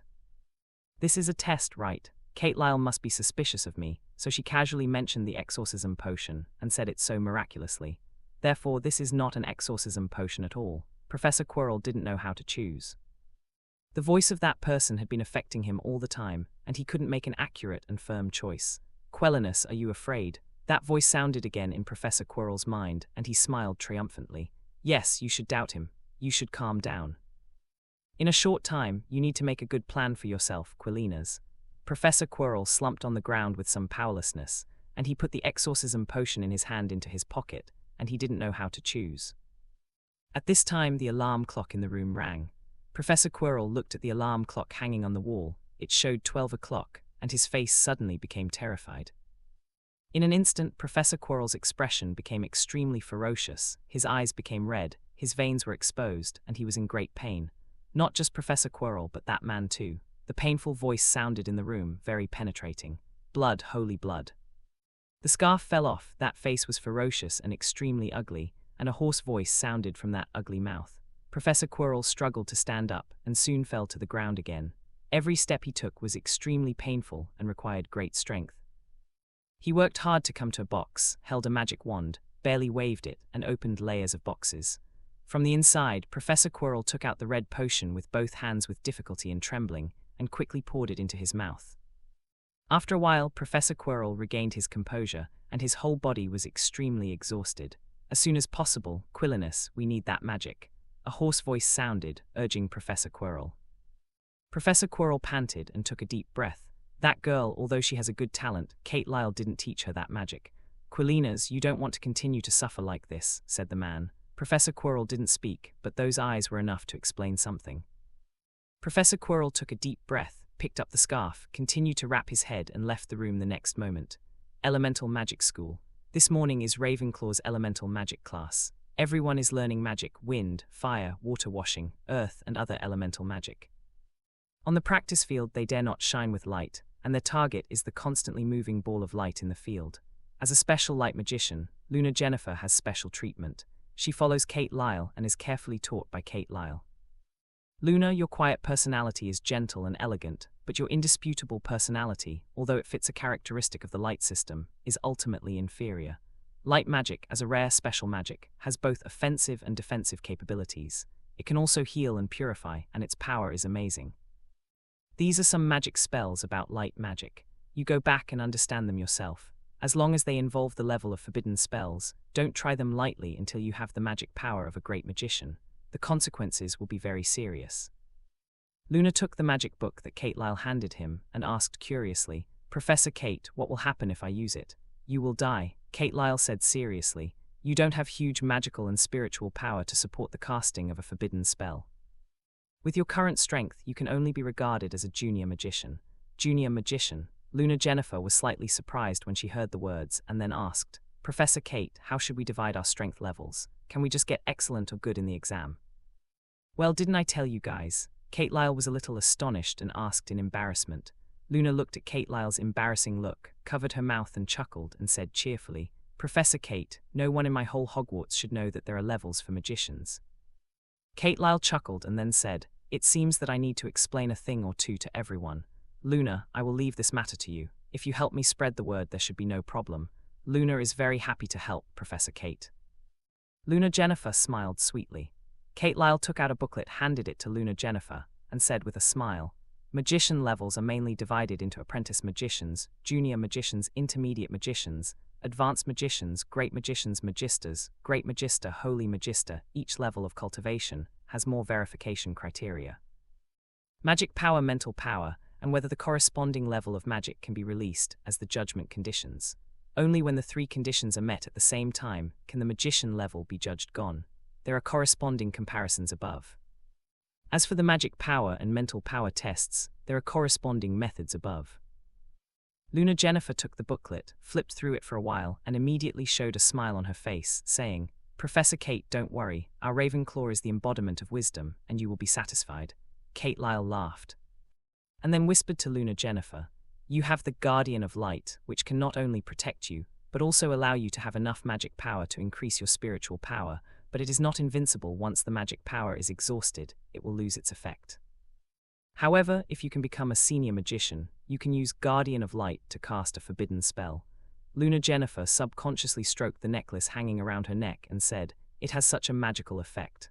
The last time I was attacked, it was because it protected me. Kate Lyle glanced at Luna Jennifer and said with a smile, Don't rely too much on it. The real power is always your own fist. If you are strong enough, it will be someone else who falls, not you. Luna Jennifer nodded and said seriously, Professor Kate, I understand. I will definitely work hard to become stronger. Kate Lyle restrained her smile and said, Luna, the praise of light is a very magical magic. It can not only heal the wounds of others, but also purify the soul. What's more amazing is that he can lift the curse. But there is one thing you must remember: don't easily lift the curse for a stranger or an unfamiliar person. As long as anyone who has been cursed and can continue to live, it will not be too simple. You have to learn to use your own eyes to discover and observe the hidden stories behind it. Luna Jennifer nodded solemnly upon hearing this. Kate Lyle's solemn exhortation must have a reason that she cannot understand. Christmas is approaching, and students from various colleges are registering one after another, whether to stay in school or go home. This was not a happy thing for Harry Potter. Because he didn't want to go back to his uncle's house, and his family's prejudice against him made him not want to stay there any longer. Even if he had enough galleons, his uncle's house wouldn't treat him very well. "Harry Potter, you look very happy. Can you share it with me?" Kate Lyle looked at the lonely Harry Potter and asked curiously. Hearing this, Harry Potter hesitated for a moment, and then told him about not going home for Christmas. After listening to Harry Potter's sharing, Kate Lyle realized that Christmas is coming. "Harry Potter, this may be a good thing for you, but you can't be too paranoid." Kate Lyle said with a smile, "If you really don't want to go back and feel that school is boring, you can come to the small bungalow to find me. I can enrich your little vacation." Harry Potter hesitated. To be honest, he finally had such a vacation, and he wanted to relax for a while. "Hey Harry, I've been looking for you. I heard from Professor McGonagall that you chose to stay in school, so I have decided that I will not go back. I will spend Christmas with you in school. It happened that my mom and dad took Ginny to Romania to find Charlie." Ronald ran over, grabbed Ronald and said. Kate Lyle looked at Harry Potter and said with a smile, "You are not alone now. Ronald is very willing to stay and spend a pleasant holiday with you. Of course, if you feel bored at school, you can come to the small bungalow to find me." Kate Lyle said a word, then turned and left. Even though it was a holiday, it was still a little busy for him. "Is Professor Kate going to give us a small lesson?" Ronald asked Harry after hearing Kate Lyle's words. "That's how it should be." Harry Potter laughed. "Although I have been forced to study hard recently, when I can relax, I still want to play well," Ronald said without hesitation. 2 days before Christmas, the holidays began, and the students boarded the train leaving Hogwarts and left one after another. Harry and Ronald bid farewell to Hermione and Neville. The empty Hogwarts was covered with piles of snow. The Weasley twins, with their friends, built a snowman. After a while, the snowman competition became a snowball fight. Harry and Ronald became the targets of fire, but Harry and Ronald were not afraid at all. Ronald always raises an earthen wall in front of him to block all kinds of snowball attacks and counterattack. Harry had wind magic, and he cast the wind spell on Ronald and himself. His super high movement speed and the timely throwing of snowballs always brought trouble to Fred and the others. They had a great time playing snowballs, snowball fights, skiing, building ice castles, playing wizard chess, and so on. Ronald is very good at playing wizard chess. Facing the Wheel of War, Ronald is not afraid at all and wins every battle, which makes Ronald very proud. Of course, in addition to these, what is indispensable on Christmas Day is the Christmas dinner. All teachers and students who remain on campus will participate. Christmas Eve, Christmas Eve. When Harry and Ronald went to bed, they were looking forward to the Christmas dinner, and they wanted to eat a painful meal. Kate Lyle came to the Gryffindor common room, holding 2 ready-made gift boxes in her hand. And at this moment, Dumbledore came out of Harry Potter's room. "What a coincidence, Albus." Kate Lyle laughed as she watched Dumbledore appear. Dumbledore looked at Kate Lyle, who appeared, and the 2 gift boxes in his hand, and said with a smile, "Are you going to give Harry and them Christmas presents?" "Yeah, I guess you're like that too, don't you?" Kate Lyle responded with a smile. "Every Christmas, I prepare a gift for the children who stay at school." Dumbledore turned away and said with a smile, "I still need to go to other places. They need my care." Kate Lyle looked at the leaving Dumbledore, smiled, turned and entered the dormitory where Harry Potter was. Looking at Harry and Ronald, who were still sleeping soundly, he smiled, left the gift, and turned to leave. Castle basement, Snape's potion storage room. Boom, boom, boom. There was a knock on the door, and Snape, who was mixing some medicine inside, froze for a moment. Putting down the potion and taking out his wand, Snape opened the door. "Merry Christmas, Severus." Kate Lyle held the prepared Christmas present, looked at Snape, who opened the door, looked at the wand in his hand, and asked curiously, "Severus, you seem to be wary of me. Or is there some misunderstanding between us?" Severus put away his wand, looked at Kate Lyle, who walked in, and said calmly, "How do you know I'm here, Professor Kate?" Kate Lyle handed the prepared Christmas present to Severus Snape and said with a smile, "I went to your dormitory, but you're not there. I met Albus and he told me you're here a lot." Hearing that, Snape took an extra look at Kate Lyle and said, This is the first Christmas present I've received in years. What's in here? Kate Lyle looked at the potion that Snape was mixing, picked up several ingredients, looked at it, and said, "You're researching some kind of potion, let me guess. What are you doing?" "This is the hair of a unicorn." "There are many potions that have been researched with it, but there are still a few. This is the feather of the phoenix, Severus. How did you get it? By the way, Albus has such a feather this. Easy to get. It's just how did you get the blood of this thunderbird? It actually releases the energy of the thunder element. This is a philodendron leaf. Severus, I think I can guess where your research is going. Are you researching a potion that will lift the curse?" Severus didn't smile with a calm face. Hearing Kate Lyle's words, he smiled slightly and said, "This is just my imagination." When Kate Lyle heard this, a smile appeared on her face and she said, "Your idea is good, but there is still one thing missing."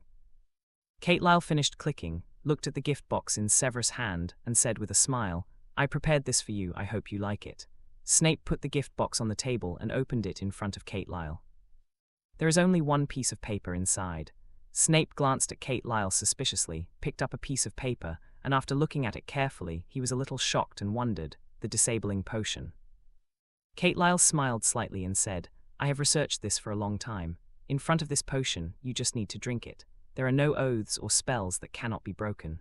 You and I are both people who have in-depth research on potion science.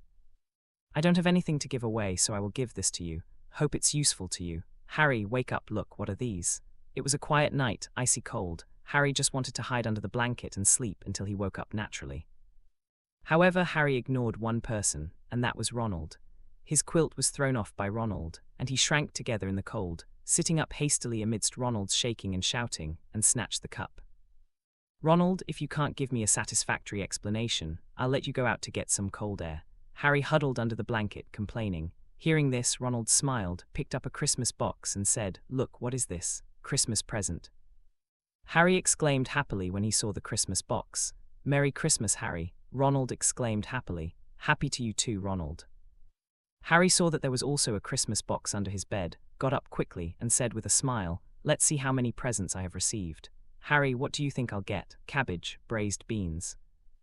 "Well, I think the one gift I can't do without must be the sweater my mother prepared for me." As Ronald said, he returned to his bed, where there was a pile of gift boxes, much bigger than Harry's. Harry glanced at Ronald's pile of gift boxes, smiled, and picked up one of his own. It was wrapped in brown paper with Hagrid's name written on it, and inside was a very rough flute. I guess this flute was made by Hagrid himself. Harry took the flute, blew it, and said with a smile, "Isn't the sound very similar to that of an owl?" When Ronald heard this, he smiled and said, "Somewhat similar, but it's more like a newborn owl." The second, smaller box contained 50 pieces from Uncle Vernon and Aunt Petunia. "Is this Muggle money?" Ronald looked at the coin in Harry's hand and asked with some curiosity and fondness, "I'll give it to you." Seeing how Ronald loved it so much, Harry handed it to Ronald, smiling. Ronald accepted it happily and said, "Harry, you know my dad likes Muggle things very much, and sometimes he would secretly trade with some Muggles." "Okay, Merlin's beard, I actually told you this, Harry. You have to keep it a secret from my dad, or there will be trouble. We're friends, and I'll keep it a secret for you." Harry laughed. "Merlin's beard, my mother knit you a sweater like the Weasleys." Ronald opened a Christmas gift box, looked at the sweater and a large box of homemade fudge, and a letter, exclaimed in astonishment. Ronald picked up the sweater and put it on Harry roughly. Looking at Harry's handsome appearance, he couldn't help but enviously said, "My sweater is always dark purple, and it feels very ugly, but your bright green one, the sweater really suits you, Harry." Harry was very happy. Seeing Ronald's jealous look, he said, "Thank you, Aunt Weasley. The fudge is amazing too, the best Christmas present I've ever had." Harry continued unwrapping the Christmas presents, which were a large box of chocolate frogs, a gift from Hermione. "Is this a potion?" Ronald asked curiously as he watched Harry take it out of the box and hit it into the pentagram bottle, emitting a white light. "Here is a letter." Ronald immediately saw a piece of paper in the box, took it out, and read, "The water of life has the ability to bring back life to those who have lost their lives. Use it carefully. Kate Lyle, it's a gift from Kate Lyle, Harry." Ronald didn't know if the potion was really that magical, but he was really envious. Harry looked at the potion in front of him and put it away carefully, regardless of whether it was real or not. He would put it away solemnly. "Hey, what's this?" Ronald opened his gift and took out a cross and a piece of paper. On the cross was a blue gem the size of a peanut. The key of light, a magical alchemy item that can bring you good luck and ignore the power of bewitching. Kate Lyle. Ronald, this is a gift from Kate Lyle. Harry took the paper and read. Ronald Cross necklace became more and more like it, and he put it on his neck happily and said with a high spirit, Professor Kate is indeed an omnipotent existence, as everyone said. He not only possesses powerful magic, but also powerful potions, is nothing more than alchemy, which has a remarkable attainment. Harry glanced at Ronald's cross necklace hanging around his neck, a little envious. Harry picked up his last Christmas box, which was small and light. Inside lay a liquid-like, silver-grey substance, and it was very smooth. When held in the hand, it slipped through the hand, shining brightly. Seeing such a scene, Ronald took a deep breath, lowered his voice, and said with bright eyes, Harry, if I'm not mistaken, this thing is very precious, very rare, it's a big treasure, very rare, valuable. Harry glanced at Ronald and said, Ronald, I know what you're thinking and I know it's very precious, but this is my Christmas present and it won't be sold. I don't lack galleons. Ronald touched his mouth, restrained his expression and said, Harry, it can be said with certainty that this is an invisibility cloak. If you don't believe me, we can try it. Harry put the invisibility cloak on his body. Ronald exclaimed, Harry, look at your feet, you are really invisible. Harry looked down at his feet, and in a miraculous scene, everything covered by the cloak of invisibility disappeared. Harry came to the mirror in 2 or 3 steps and looked at himself in the mirror. Only his head was suspended in midair, but his body disappeared. Harry, here's a note, Ronald shouted as he saw the note falling from the invisibility cloak. Harry took off his invisibility cloak and quickly picked up the piece of paper. Harry Potter, your father left this thing to me before he died. Now it's time to return it to you. Use it well, Merry Christmas. No signature.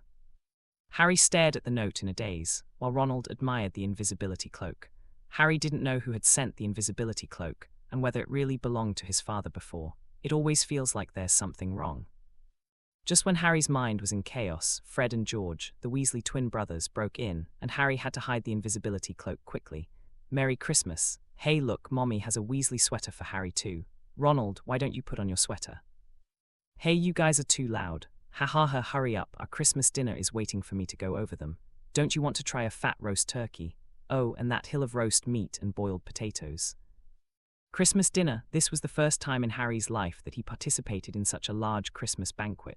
All kinds of delicacies are spread on the long table. There are various barbecues, potatoes, sausages, etc. as high as hills, and the whole restaurant is filled with various aromas. Just smelling it will make people full of appetite. In addition to the delicious food, there are also various small event gadgets, wizard color packs, firecrackers, etc. in the entire hall. On the professor's chair, Kate Lyle walked among the crowd with a smile on her face. Dumbledore's pointed wizard hat was changed into a female hat decorated with flowers by someone, and then he joked with Professor Flitwick, and they both laughed happily and were very happy. Hagrid liked to drink, and the more he drank, his cheeks turned red, and he even kissed Professor McGonagall on the cheek, which made Harry almost spit out the food in his mouth. Didn't expect you to be such a Hagrid. Of course, among these professors, Professor Kate is undoubtedly the most popular. He is the most handsome and sunny among all the professors. Professor McGonagall happily came to Kate Lyle, clinked a glass of wine, said a few jokes, smiled like a flower, and was very happy. Finally, Professor McGonagall successfully invited Professor Kate to dance the waltz in a relatively open place. The dances of Professor Kate and Professor McGonagall are very elegant and beautiful. At the end of the song, Professor McGonagall blushed and was extremely happy. With such an opportunity to relax, the teachers and students who stayed at the school let go, and even the Weasley twin brothers started a little joke magic. What puzzled Harry and Ronald was that Professor Quirrell was not there. Later, they heard that Professor Quirrell was on vacation and did not choose to stay in Hogwarts. After Christmas dinner, Harry and the Weasley brothers had a snowball fight on the playground, and eventually students from other houses joined in, which turned into a snowball fight. They were all playing like crazy. If it wasn't for the extreme cold and wet clothes at the end, they would probably fight to the death until the last one. Tired and crazy from playing, everyone fell asleep quickly. This was the happiest Christmas Harry had ever had. However, on such a Christmas day, he couldn't sleep because there was always one thing in his mind, lingering in his mind, lingering. Harry, you really didn't fall asleep. Kate Lyle walked in, looked at Harry Potter sitting in the Gryffindor common room, roasting by the fire, and smiled. Professor Kate, Harry was a little surprised. Kate Lyle actually came here at this time, and that meant, as if he knew he would not be able to sleep. Have you received the gift I gave you? Kate Lyle came to Harry and sat down.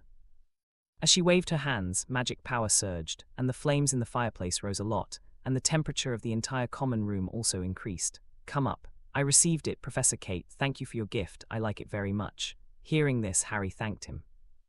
The water of life is not easy to make, and it is very important. When you take it out and use it, you must be cautious, but once you decide to use it, don't hesitate, understand?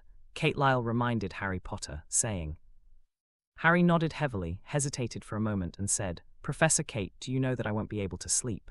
Kate Lyle smiled and said, "Yes, besides the gift I gave you, you also received a special gift." Harry cheered up, looked at Kate Lyle, and said with some excitement, "Professor Kate, do you know who gave it to me?" Kate Lyle touched Harry's head, laughed and said, "Of course I know, and I also know what gift you received. Believe me, that dress was once owned by your father. It is very precious. You have to keep it safe, understand?" Harry got the acknowledgement from Kate Lyle. With a smile on his face, he was very happy and said, "Thank you, Professor Kate. I will definitely keep it safe. Let's go, I'll take you to a good place." Kate Lyle stood up, stretched out her hand, motioned for Harry and said, "Where are you going?" Harry asked curiously. Kate Lyle raised her arms and said with a smile, "Today is Christmas. On this special day, how can the family not be together? Family." Harry was a little hesitant when he heard that, but at the same time, he felt a little bit of anticipation in his heart. Of course, Harry also knew very well that his parents were dead, and it was impossible for them to be reunited in this lifetime. Still, Harry put his hand on Kate Lyle's. In an instant, the two disappeared into the Gryffindor common room. When it appeared again, it was in front of a wall. "Professor Kate, where are we?" Harry looked around and asked. Kate Lyle made a shush gesture to Harry and said with a smile, "Be quiet, although Filch is a squib, but his nose is very good, we need to be quiet." Harry nodded, shut his mouth and said nothing more. Kate Lyle pushed the wall forward, a door opened and the two walked in. This is an abandoned classroom, with many desks and chairs piled up against the wall, which looks dark and somewhat unattractive. Kate Lyle waved her magic wand, and the whole classroom became brighter. The tables and chairs were repaired and quickly arranged neatly. The whole classroom was also completely new, and the smell of decay was no longer in the air. Here was a very handsome mirror, in a rich golden frame, supported by two claw-shaped feet. It is very high, as if it is mounted on the wall. On the top of the mirror there is a sentence written, "What I show is not your mirror image, but your inner desire." At this moment, Harry stood in front of the mirror, extremely shocked. He saw a lot of people here, standing behind him. Each of them showed smiles that made him happy and made him feel gentle and kind. But when Harry turned to look, they were gone again. But when he looked in the mirror again, they were behind him again, looking at him.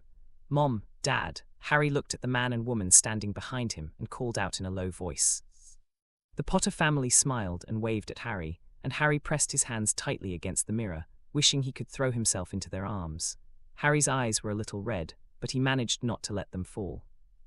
Harry was strong and knew very well that these were things he longed for, but they didn't really exist. Kate Lyle came to Harry's side, hugged Harry gently, and said with a smile, "Brave and strong boys are always surrounded by relatives and friends. What you see is real." Harry Potter turned and hugged Kate Lyle, trying not to cry. However, as far as he could see, seeing them standing beside him made Harry extremely happy and excited. "Merry Christmas, Harry." Kate Lyle comforted Harry Potter, wishing, "I hope this reunion can strengthen your heart and make you stronger." The Mirror of Erised fascinated Harry Potter somewhat. The feeling of being surrounded by family affection made him want to experience it again and again. Just like the words left by the Mirror of Erised, "What I show is not your mirror image, but your inner desire." This was what Harry wanted, so he needed to feel this way. However, he found that he couldn't find the room where he entered the Mirror of Erised. The place Kate Lyle took him to was in a long corridor, which was also very dim at the time, and he didn't know exactly where it was. Wearing an invisibility cloak, he searched for many times, but was almost discovered by Filch. "Harry, that is to say, that mirror can see what we most want?" Hermione asked somewhat expectantly after hearing what Harry said about the Mirror of Erised. Ronald is also looking forward to it. He wants to know what he can see and whether he can achieve it in the future. "Yes, but I can't find him now," Harry said regretfully. "It's just a fleeting moment, it's in the past, it's illusory." Hermione thought for a while and said with a serious look, "Harry, you can't indulge in it, it's a waste of time. You should study hard if you have this time now. Time to test your herbalism." Both Ronald and Harry were taken aback by Hermione's loud reprimand. Especially, Hermione's expression was very serious at this time. The two of them looked at each other, lowered their heads and buried themselves in their books. Defense against the Dark Arts class. Harry looked at Professor Quirrell, who was stuttering in teaching, and his mind was thinking about how to get Professor Quirrell out of Snape's threat. Harry couldn't do anything until after class. Harry Potter, what are you thinking? When Harry was in a daze, Professor Quirrell came to Harry's side and asked with a smile. Harry came to his senses in a daze, stood up quickly, and said, "It's nothing, Professor Quirrell.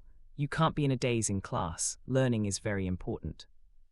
Professor Quirrell laughed. "Okay, Professor Quirrell," Harry said, nodding repeatedly. Professor Quirrell urged Harry a few more words and left in a hurry. Professor Quirrell stammers, which is a bit embarrassing, but he is much more pleasing to the eye than Professor Snape. Ronald said, looking at the back of Professor Quirrell going away. "Maybe," Hermione said aside. Just then an owl flew in. It was Hagrid's owl.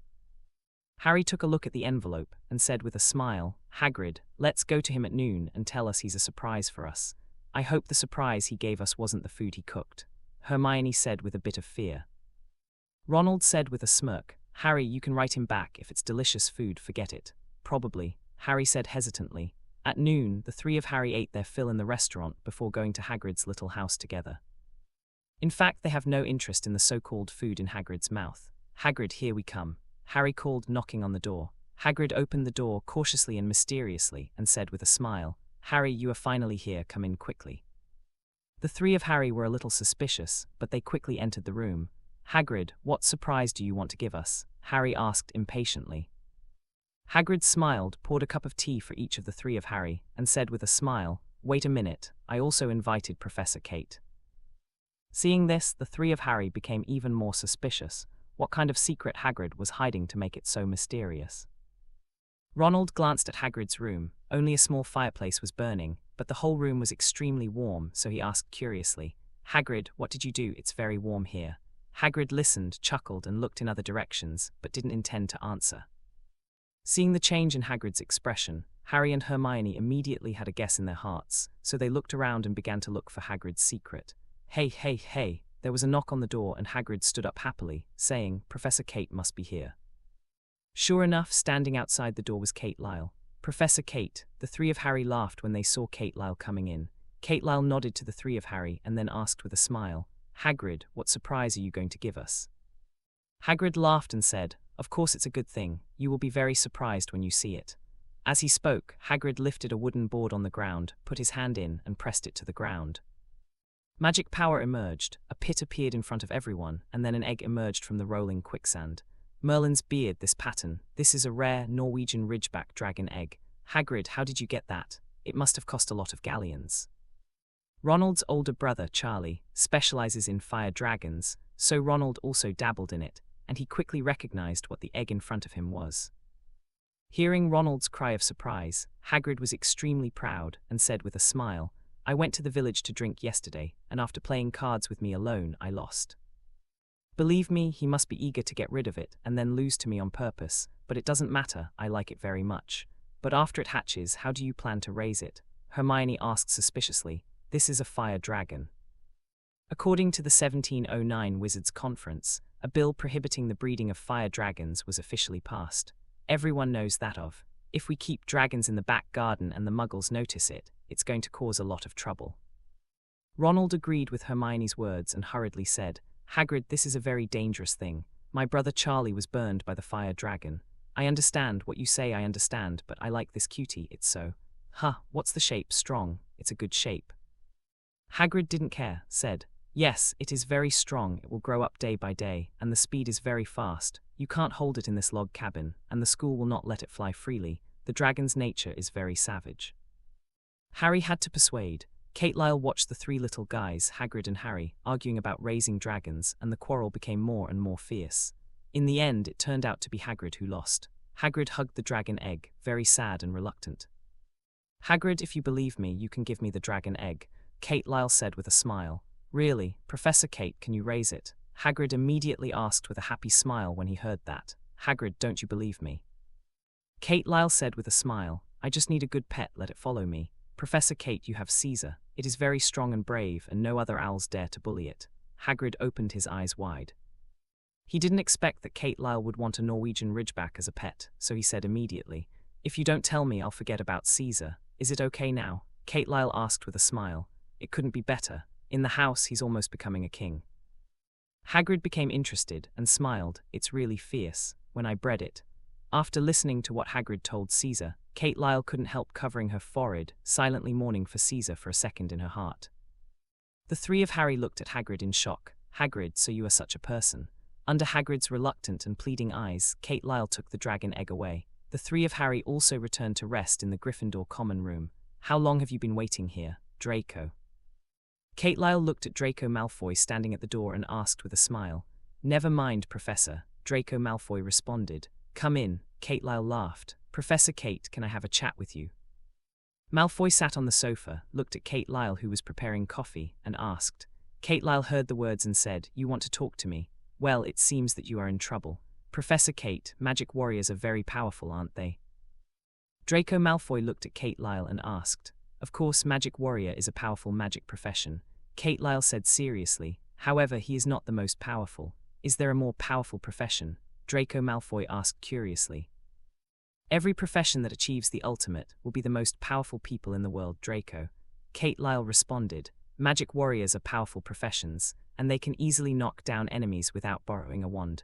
However, magician is also a powerful profession. When you raise your hand, super-level magic covers it. No matter how powerful the magic warrior is, he still has to chat with Merlin. Can magic warriors beat magicians? Draco Malfoy asked suspiciously. Each has its strengths and weaknesses, and it varies from person to person. Defeating an enemy often depends on two conditions. Kate Lyle explained. One is absolute strength and the other is wisdom. In the face of absolute strength, any conspiracy will eventually disappear, and it is not worth mentioning. In addition, sometimes when your strength is not absolute, wisdom is very important. He can balance the gap between you and win any duel for you. Draco Malfoy was silent for a moment and said, Professor Kate, I want to train. Take a break today, go back. Kate Lyle said with a smile after hearing this, Your body hasn't grown yet, and you need to combine work and rest. If you develop too much, you will become ugly and you won't grow taller. Draco Malfoy's face changed suddenly. He stood up immediately, turned and left and said, Thank you, Professor Kate. I suddenly feel that I am very tired and I need a good rest. Draco Malfoy is quite confident about his current appearance. It would be unacceptable to make him ugly and very short. Kate Lyle smiled, and after Draco Malfoy left, she went straight to the door, cast a spell, and then walked towards the room. In the room, Kate Lyle opened the stowed suitcase and walked in. This is a suitcase that has been casted with the untraceable stretching curse. The space inside is also very large, and it has a corresponding environment. Here, there are many magical animals. Kate Lyle came to a prairie, looked at several huge poison horn beasts who were basking in the sun, with a smile on their faces, and waved their magic wand. Fresh pieces of meat flew out of a wooden house and landed on the ground, in front of them. They were very happy when they saw the food, and they ate it excitedly. Their temperament is very friendly. Their thick hide blocks many spells and charms, and is a favorite material of some alchemists and wizards. Plus, they actually look more like an elephant-rhino hybrid. After walking a few steps, it is like walking through a certain tunnel, but it is another scene. A warm and cozy room, a few leafy trees with dozens of boatruckles living on them. The boatruckle is a slender, twig-like, very shy plant that can take on any leaf shape. And his branches and leaves are also very flexible, and he is a good locksmith. Boatruckles are cute, and like their name, they protect the trees that produce their wands. However, if you can give it a woodbell, they might get you a tree that isn't too thick. Kate Lyle went up to tease a boatruckle, and the little guy clung to him. Okay, little one. Kate Lyle took out a bottle of magic potion and poured it into a small basin. A group of boatruckles immediately became crazy and rushed into the small basin, stretching out their branches and leaves, and falling into the small basin. If you are slow, you will miss it. Hey Seth, where have you been? Kate Lyle took a look, filled a lot of gold coins, crystals, necklace nests, but didn't find Zixu inside, so she called. There was a clattering sound, and the little guy ran out from a corner, still holding the silver eggshell in his hand. Zixu, although it is gentle and affectionate, Zixu will definitely not be a good house pet. It is cute and very mischievous. It is a magical animal in Britain that can dig the ground. Covered in black down, the animal has a long snout and a penchant for anything shiny. Kate Lyle flicked sass on the forehead lightly, and the little guy was directly sent flying, floating in the air, struggling with his limbs. Seth, you're stealing Anhinga eggshells again. Let me tell you, if you are eaten by an Anhinga, I don't want to care about you. At this moment, a figure appeared, turned and ran. Kate Lyle, with quick eyes and quick hands, waved her wand and said, "Come here, BB. This is an invisible beast. It looks like a monkey. It is very smart and can quickly integrate into the surrounding environment. It does not need an invisibility cloak at all. In addition, it can predict the future. This little guy just predicted the result after Zixu was discovered. Although it was very short, he also knew that he would be exposed, so he ran away quickly. Unfortunately, in the face of absolute strength, its efforts were in vain. Well, I already know that you are helping Niffler steal the Anhinga's eggshell. You are so lucky, otherwise, you will all become food for snake birds." Kate Lyle put the two of them aside and said. Sniffing, she made some special sounds, and her expression was a bit twitchy. It looked like she was getting carried away. The invisible beast was quiet and did not speak. This clever little guy is very well behaved in normal times. Kate Lyle ignored them and continued to move forward, passing through special worlds and environments, and finally came to a humid and hot environment. He took out the smaller Norwegian ridgeback egg from his pocket, put it on the ground, lifted the spell, and the egg returned to its original size. Kate Lyle waved her magic wand, and the environment of this space world changed. In the next period of time, the little guy was born and raised here. "BB," Kate Lyle shouted to the invisible beast beside her. BB showed her original shape, came to Kate Lyle, and held Kate Lyle's hand. "BB, look after this place for me. This is a Norwegian ridgeback. It's dangerous. When it's about to be born, you must inform me, you know." Kate Lyle told BB, the invisible beast, and said. BB looked at the dragon egg and nodded, expressing her understanding. After exhorting, Kate Lyle left. Each room means different worlds. The worlds are of different sizes, and there are hundreds of magical animals living there. These animals were collected by Kate Lyle after she came to this world.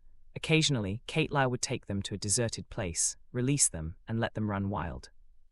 The same is true. Kate Lyle needs some special materials, and it is much more convenient when conducting research. "Ronald, Harry, what are you going to do?" Hermione looked at the two of Harry who were leaving in the distance in the wind and snow, and called out in doubt. Harry and Ronald looked at Hermione, who was trotting towards him, stopped in his tracks and said, "We have discovered a little secret and we plan to check it out." "What secret?" Hermione asked curiously. "It's Draco and Jennifer's." Ronald chuckled. When Hermione heard this, she was stunned for an instant, and then said in surprise, "You mean Malfoy and Luna are walking together?" Ronald nodded repeatedly and said, "Although I don't know, it should be about the same." Hermione had a smile on her face when she heard that and gossiped, "Where is it? Let's go and have a look." "Harry, do you have your memory crystal?" Hermione looked at Harry and said, "No, it's in the dormitory." Harry responded, "Since I didn't bring it with me, it's really a pity." Hermione said with some regret, "It doesn't matter, let's go there quickly." So the three of Harry quietly walked towards the distance. In the distance, Kate Lyle looked at the three of Harry who were quietly going away, and was a little puzzled. Are these three little guys planning something? After thinking about it, Kate Lyle didn't bother to participate. The little Charmander Honksue is about to break out of its shell. "Hey, where did they go?" Ronald looked around and asked curiously. "There are still footprints over there." Looking at a relatively hidden corner, he could see vague footprints and said a little excitedly, "Although they are a little blurry, they should be heading this way." "Then go and have a look," Ronald and Hermione said. The three of them continued to move forward against the wind and snow. 10 minutes passed, and the wind and snow were freezing, making them shiver. Finally, when they continued to move forward at a corner, they saw Malfoy running in a hurry, at an extremely fast speed, directly using the power of the magic warrior. The three of Harry looked a little astonished and puzzled. But at this moment, a magic flashed and shot directly at Malfoy. Not far away, there were three men in black running out, chasing after Malfoy.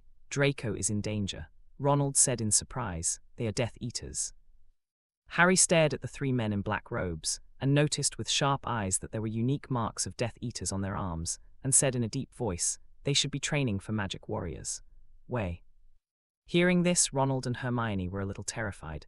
"Then what should we do? Do you want to help Malfoy?" Ronald said hesitantly and nervously. "Where's Luna?" Hermione looked into the distance, trying to find Luna's figure, and said, "Luna must have been attacked too." Harry also reacted and immediately said, "Ronald, you and Hermione go to help Draco Malfoy, and I'm going to find Luna." "No, you can't do it alone." Hermione refused without hesitation. "I use wind magic. My speed is faster and it is easier to find Luna. Once I find Luna, I can come back in time to support you." Harry said decisively, "That's the arrangement." Flying curse. Harry cast a spell on himself, flapped his wings, and quickly flew away in the cold wind. Seeing this, Hermione and Ronald felt helpless and dissatisfied, but there was nothing they could do. Let's go, I hope everything goes well for him. Hermione walked towards the direction where Draco Malfoy was being chased and said dissatisfiedly, "We should trust him," Ronald added. "I don't believe you." Hermione turned around and yelled at Ronald.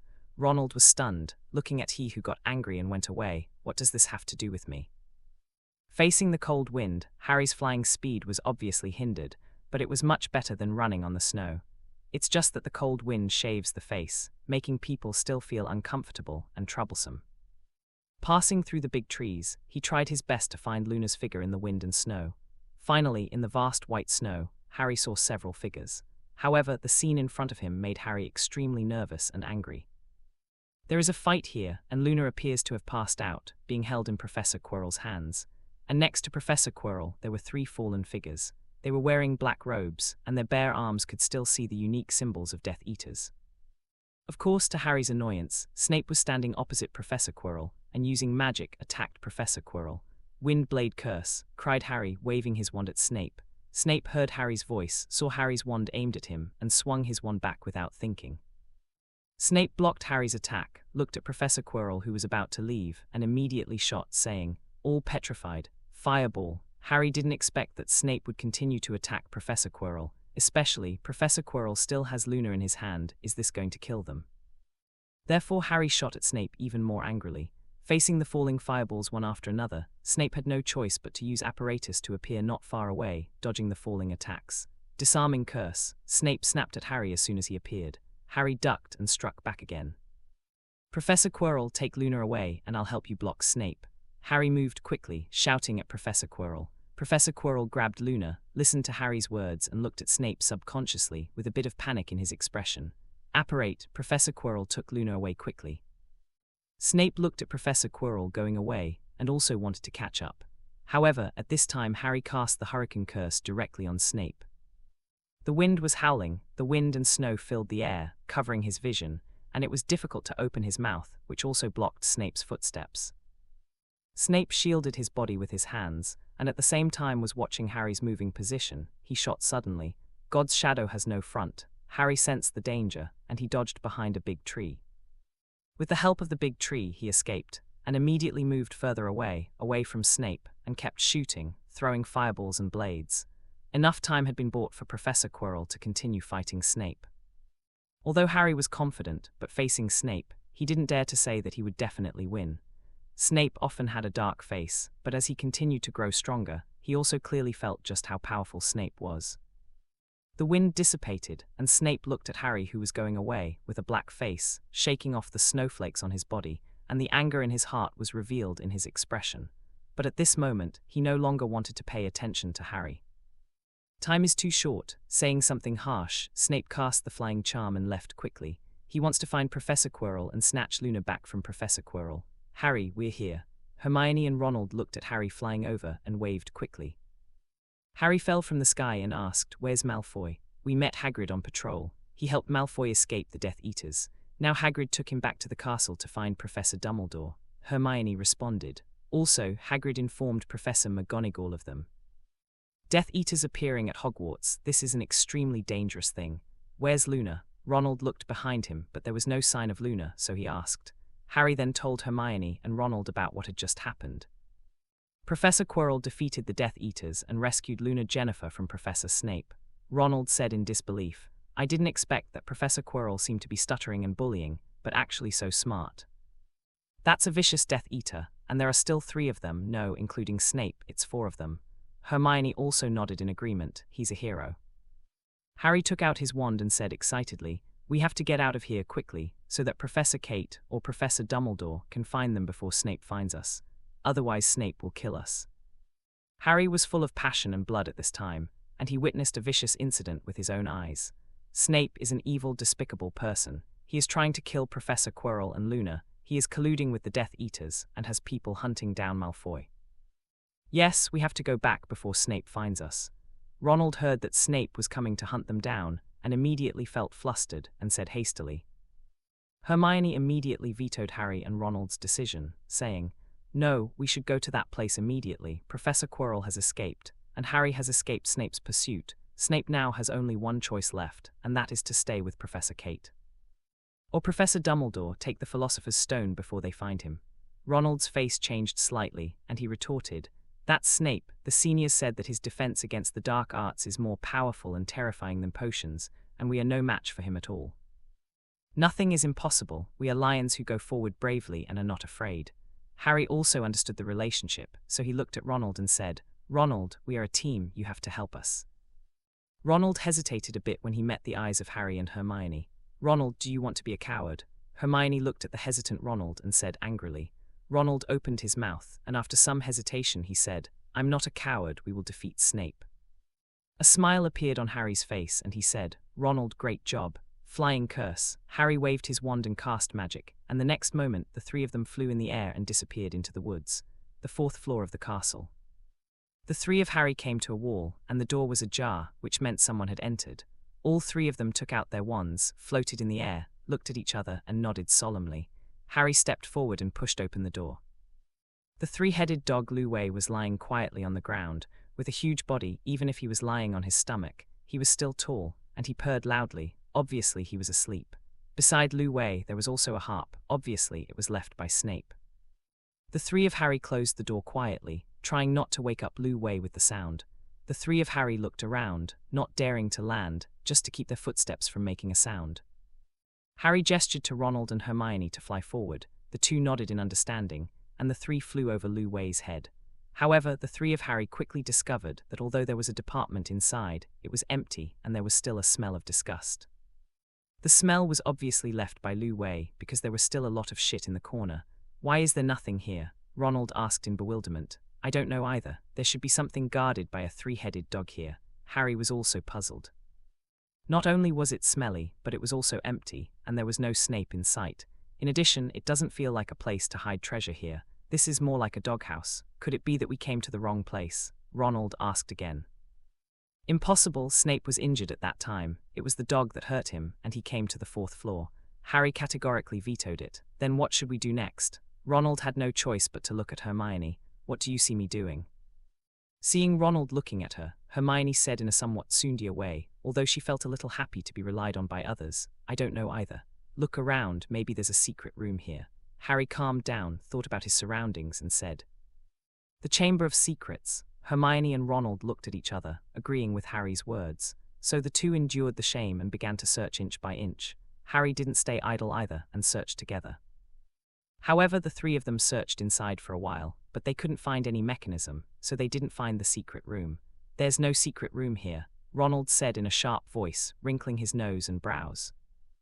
Ronald was completely suffocated and uncomfortable. Even Hermione's face felt pale and unnatural for a while. "Isn't the entrance to the Chamber of Secrets here?" Harry looked towards the corridor and said. However, there was a huge and dangerous three-headed dog lying there. "Perhaps we can look for it." Hermione didn't want to be inside, at least in the passage, where she could be a little farther away from the smoky smell. Harry nodded, and the three of them started to look for it little by little. "Harry, here." Hermione found a suspicious place, flew to Harry's side, and whispered. Harry followed Hermione to the bottom of the three-headed dog's paws. There was an iron door, which was blocked by the three-headed dog's paws. He didn't notice it at first, but there seemed to be an underground secret room. "It looks like Snape didn't go down." Hermione came to Harry's ear and whispered. Harry shook his head. Harry pointed to the harp beside him and said, "Not necessarily, don't forget. Hagrid accidentally said that Lu Wei would fall asleep when he heard music." Hermione gave Harry a thumbs up, knowing that she was thinking a bit one-sidedly. Harry whispered to Hermione and Ronald respectively, "I'll release the levitation spell. You quickly open the iron gate and go in." Hermione and Ronald nodded, and then they stood apart, ready to make a move. Looking at the huge three-headed dog, Harry felt a little nervous. To levitate it with such a large size, it required strong enough magic power and mental power. If it fails, Lu Wei will be awakened instantly. "Levitation curse," Harry waved his wand and said in a low voice. At this moment, the hearts of the three of Harry accelerated very fast. One of the three-headed dogs shook its head. Its ears and nose were moving, as if it was about to wake up. Harry was extremely nervous, increased his magic power output, and moved his wand slowly. Lu Wei's huge body slowly floated up and moved away to the side. Harry and Hermione didn't dare to take a breath, for fear of waking Lu Wei up. Moving slowly, the iron door was finally exposed, and Harry finally breathed a sigh of relief. "Ah, sneeze." A sudden sneeze sounded, and Harry and Hermione were completely dumbfounded. Especially the three heads of Lu Wei, who was close in front of him, opened their big eyes like copper bells. Wow, there was a sudden sneezing sound, and the expressions of Harry and Hermione suddenly became extremely ugly. In particular, when Lu Wei, the three-headed dog, growled and roared at them, the stench from the impact and the ferocious mouth made them even more horrified and disgusted. Hurricane curse. Harry didn't care so much, gave up the levitation spell, and directly cast a hurricane spell on Lu Wei. The gust of wind shot out from Harry's wand. Under the gust of wind, Lu Wei tried to grab the ground with all his limbs, but it couldn't. The force brought by the strong wind kept pushing it back. Go in. Seeing that the hurricane curse had an effect on Lu Wei, Harry quickly shouted at Hermione and Ronald. Hermione was the first to react, and slapped Ronald on the face, who was still in a daze, and shouted, "Open the door quickly." Ronald was slapped awake, his face was a little red, but at this moment he didn't care so much. He grabbed the bracelet with all his strength and opened the iron door. "Get in," Hermione urged, seeing the door open. I know."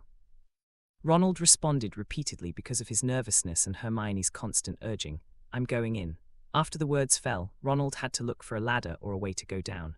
However, Harry's urging again made Hermione anxious, and Ronald was directly pushed down by Hermione. "What?" A desperate cry sounded, and Ronald's voice echoed at the entrance of the cave. Hermione, who was about to go down, froze her body immediately and shouted in panic and regret, Ronald, what's wrong with you? Merlin's beard, I was almost thrown to death by you." Ronald's terrified voice came from below. Hermione was a little happy and thankful that Ronald seemed to have nothing to do, so she ignored Ronald's complaints and called, "What's down there? Can we go down?" "I don't know, it's a little fluffy, like the feeling of toast, it caught me," Ronald responded. Hermione looked at Harry and said, "Harry, there is no ladder here, we need to jump down, there will be something below to catch us."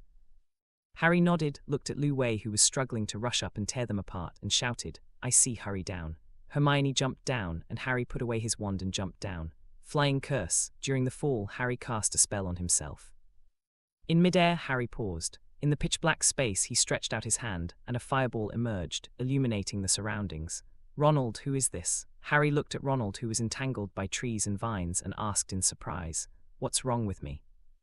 Ronald didn't react beforehand. He was still in the fear of being pushed down by Hermione, and almost having a chat with Merlin about his life. But after Harry's reminder, he also noticed the same thing, and immediately struggled. However, the more he struggled, the more those vines entangled up, and the more tightly entangled. "This is the devil's net," Hermione's voice sounded, and at the same time, she was trying hard to break free from the vines wrapped around her ankle. "Harry, the devil's net is a plant that likes to live in dark and humid places. Your flame can deal with it." Hermione saw Ronald, who was about to be wrapped into a dumpling, and quickly remembered the fatal weakness of the devil's net, and called. Upon hearing this, Harry immediately threw several fireballs towards the devil's net beside him. The fireball ignited the devil's net, and the devil's net, like a frightened rabbit, yanked every vine and let Ronald and Hermione go. Ronald and Hermione both fell to the ground and ran away quickly.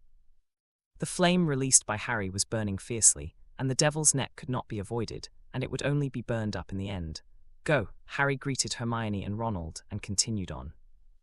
It was a stone corridor, and it was the only way to go at present. There is water dripping slowly along the wall, releasing sounds of different rhythms, giving people a special feeling. Especially, this passage is still going down, it is very dark. At the end of the corridor, the exit of the white light can be seen, but the distance of the corridor cannot be seen. The ground was a bit slippery, but Ronald couldn't control his body and fell down while screaming, and even tripped Harry. The two of them slipped all the way down, and the screams of screams followed. Hermione wasn't tripped, but her speed of walking down was obviously restricted. At this time, seeing Harry and Ronald fall down, he was extremely nervous and worried, and quickly shouted, "Harry, Ronald." Both Harry and Ronald fell to the ground, and the fall was a little painful, especially Ronald, whose face was on the ground, his eyes were red, and his nose was sore and runny. Harry stood up and responded, "Hermione, we're fine, you come down quickly, it's safe down here." After Harry's voice fell, Hermione flew out from the sliding corridor, screaming, "Catch me." Seeing this, Harry and Ronald panicked, stepped forward and opened their hands. Bang, a dull sound sounded. Harry and Ronald exchanged glances, then turned around silently. "Harry, Ronald, I hate you guys." Hermione's face was pale, her eyes were red with tears welling in her eyes. She clutched her sore butt and screamed angrily at Harry and Ronald. Ronald felt a little sorry, turned around and said, I just fell and hurt my nose, and my reaction is a bit slow. After speaking, Ronald looked towards Harry, and Hermione also looked over. Immediately, Harry felt a huge pressure and said bravely, I didn't expect you to slide down. Ah, I hate you. Hermione rushed to Ronald and Harry coquettishly, slapping them continuously, as if she wanted to vent out the grievance she had just received. Ronald felt a little hurt from Hermione's beating. He didn't know what to think, but he turned around, hugged Hermione, and locked Hermione's hands tightly with his arms. Don't move, don't hit anyone, I didn't mean to. Ronald growled at Hermione a little angrily. Hermione was snarled by Ronald, her eyes were red and tears were about to fall. When Harry saw it, his face changed slightly, and he hurriedly stepped forward to let go of Ronald and Hermione, saying, Hermione, I'm sorry, if there is another time, we will definitely catch you. Now, let's stop Snape. Hermione rubbed her tears with her hands and said with a bit of grievance, there are several light cards in this secret room Lu Wei was arranged by Hagrid, and the Devil's Net just now, if I guessed correctly, should be Professor Pomona Sprout arranged. So next there must be several other levels. They are Professor McGonagall, Professor Flitwick, Professor Quirrell, and Professor Snape. There should be Professor Dumbledore. Harry added aside, where's Professor Kate? Ronald said reluctantly. Ronald, have you got your brains? Hagrid said that it was arranged by the 6 of them. It has nothing to do with Professor Kate. Hermione said dissatisfied. However, Professor Kate said that Professor Quirrell has nothing to do with the deciphering room. Ronald retorted, if Professor Quirrell is also involved, then he must know everything here. Both Harry and Hermione were taken aback when they heard this. This is contradictory. Hagrid said that Professor Quirrell was involved in this, but Professor Kate said that Professor Quirrell could not understand the situation in the decryption room. Who is right? Harry and the others believed Kate Lyle very much, but Hagrid didn't seem to be lying either. They didn't know how to tell the difference, so the 3 of Harry could only move forward with doubts. After all, at this time, they have no chance to retreat. The 3 of them came to an empty room, and the room was filled with magical animals of unknown insects, and their speed was very fast. In addition, these magical animals continuously released lightning. The power of lightning is not strong, but when they gather together, they can make people's scalp tingle.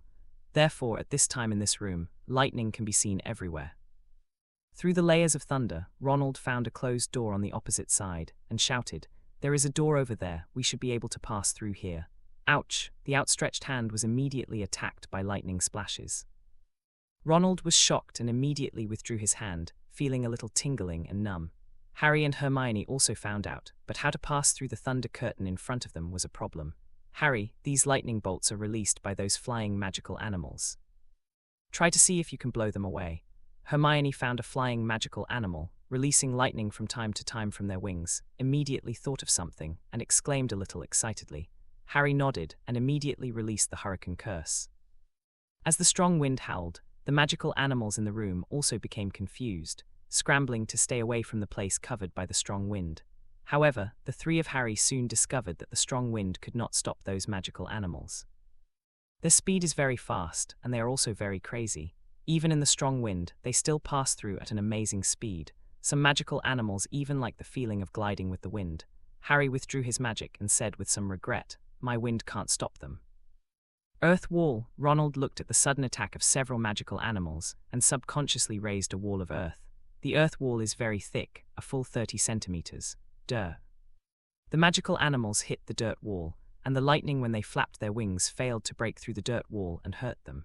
Seeing such a scene, Harry and Hermione smiled and thought of a way.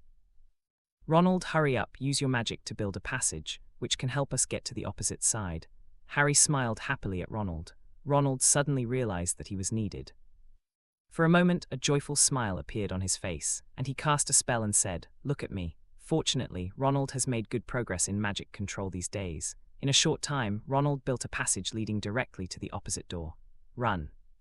With a cry, Harry took the lead, followed by Hermione and Ronald last. Harry ahead. Hermione yelled worriedly when she saw the exit ahead and a magical creature flew in. Harry waved his wand as he ran and shouted, Fireball. The magical animal was hit by the fireball, instantly ignited, and then fell to the ground with a crisp sound. Harry, hurry up, we have a lot of magical animals behind us.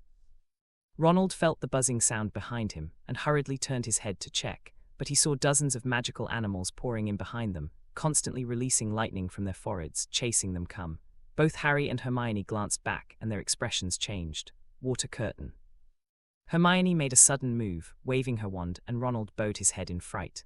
Behind Ronald, a thick wall of water rose up, and those magical animals crashed into it, like crashing into jelly. A wave of waves surged, and lightning crackled and jumped on the water curtain. But that still doesn't stop them. One after another, the magical animals collided with it, even piercing through the water curtain, and continued to chase after them. Dirt wall. The three of Harry rushed out of the passage built by the earthen wall. Ronald turned around quickly, released a spell, and blocked the exit. Allahu hole is open. Harry looked at the door in front of him, releasing magic, and shouted. However, there was no movement at the gate. Hermione and Harry were a little taken aback. Harry didn't believe in evil and shot again, but it still didn't open. Let me try it. Hermione stepped forward, waving her wand, and said in a more standard way, Allahu hole is open. Still quiet and no response. Isn't this the entrance? Ronald looked aside and said, This is the entrance, it's just that we haven't found a way. Hermione said in a deep voice, Look over there, it's a broomstick. Ronald accidentally found the broomstick floating in the corner and called. Hearing this, Harry looked at the magical animals again and said, Are we going to catch them? True, but we probably don't need to catch them, Hermione said suddenly. Why? Harry asked, puzzled. Ronald, take down this wall, Hermione said, pointing at the wall in front of her. Although Ronald was puzzled, he still used magic to push down the dirt wall in front of him. Hermione broke in and came out the next moment, clutching a few keys. Look, what is this? Hermione said, showing the key in her hand to Harry and Ronald. Key. It seems that we have to use the key to open this place. Harry came to his senses and said immediately. Hermione spoke out what was in her mind and said, I can guess that more powerful magic has been cast here, but because our magic power is too weak, our magic has not succeeded in opening this door. And there is definitely more than one way to open this door, such as a key, but there are too many keys here. Ronald looked at the densely packed magical animals and said a little cowardly, It's not like there's no chance. Harry said in a deep voice, You have a solution. Ronald and Hermione said in unison, You can try it. Harry laughed. Harry took a deep breath, waved his wand and said some complicated spells. Omnipotent wind spirit. Use the atmosphere as a bow and radiance as an arrow. Accept the power of my will and cut through the void, blade storm. One by one, the wind elves lingered around Harry as he chanted the spell, and in an instant, they rushed out as Harry waved his wand. Countless wind blades shot out from the hands of the wind elves, strangling and killing the magical animals. Under the shocked gazes of Ronald and Hermione, all the magical animals running around in the room were attacked by wind blades and turned into keys, which kept falling to the ground. In just 3 breaths, all the magical animals were turned into keys. Harry watched those magical animals all turned into keys, with a smile on his face. However, the next moment, Harry rolled his eyes and fell to the ground. Harry. Ronald and Hermione cried out in horror when they saw Harry falling. Ronald picked Harry up and shouted full of worry, Harry, don't die. I'm fine. Harry was shaken awake by Ronald, took out a bottle of potion from his pocket and poured it into his mouth. His pale face immediately regained its color, and his whole body became much more energetic.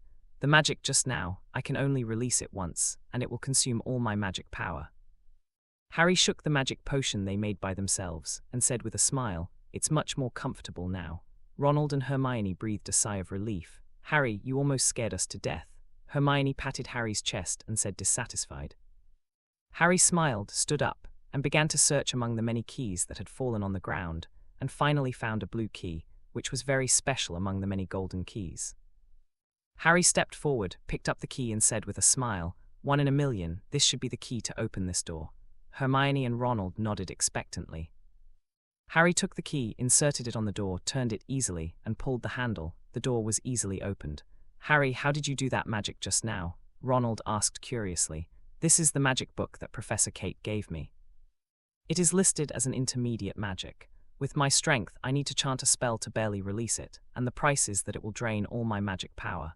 Harry explained, You can release intermediate magic. It's really amazing. Ronald couldn't help admiring when he heard that. Harry, I still have the magic potion here. When you are dealing with Snape, you can give it a go.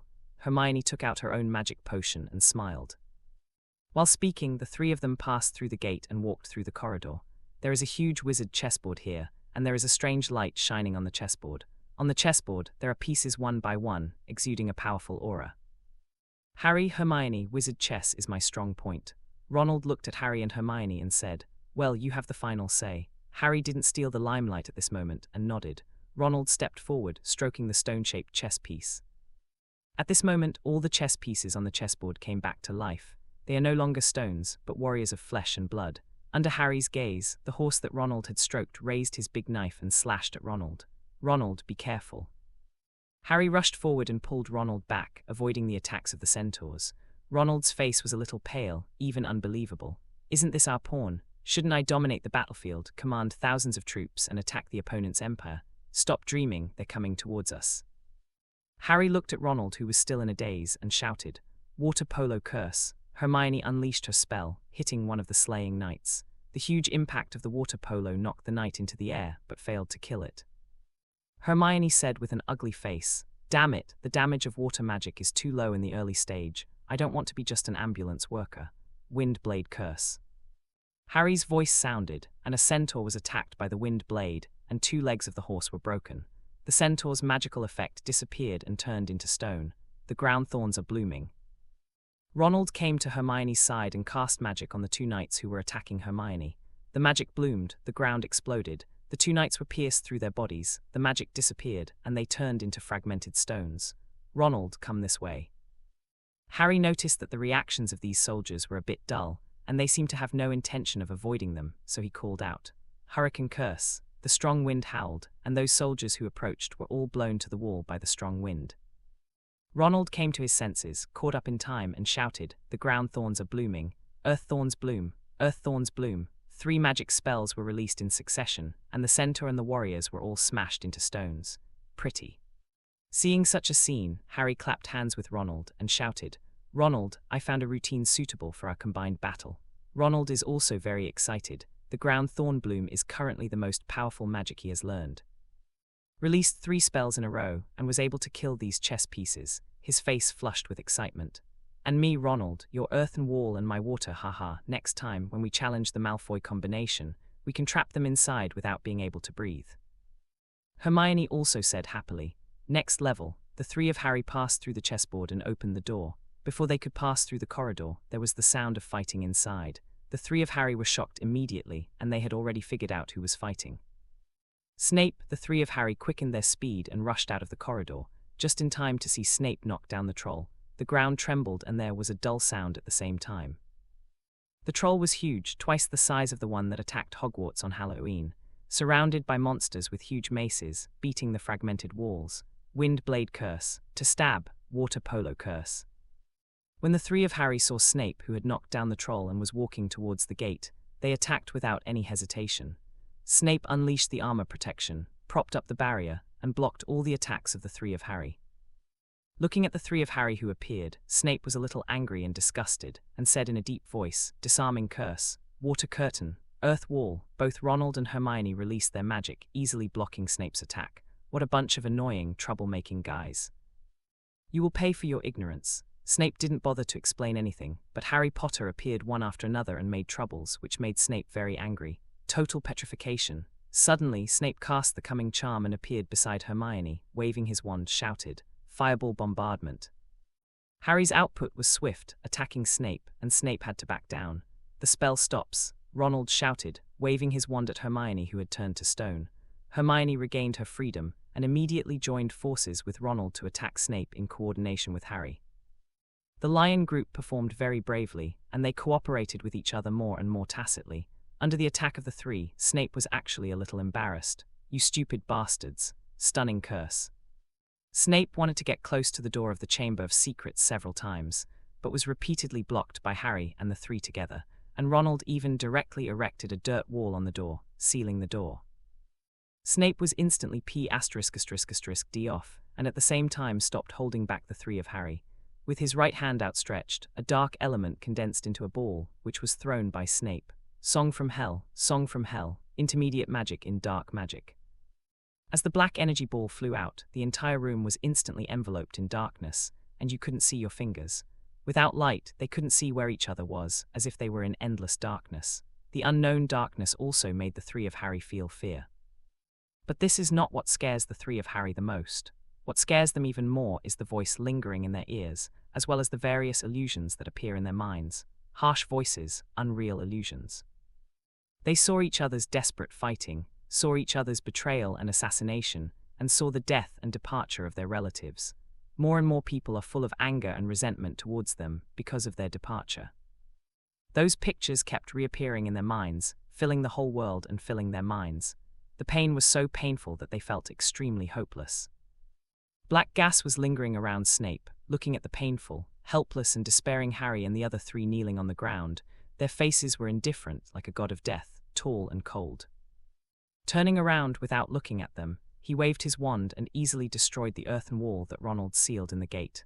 "Dad, Mom," Harry's painful voice sounded, and it fell clearly into Snape's ears.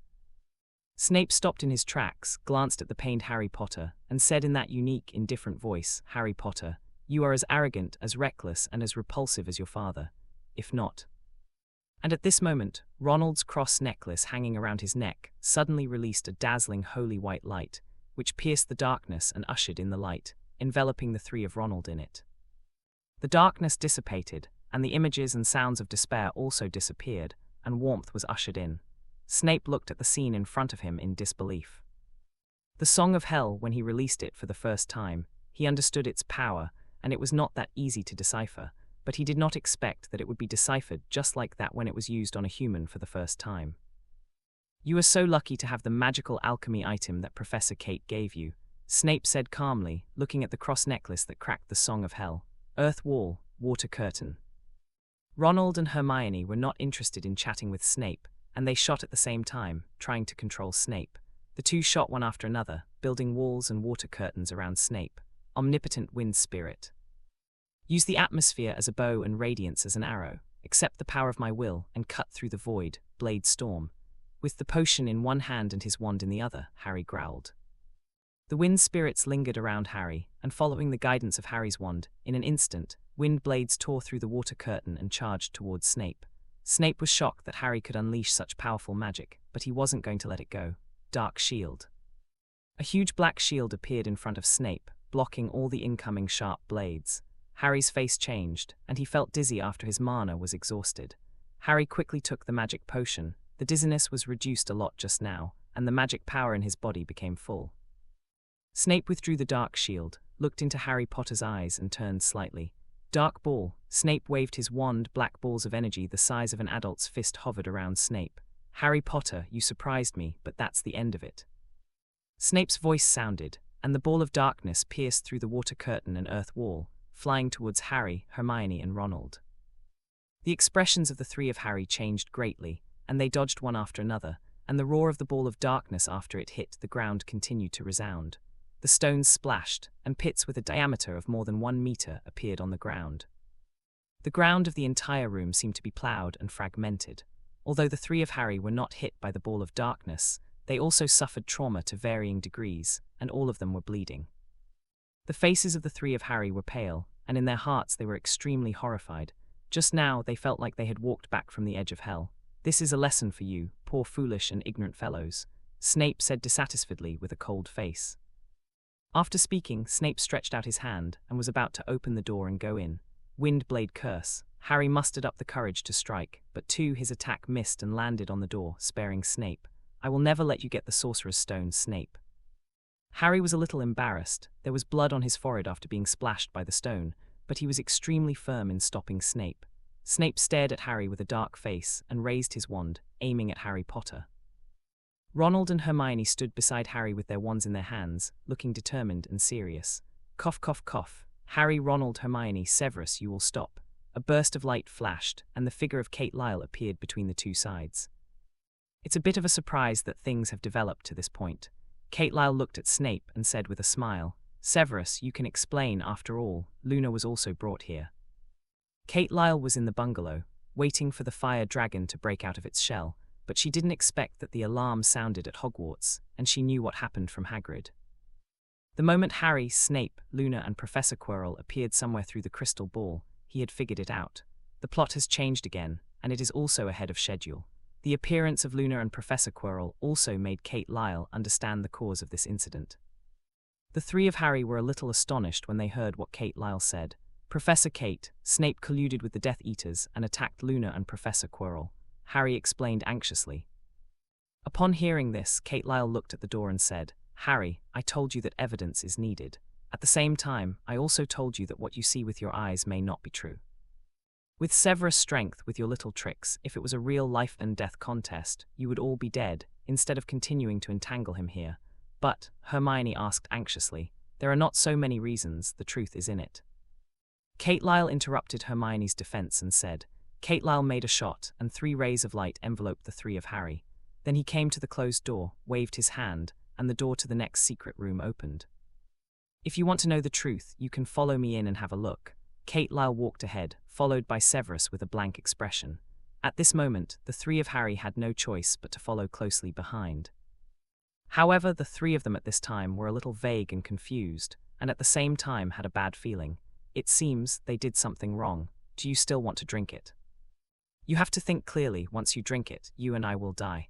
No, to be more precise, you will die, and I will continue to live in another way, deep in the secret room. The hoarse and playful voice echoed in the secret room, neither fast nor slow, but very penetrating.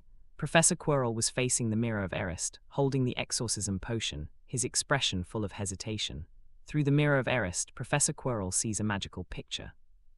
He drank the exorcism potion, the man was stripped from his body, he was free, and he would continue to travel the world. However, such beauty was completely defeated by that voice. The reality taught him another lesson, and he was still faced with a huge choice. In the secret room, there is another person. She is Luna Jennifer. However, at this time, she fell into a coma. Under the control of Professor Quirrell, she forcibly cast the praise of light to dispel the curse that Kate Lyle cast in his body. He no longer needs to suffer from the curse every night. For nearly a year, he has suffered tremendous pain, and if he hadn't sucked the blood of the unicorn, he would have suffered even greater pain. Perhaps he could not sustain this day at all. Facing Kate Lyle, Professor Quirrell was still full of fear. He is too powerful. Professor Quirrell didn't want to provoke Kate Lyle, but if he didn't, that person would torture him too, and that kind of punishment was also uncomfortable. I have come here according to your request. But as you can see, there is no philosopher's stone we are looking for here. It was hidden very tightly. Perhaps it was not hidden here at all. We are running out of time. Snape will bring Dumbledore to get me. Professor Quirrell looked flustered and trembling, not knowing what to do next. He has worked very hard. He just wants to get rid of that person's entanglement as soon as possible. However, he didn't see the philosopher's stone, so he couldn't fulfill the agreement, and that person wouldn't leave his body. Mirror of Erised, there must be something we need hidden here. Wake up that child, she may be able to help me. You have to believe me, after I get the philosopher's stone, I can be resurrected, and you can also be free. The hoarse voice sounded again, which gave Professor Quirrell hope, but at the same time he hesitated. I can't hurt her anymore, she will die. Professor Quirrell refused, and forced Luna Jennifer to cast that magic, which had already overdrawn Luna Jennifer's magic power, and even hit the Imperious Curse and Absorptive Curse. Her spiritual world is very fragile. If it continues to be controlled, Luna Jennifer's world will completely collapse. You have to do this, the time left for you and me is running out. I can feel that the breath of that person is approaching us. Quillinas, you have no room for regret. No, I can't do that. Professor Quirrell shouted, struggling to stay away from Luna Jennifer and the Mirror of Erised. He wanted to get rid of that person, but he still had bigger worries and doubts in his heart. That is, once that person gets the Sorcerer's Stone, will he be killed, or will he be reborn with his body? And this is the reason why Professor Quirrell has not thrown away the exorcism potion since he got it, and still keeps it in his hand. You must, Quillinus. The man growled angrily, and Professor Quirrell was taken aback. Before he had any other resistance, there was a sharp pain in his head, and then his body began to twitch. Professor Quirrell could feel his limbs losing control. First the head, then his hands, and finally his legs. Professor Quirrell looked at the exorcism potion in his hand. His face was covered with panic, and he shouted, "No, you can't control my body. I will not submit to you again, you devil." Professor Quirrell kept talking, trying hard to control his hands, and unscrewed the bottle cap of the exorcism potion. Professor Quirrell opened his mouth, wanting to drink the exorcism potion, but the man was stopping him. His hands were shaking and twitching. They were fighting for control of them. "I regret making you drink so much unicorn blood," Professor Quirrell said with difficulty, struggling.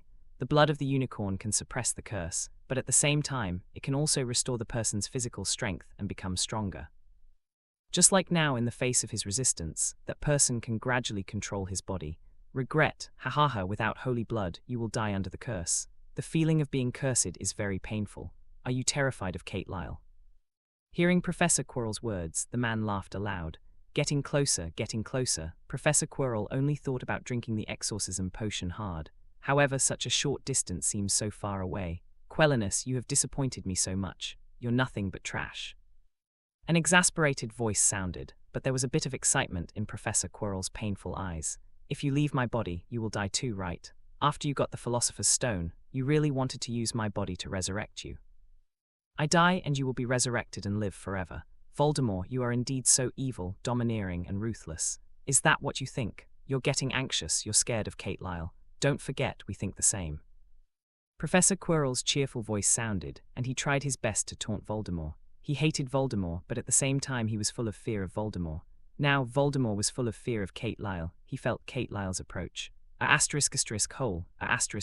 **hole. Voldemort yelled and cursed angrily, and Professor Quirrell let Voldemort get his way carelessly. At that moment, Voldemort took control of Professor Quirrell's body and threw out the exorcism potion in his hand. He doesn't know if it's true or not. However, he is afraid of Kate Lyle, so he is also afraid of exorcism potions. Voldemort came to Luna's side. He didn't know what method he used to force Luna to wake up and brought her to the Mirror of Erised. At this time, Luna, with her arms hanging down and bent over, was very weak. Voldemort didn't care about Luna's life or death. He whispered in Luna's ear with a bewitching voice, looking in the mirror. I kept thinking about the magic stone in my mind, and then tell me, where is the magic stone? Voldemort understood the secret of the Mirror of Erised in an instant, and also guessed Dumbledore's layout. Click, at this moment, a voice sounded, and a dark red stone fell from Luna's hand to the ground. A crisp sound resounded, and the dark red stone fell to the ground, successfully attracting Voldemort's attention. Magic stone. A smile appeared on Voldemort's face, extremely excited. Take a look, what is this? Quellinus, you still don't understand the Mirror of Erised. Voldemort picked up the Philosopher's Stone, which glowed red and released special energy, which was absorbed by Voldemort. The smile on Voldemort's face became more intense, even a little crazy, and he said, "What a beautiful color it is." Unfortunately, if you helped me get the Philosopher's Stone, I should have been able to welcome you to a new life because of your hard work over the years. However, you actually want to fight me for a weak guy. So your body can only obediently become a sacrifice for my resurrection. Professor Quirrell did not respond, or rather, he was incapable of responding. Voldemort with the Philosopher's Stone has stronger power and is helping Voldemort to control his body. I'm sorry to disturb you when you were most proud, Professor Quirrell. However, it seems that you have lost control of yourself. You haven't used the exorcism potion I gave you for a long time, so I should call you Voldemort now, shouldn't I? Kate Lyle's voice sounded, leading Severus and others. They also walked in slowly. Voldemort looked at Kate Lyle, who came in, and there was no smile on his face. Professor Quirrell, Luna. Harry, Ronald, and Hermione looked at Professor Quirrell opposite, and Luna, who fell on the ground, in astonishment and disbelief. At this time, they also realized that it was Professor Quirrell who had been trying to get the Philosopher's Stone. For a moment, they looked at Snape apologetically. By this time, it would be too bad if they still couldn't figure something out. Unfortunately, Snape didn't have the slightest intention of buying into the apologetic looks from the three of Harry. Catler, I admire you a lot. You are an amazing person. The magic you created is a precious asset, especially the profession of magic warrior. I am very much looking forward to it. This profession can enable many people to have extraordinary power and even subvert the entire magic world. If you are willing to follow me, I can let you have the wealth and status in this world. Voldemort held his wand and Philosopher's Stone and looked at Kate Lyle with confidence. Even though he has been dead for more than 10 years, and the loyal apostles have been calculated and killed by all parties, there are still many of them active in every corner of the world. All he needs is for him to reappear in front of the world, and with a wave of his arms, the scattered apostles will quickly return to him, and darkness will continue to shroud every corner of the world. Therefore, Voldemort is still full of confidence in his wealth, connections, power, etc. The three little guys, Harry, Ronald, and Hermione, heard Voldemort's words and couldn't help but look at Kate Lyle. With Kate Lyle's strength, will she accept Voldemort's offer? Obviously not. Kate Lyle is so upright and powerful. How could Voldemort be Kate Lyle's opponent? In the eyes of everyone, Kate Lyle stepped forward, ignoring Voldemort's gaze, and released a light magic, a tribute to life. This is a more powerful magic than praise of light. The holy light shrouded Luna's body, dazzling and gentle, filling the entire secret room. Luna's condition is very bad. If she can't continue to treat her, she will die. Avada Kedavra. At this moment, Voldemort attacked Kate Lyle without any hesitation.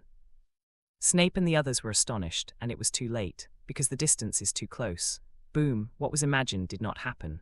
Voldemort's attack, blocked by the holy light, did not cause any damage to Kate Lyle. You are no match for me now, Voldemort. You are too weak, maybe you at your peak can interest me. Kate Lyle looked at Voldemort with a playful look on her face and said, Harry, he's yours now. You can play with him at ease, he can't leave here.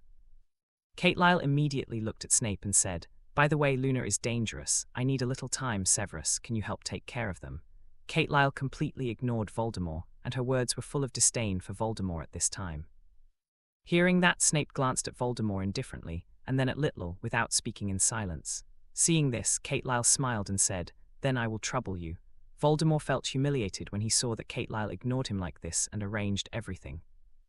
As the King of Darkness, even if he was killed in the end, he would end up like this. However, he is still alive, he is not dead, and he still has a bad reputation. But what about this time? He seems to have become a clown. Harry touched his forehead where there was a dull pain. Harry, Hermione and Ronald noticed the change in Harry's expression and then cried out worriedly, I'm fine. Harry shook his head, looked firmly at Professor Quirrell, whose body was controlled by Voldemort, and said, Voldemort, I want to challenge you to a wizard duel. Hermione cried out in shock, Harry, are you crazy? I'm not crazy, I just want to fight him. Harry stared at Voldemort seriously and said in a deep voice. Ronald stared at Harry and said a little angrily, He controls Professor Quirrell's body now, and he's still very powerful. You can't go alone. If you want to go, we will go with you. We are the Lions. Voldemort looked at the three of Harry and slowly moved to a relatively empty place. Voldemort was also very firm about killing Harry Potter. Since Kate Lyle let Harry Potter play with him, he didn't mind having a good time with Harry Potter either. Harry Potter, I've always wanted to kill you, whether it was 13 years ago when you were just a newborn baby, or a troll on Halloween, a demon tree vine at the School of Elemental Magic. A Quidditch match in flying class, the broomstick going out of control during the race, and so on. I did it, or more precisely, I made Quillinas do it. However, it is a pity that Quillinas is too stupid. He has not successfully completed any of the things I asked him to do.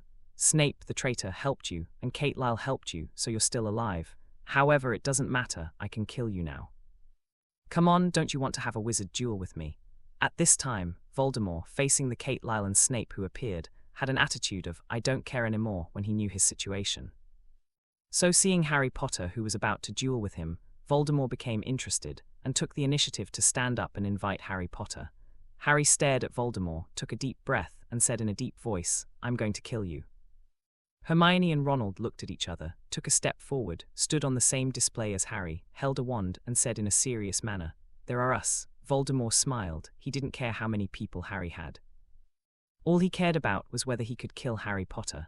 Perhaps we should practice the proper etiquette between wizard duels, what do you think? Voldemort held his wand in front of him, bowed slightly and said. The three of Harry performed the salute, and the wizard duel began. Avada Kedavra, Voldemort didn't back down at all, and when he raised his hand, there was a powerful magic move intending to kill Harry Potter. Earththorn's Bloom, Disarm Spell, Fireball Bombardment. The three of Harry were not vegetarians either. At such an important moment, they did not hesitate to release magic to fight back. Logically speaking, 3 against 1, the three of Harry should have a slight advantage, but obviously that turned out not to be the case.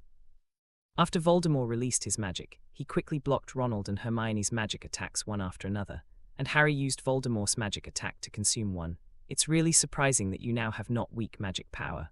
Voldemort stared at Harry Potter and smiled. I can still be stronger. Harry said, waving his magic wand and saying, the Gale Curse. The next moment, Ronald, Hermione and Harry moved quickly, very fast. Water Prison Curse, Earth Wall Curse, Wind Blade Curse. Elemental magic emerged one after another, and Voldemort had to change his position to avoid the attacks of the three of Harry, and even had to look for opportunities to attack the three of Harry. Hermione and Ronald's magic are always trying to control him. Once it is controlled, the consequences can be imagined. Snape stood beside Kate Lyle, facing the battle in front of him, without the slightest intention to intervene.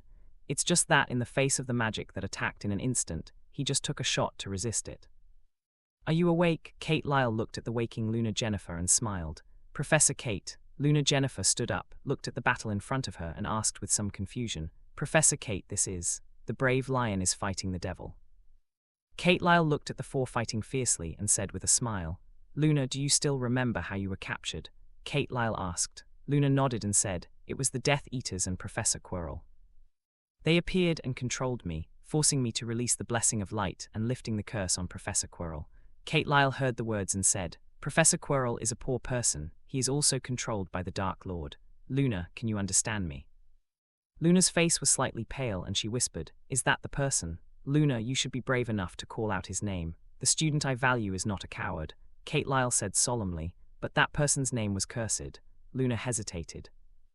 "That's just a coward's cover-up," Kate Lyle said flatly. "Yes, Professor Kate." Luna nodded solemnly after listening. Snape looked at Luna, who woke up and listened to the conversation between the two of them, pondered slightly, and did not speak. Hurricane curse. Harry's voice sounded, and in an instant the entire secret room was enveloped by a strong wind. Kate Lyle stretched out her hand, and the strong wind in front of him instantly became extremely quiet and gentle. However, outside of this, the wind is still howling. Snape watched Kate Lyle block the hurricane so easily, and the calm and unwavering eyes changed again. Earth thorns bloom, water prison curse. When Harry's strong wind blew Voldemort to the point where he could only resist the defense, but was unable to move, Hermione and Ronald came to Harry's side and shot at the same time. Seeing such a scene, Kate Lyle's eyes sparkled. Voldemort was controlled by Hermione's water prison curse, and inside the huge water ball, it was like being in the ocean. And at this moment, the ground thorn released by Ronald pierced through the water polo and pierced Voldemort's body. In an instant, blood stained the water polo red. Panting, Harry took out a bottle of magic potion and poured it into his mouth again. The battle just now had consumed too much of his mana, almost bottoming out. However, Harry was beyond excited that they had defeated Voldemort. Cough, cough, cough, this useless body. However, I have to say that elemental magic is really amazing magic. Holding the Philosopher's Stone emitting red light, Voldemort showed great will and strength. His body slowly flew up from the ground thorn and recovered at a speed visible to the naked eye. However, with such an injury, I can't kill me. Harry Potter. When Harry Potter saw such a scene, they were all a little astonished. They knew that the Philosopher's Stone had the effect of bringing people back to life and immortality, but they believed more that it was a legend. But they didn't expect that Voldemort directly staged a scene on them, bringing the dead back to life. Kate Lyle waved her wand and said, "The Philosopher's Stone." In an instant, the Philosopher's Stone in Voldemort's hand came to Kate Lyle's hand.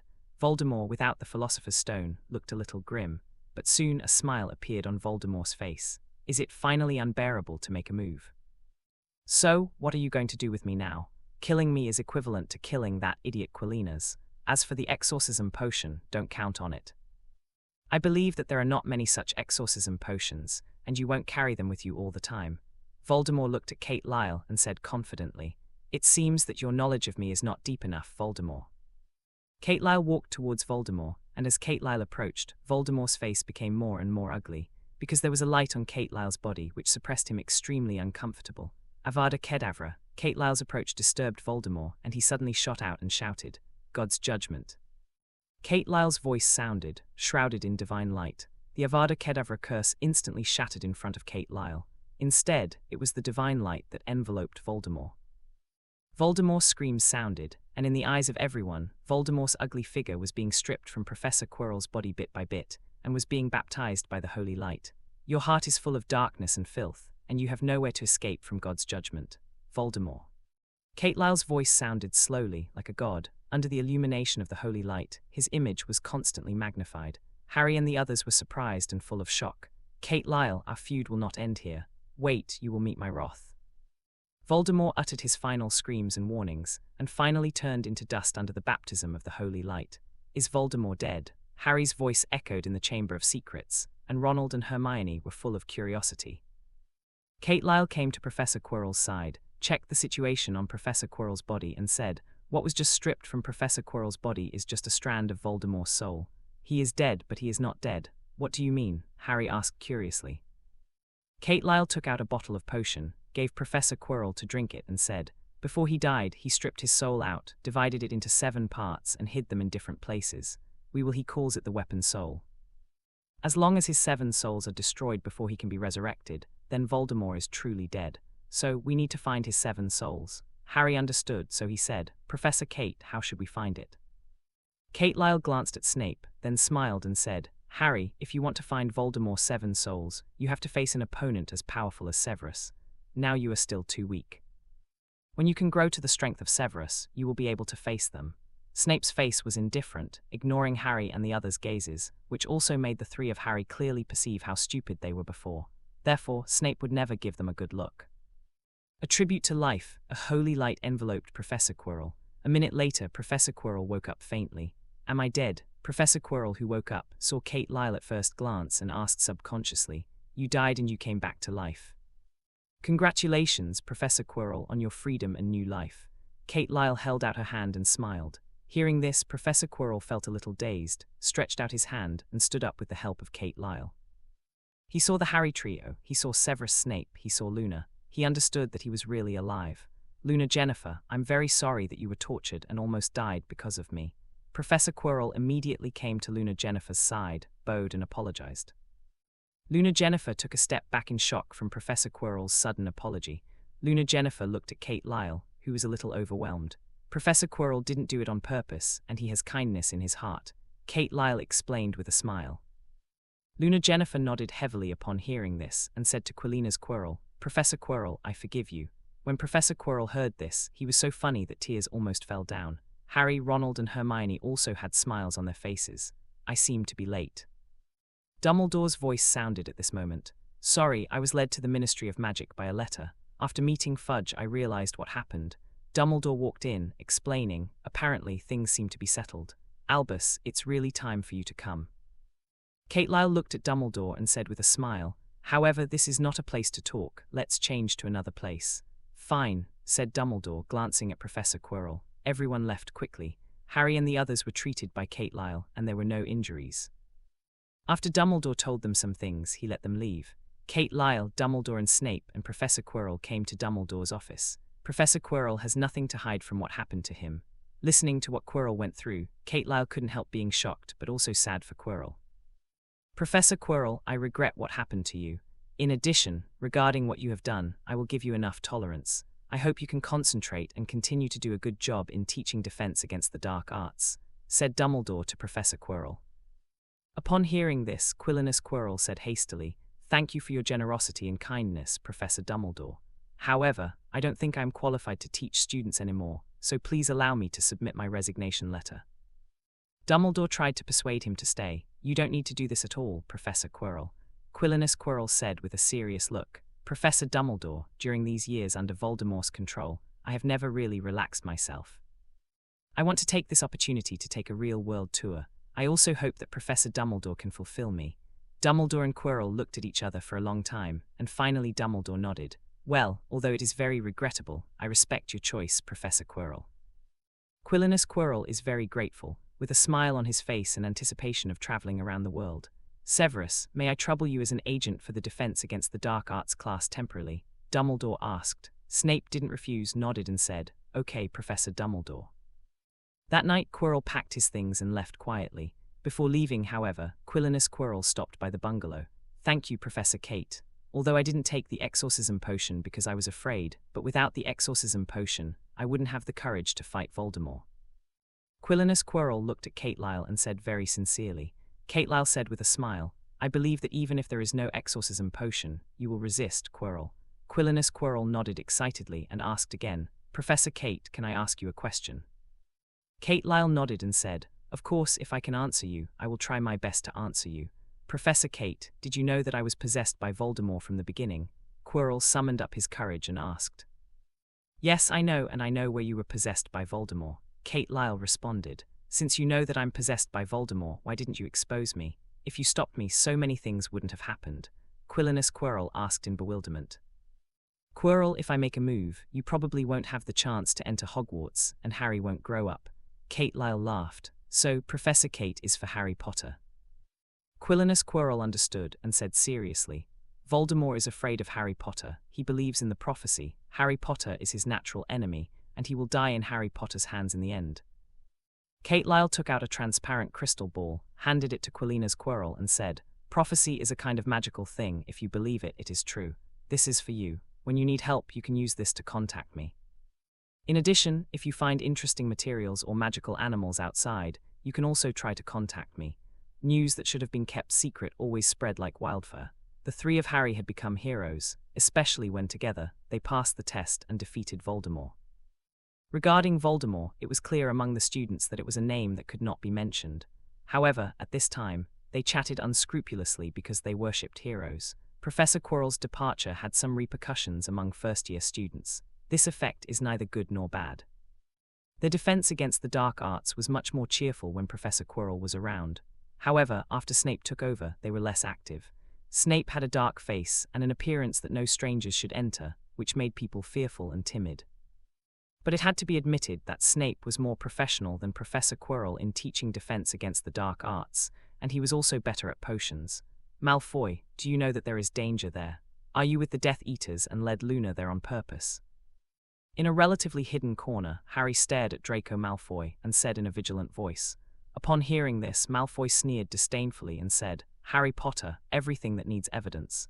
I didn't know the Death Eaters existed. We went there just because we were communicating. Holding a fireball in one hand and a wind blade in the other, Harry stared at Malfoy angrily and said in a deep voice, You're lying, Malfoy. Facing Harry, who might attack at any time, Malfoy also directly entered the state of a magic warrior, with the thunderball condensed in his hands and ready to fight at any time. Malfoy said viciously, You are nothing more than my defeated opponent. Hearing this, Harry snorted coldly, The me now may not lose to you. Then try it. Malfoy pulled away instantly and said in a deep voice, There will be a chance. Harry stared at Malfoy, was silent for a moment, withdrew his magic and turned to leave.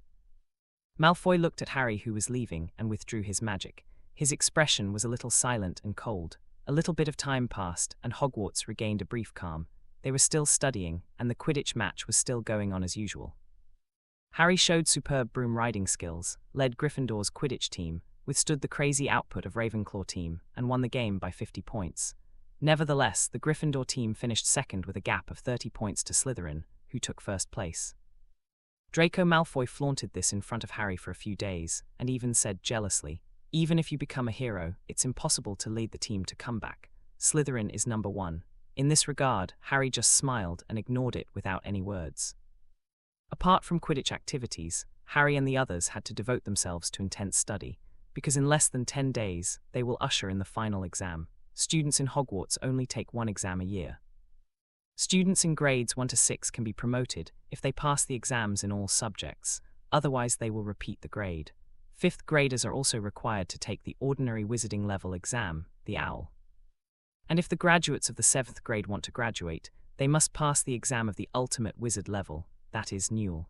Therefore, in order to continue to study without being repeated or even dropped out, Harry must do his best. Small bungalow.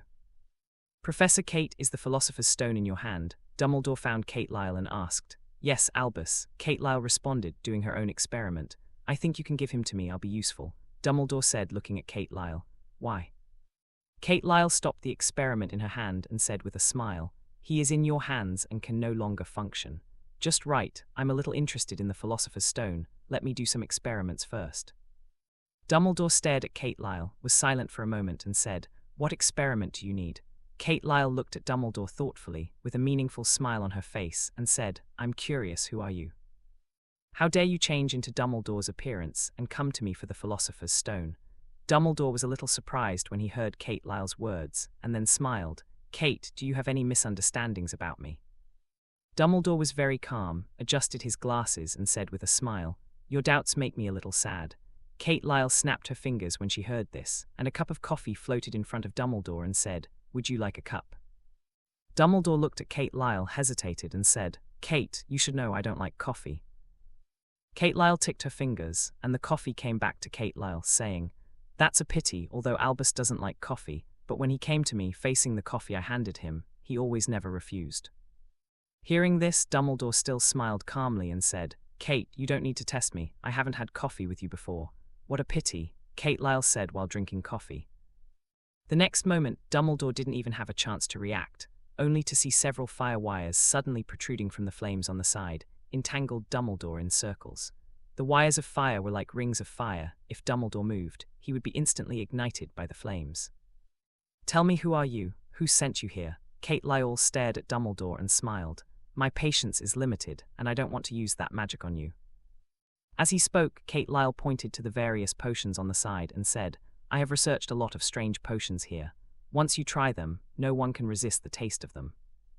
At this moment, the door was pushed open, and a person walked in with his head bowed and said, "Kate, the end of the term is approaching. The student's grade assessment, you." Dumbledore didn't finish his sentence. Looking at the person surrounded by the fire circle, he was a little surprised, but also a little curious. From the other side's back, it was somewhat similar to himself. Kate Lyle looked at Dumbledore, who came in, and said with a funny smile, "Albus, it's really time for you to come. Then, you too, prove that you are Albus Dumbledore." When Dumbledore heard the words, he quickly understood, and he came to another Dumbledore step by step, looked at him curiously and said, "Who are you? Who are you?" Dumbledore, who was trapped in the ring of fire, looked at Dumbledore and said warily, "I'm the headmaster of Hogwarts, Albus." Dumbledore said with a chuckle, "Kate, what is he here for?" Dumbledore looked at Kate Lyle and asked curiously, "The Sorcerer's Stone," Kate Lyle said without hiding anything. Dumbledore nodded, took out his wand, pointed at Dumbledore, who was trapped by the fire circle, and said, "The original form appears." The trapped Dumbledore faced the magic of revealing his true form. His body gradually shrunk, and his appearance also changed. Hello, everyone! As we wrap up this video, I want to share a quick note. I have a Patreon account. If you'd like to support me and enjoy on-demand audiobooks, you can become a Patreon member. Alternatively, you can check out my Google Drive link, which has 500+ novel audiobooks available through my Ko-fi or Patreon shop. I appreciate your support.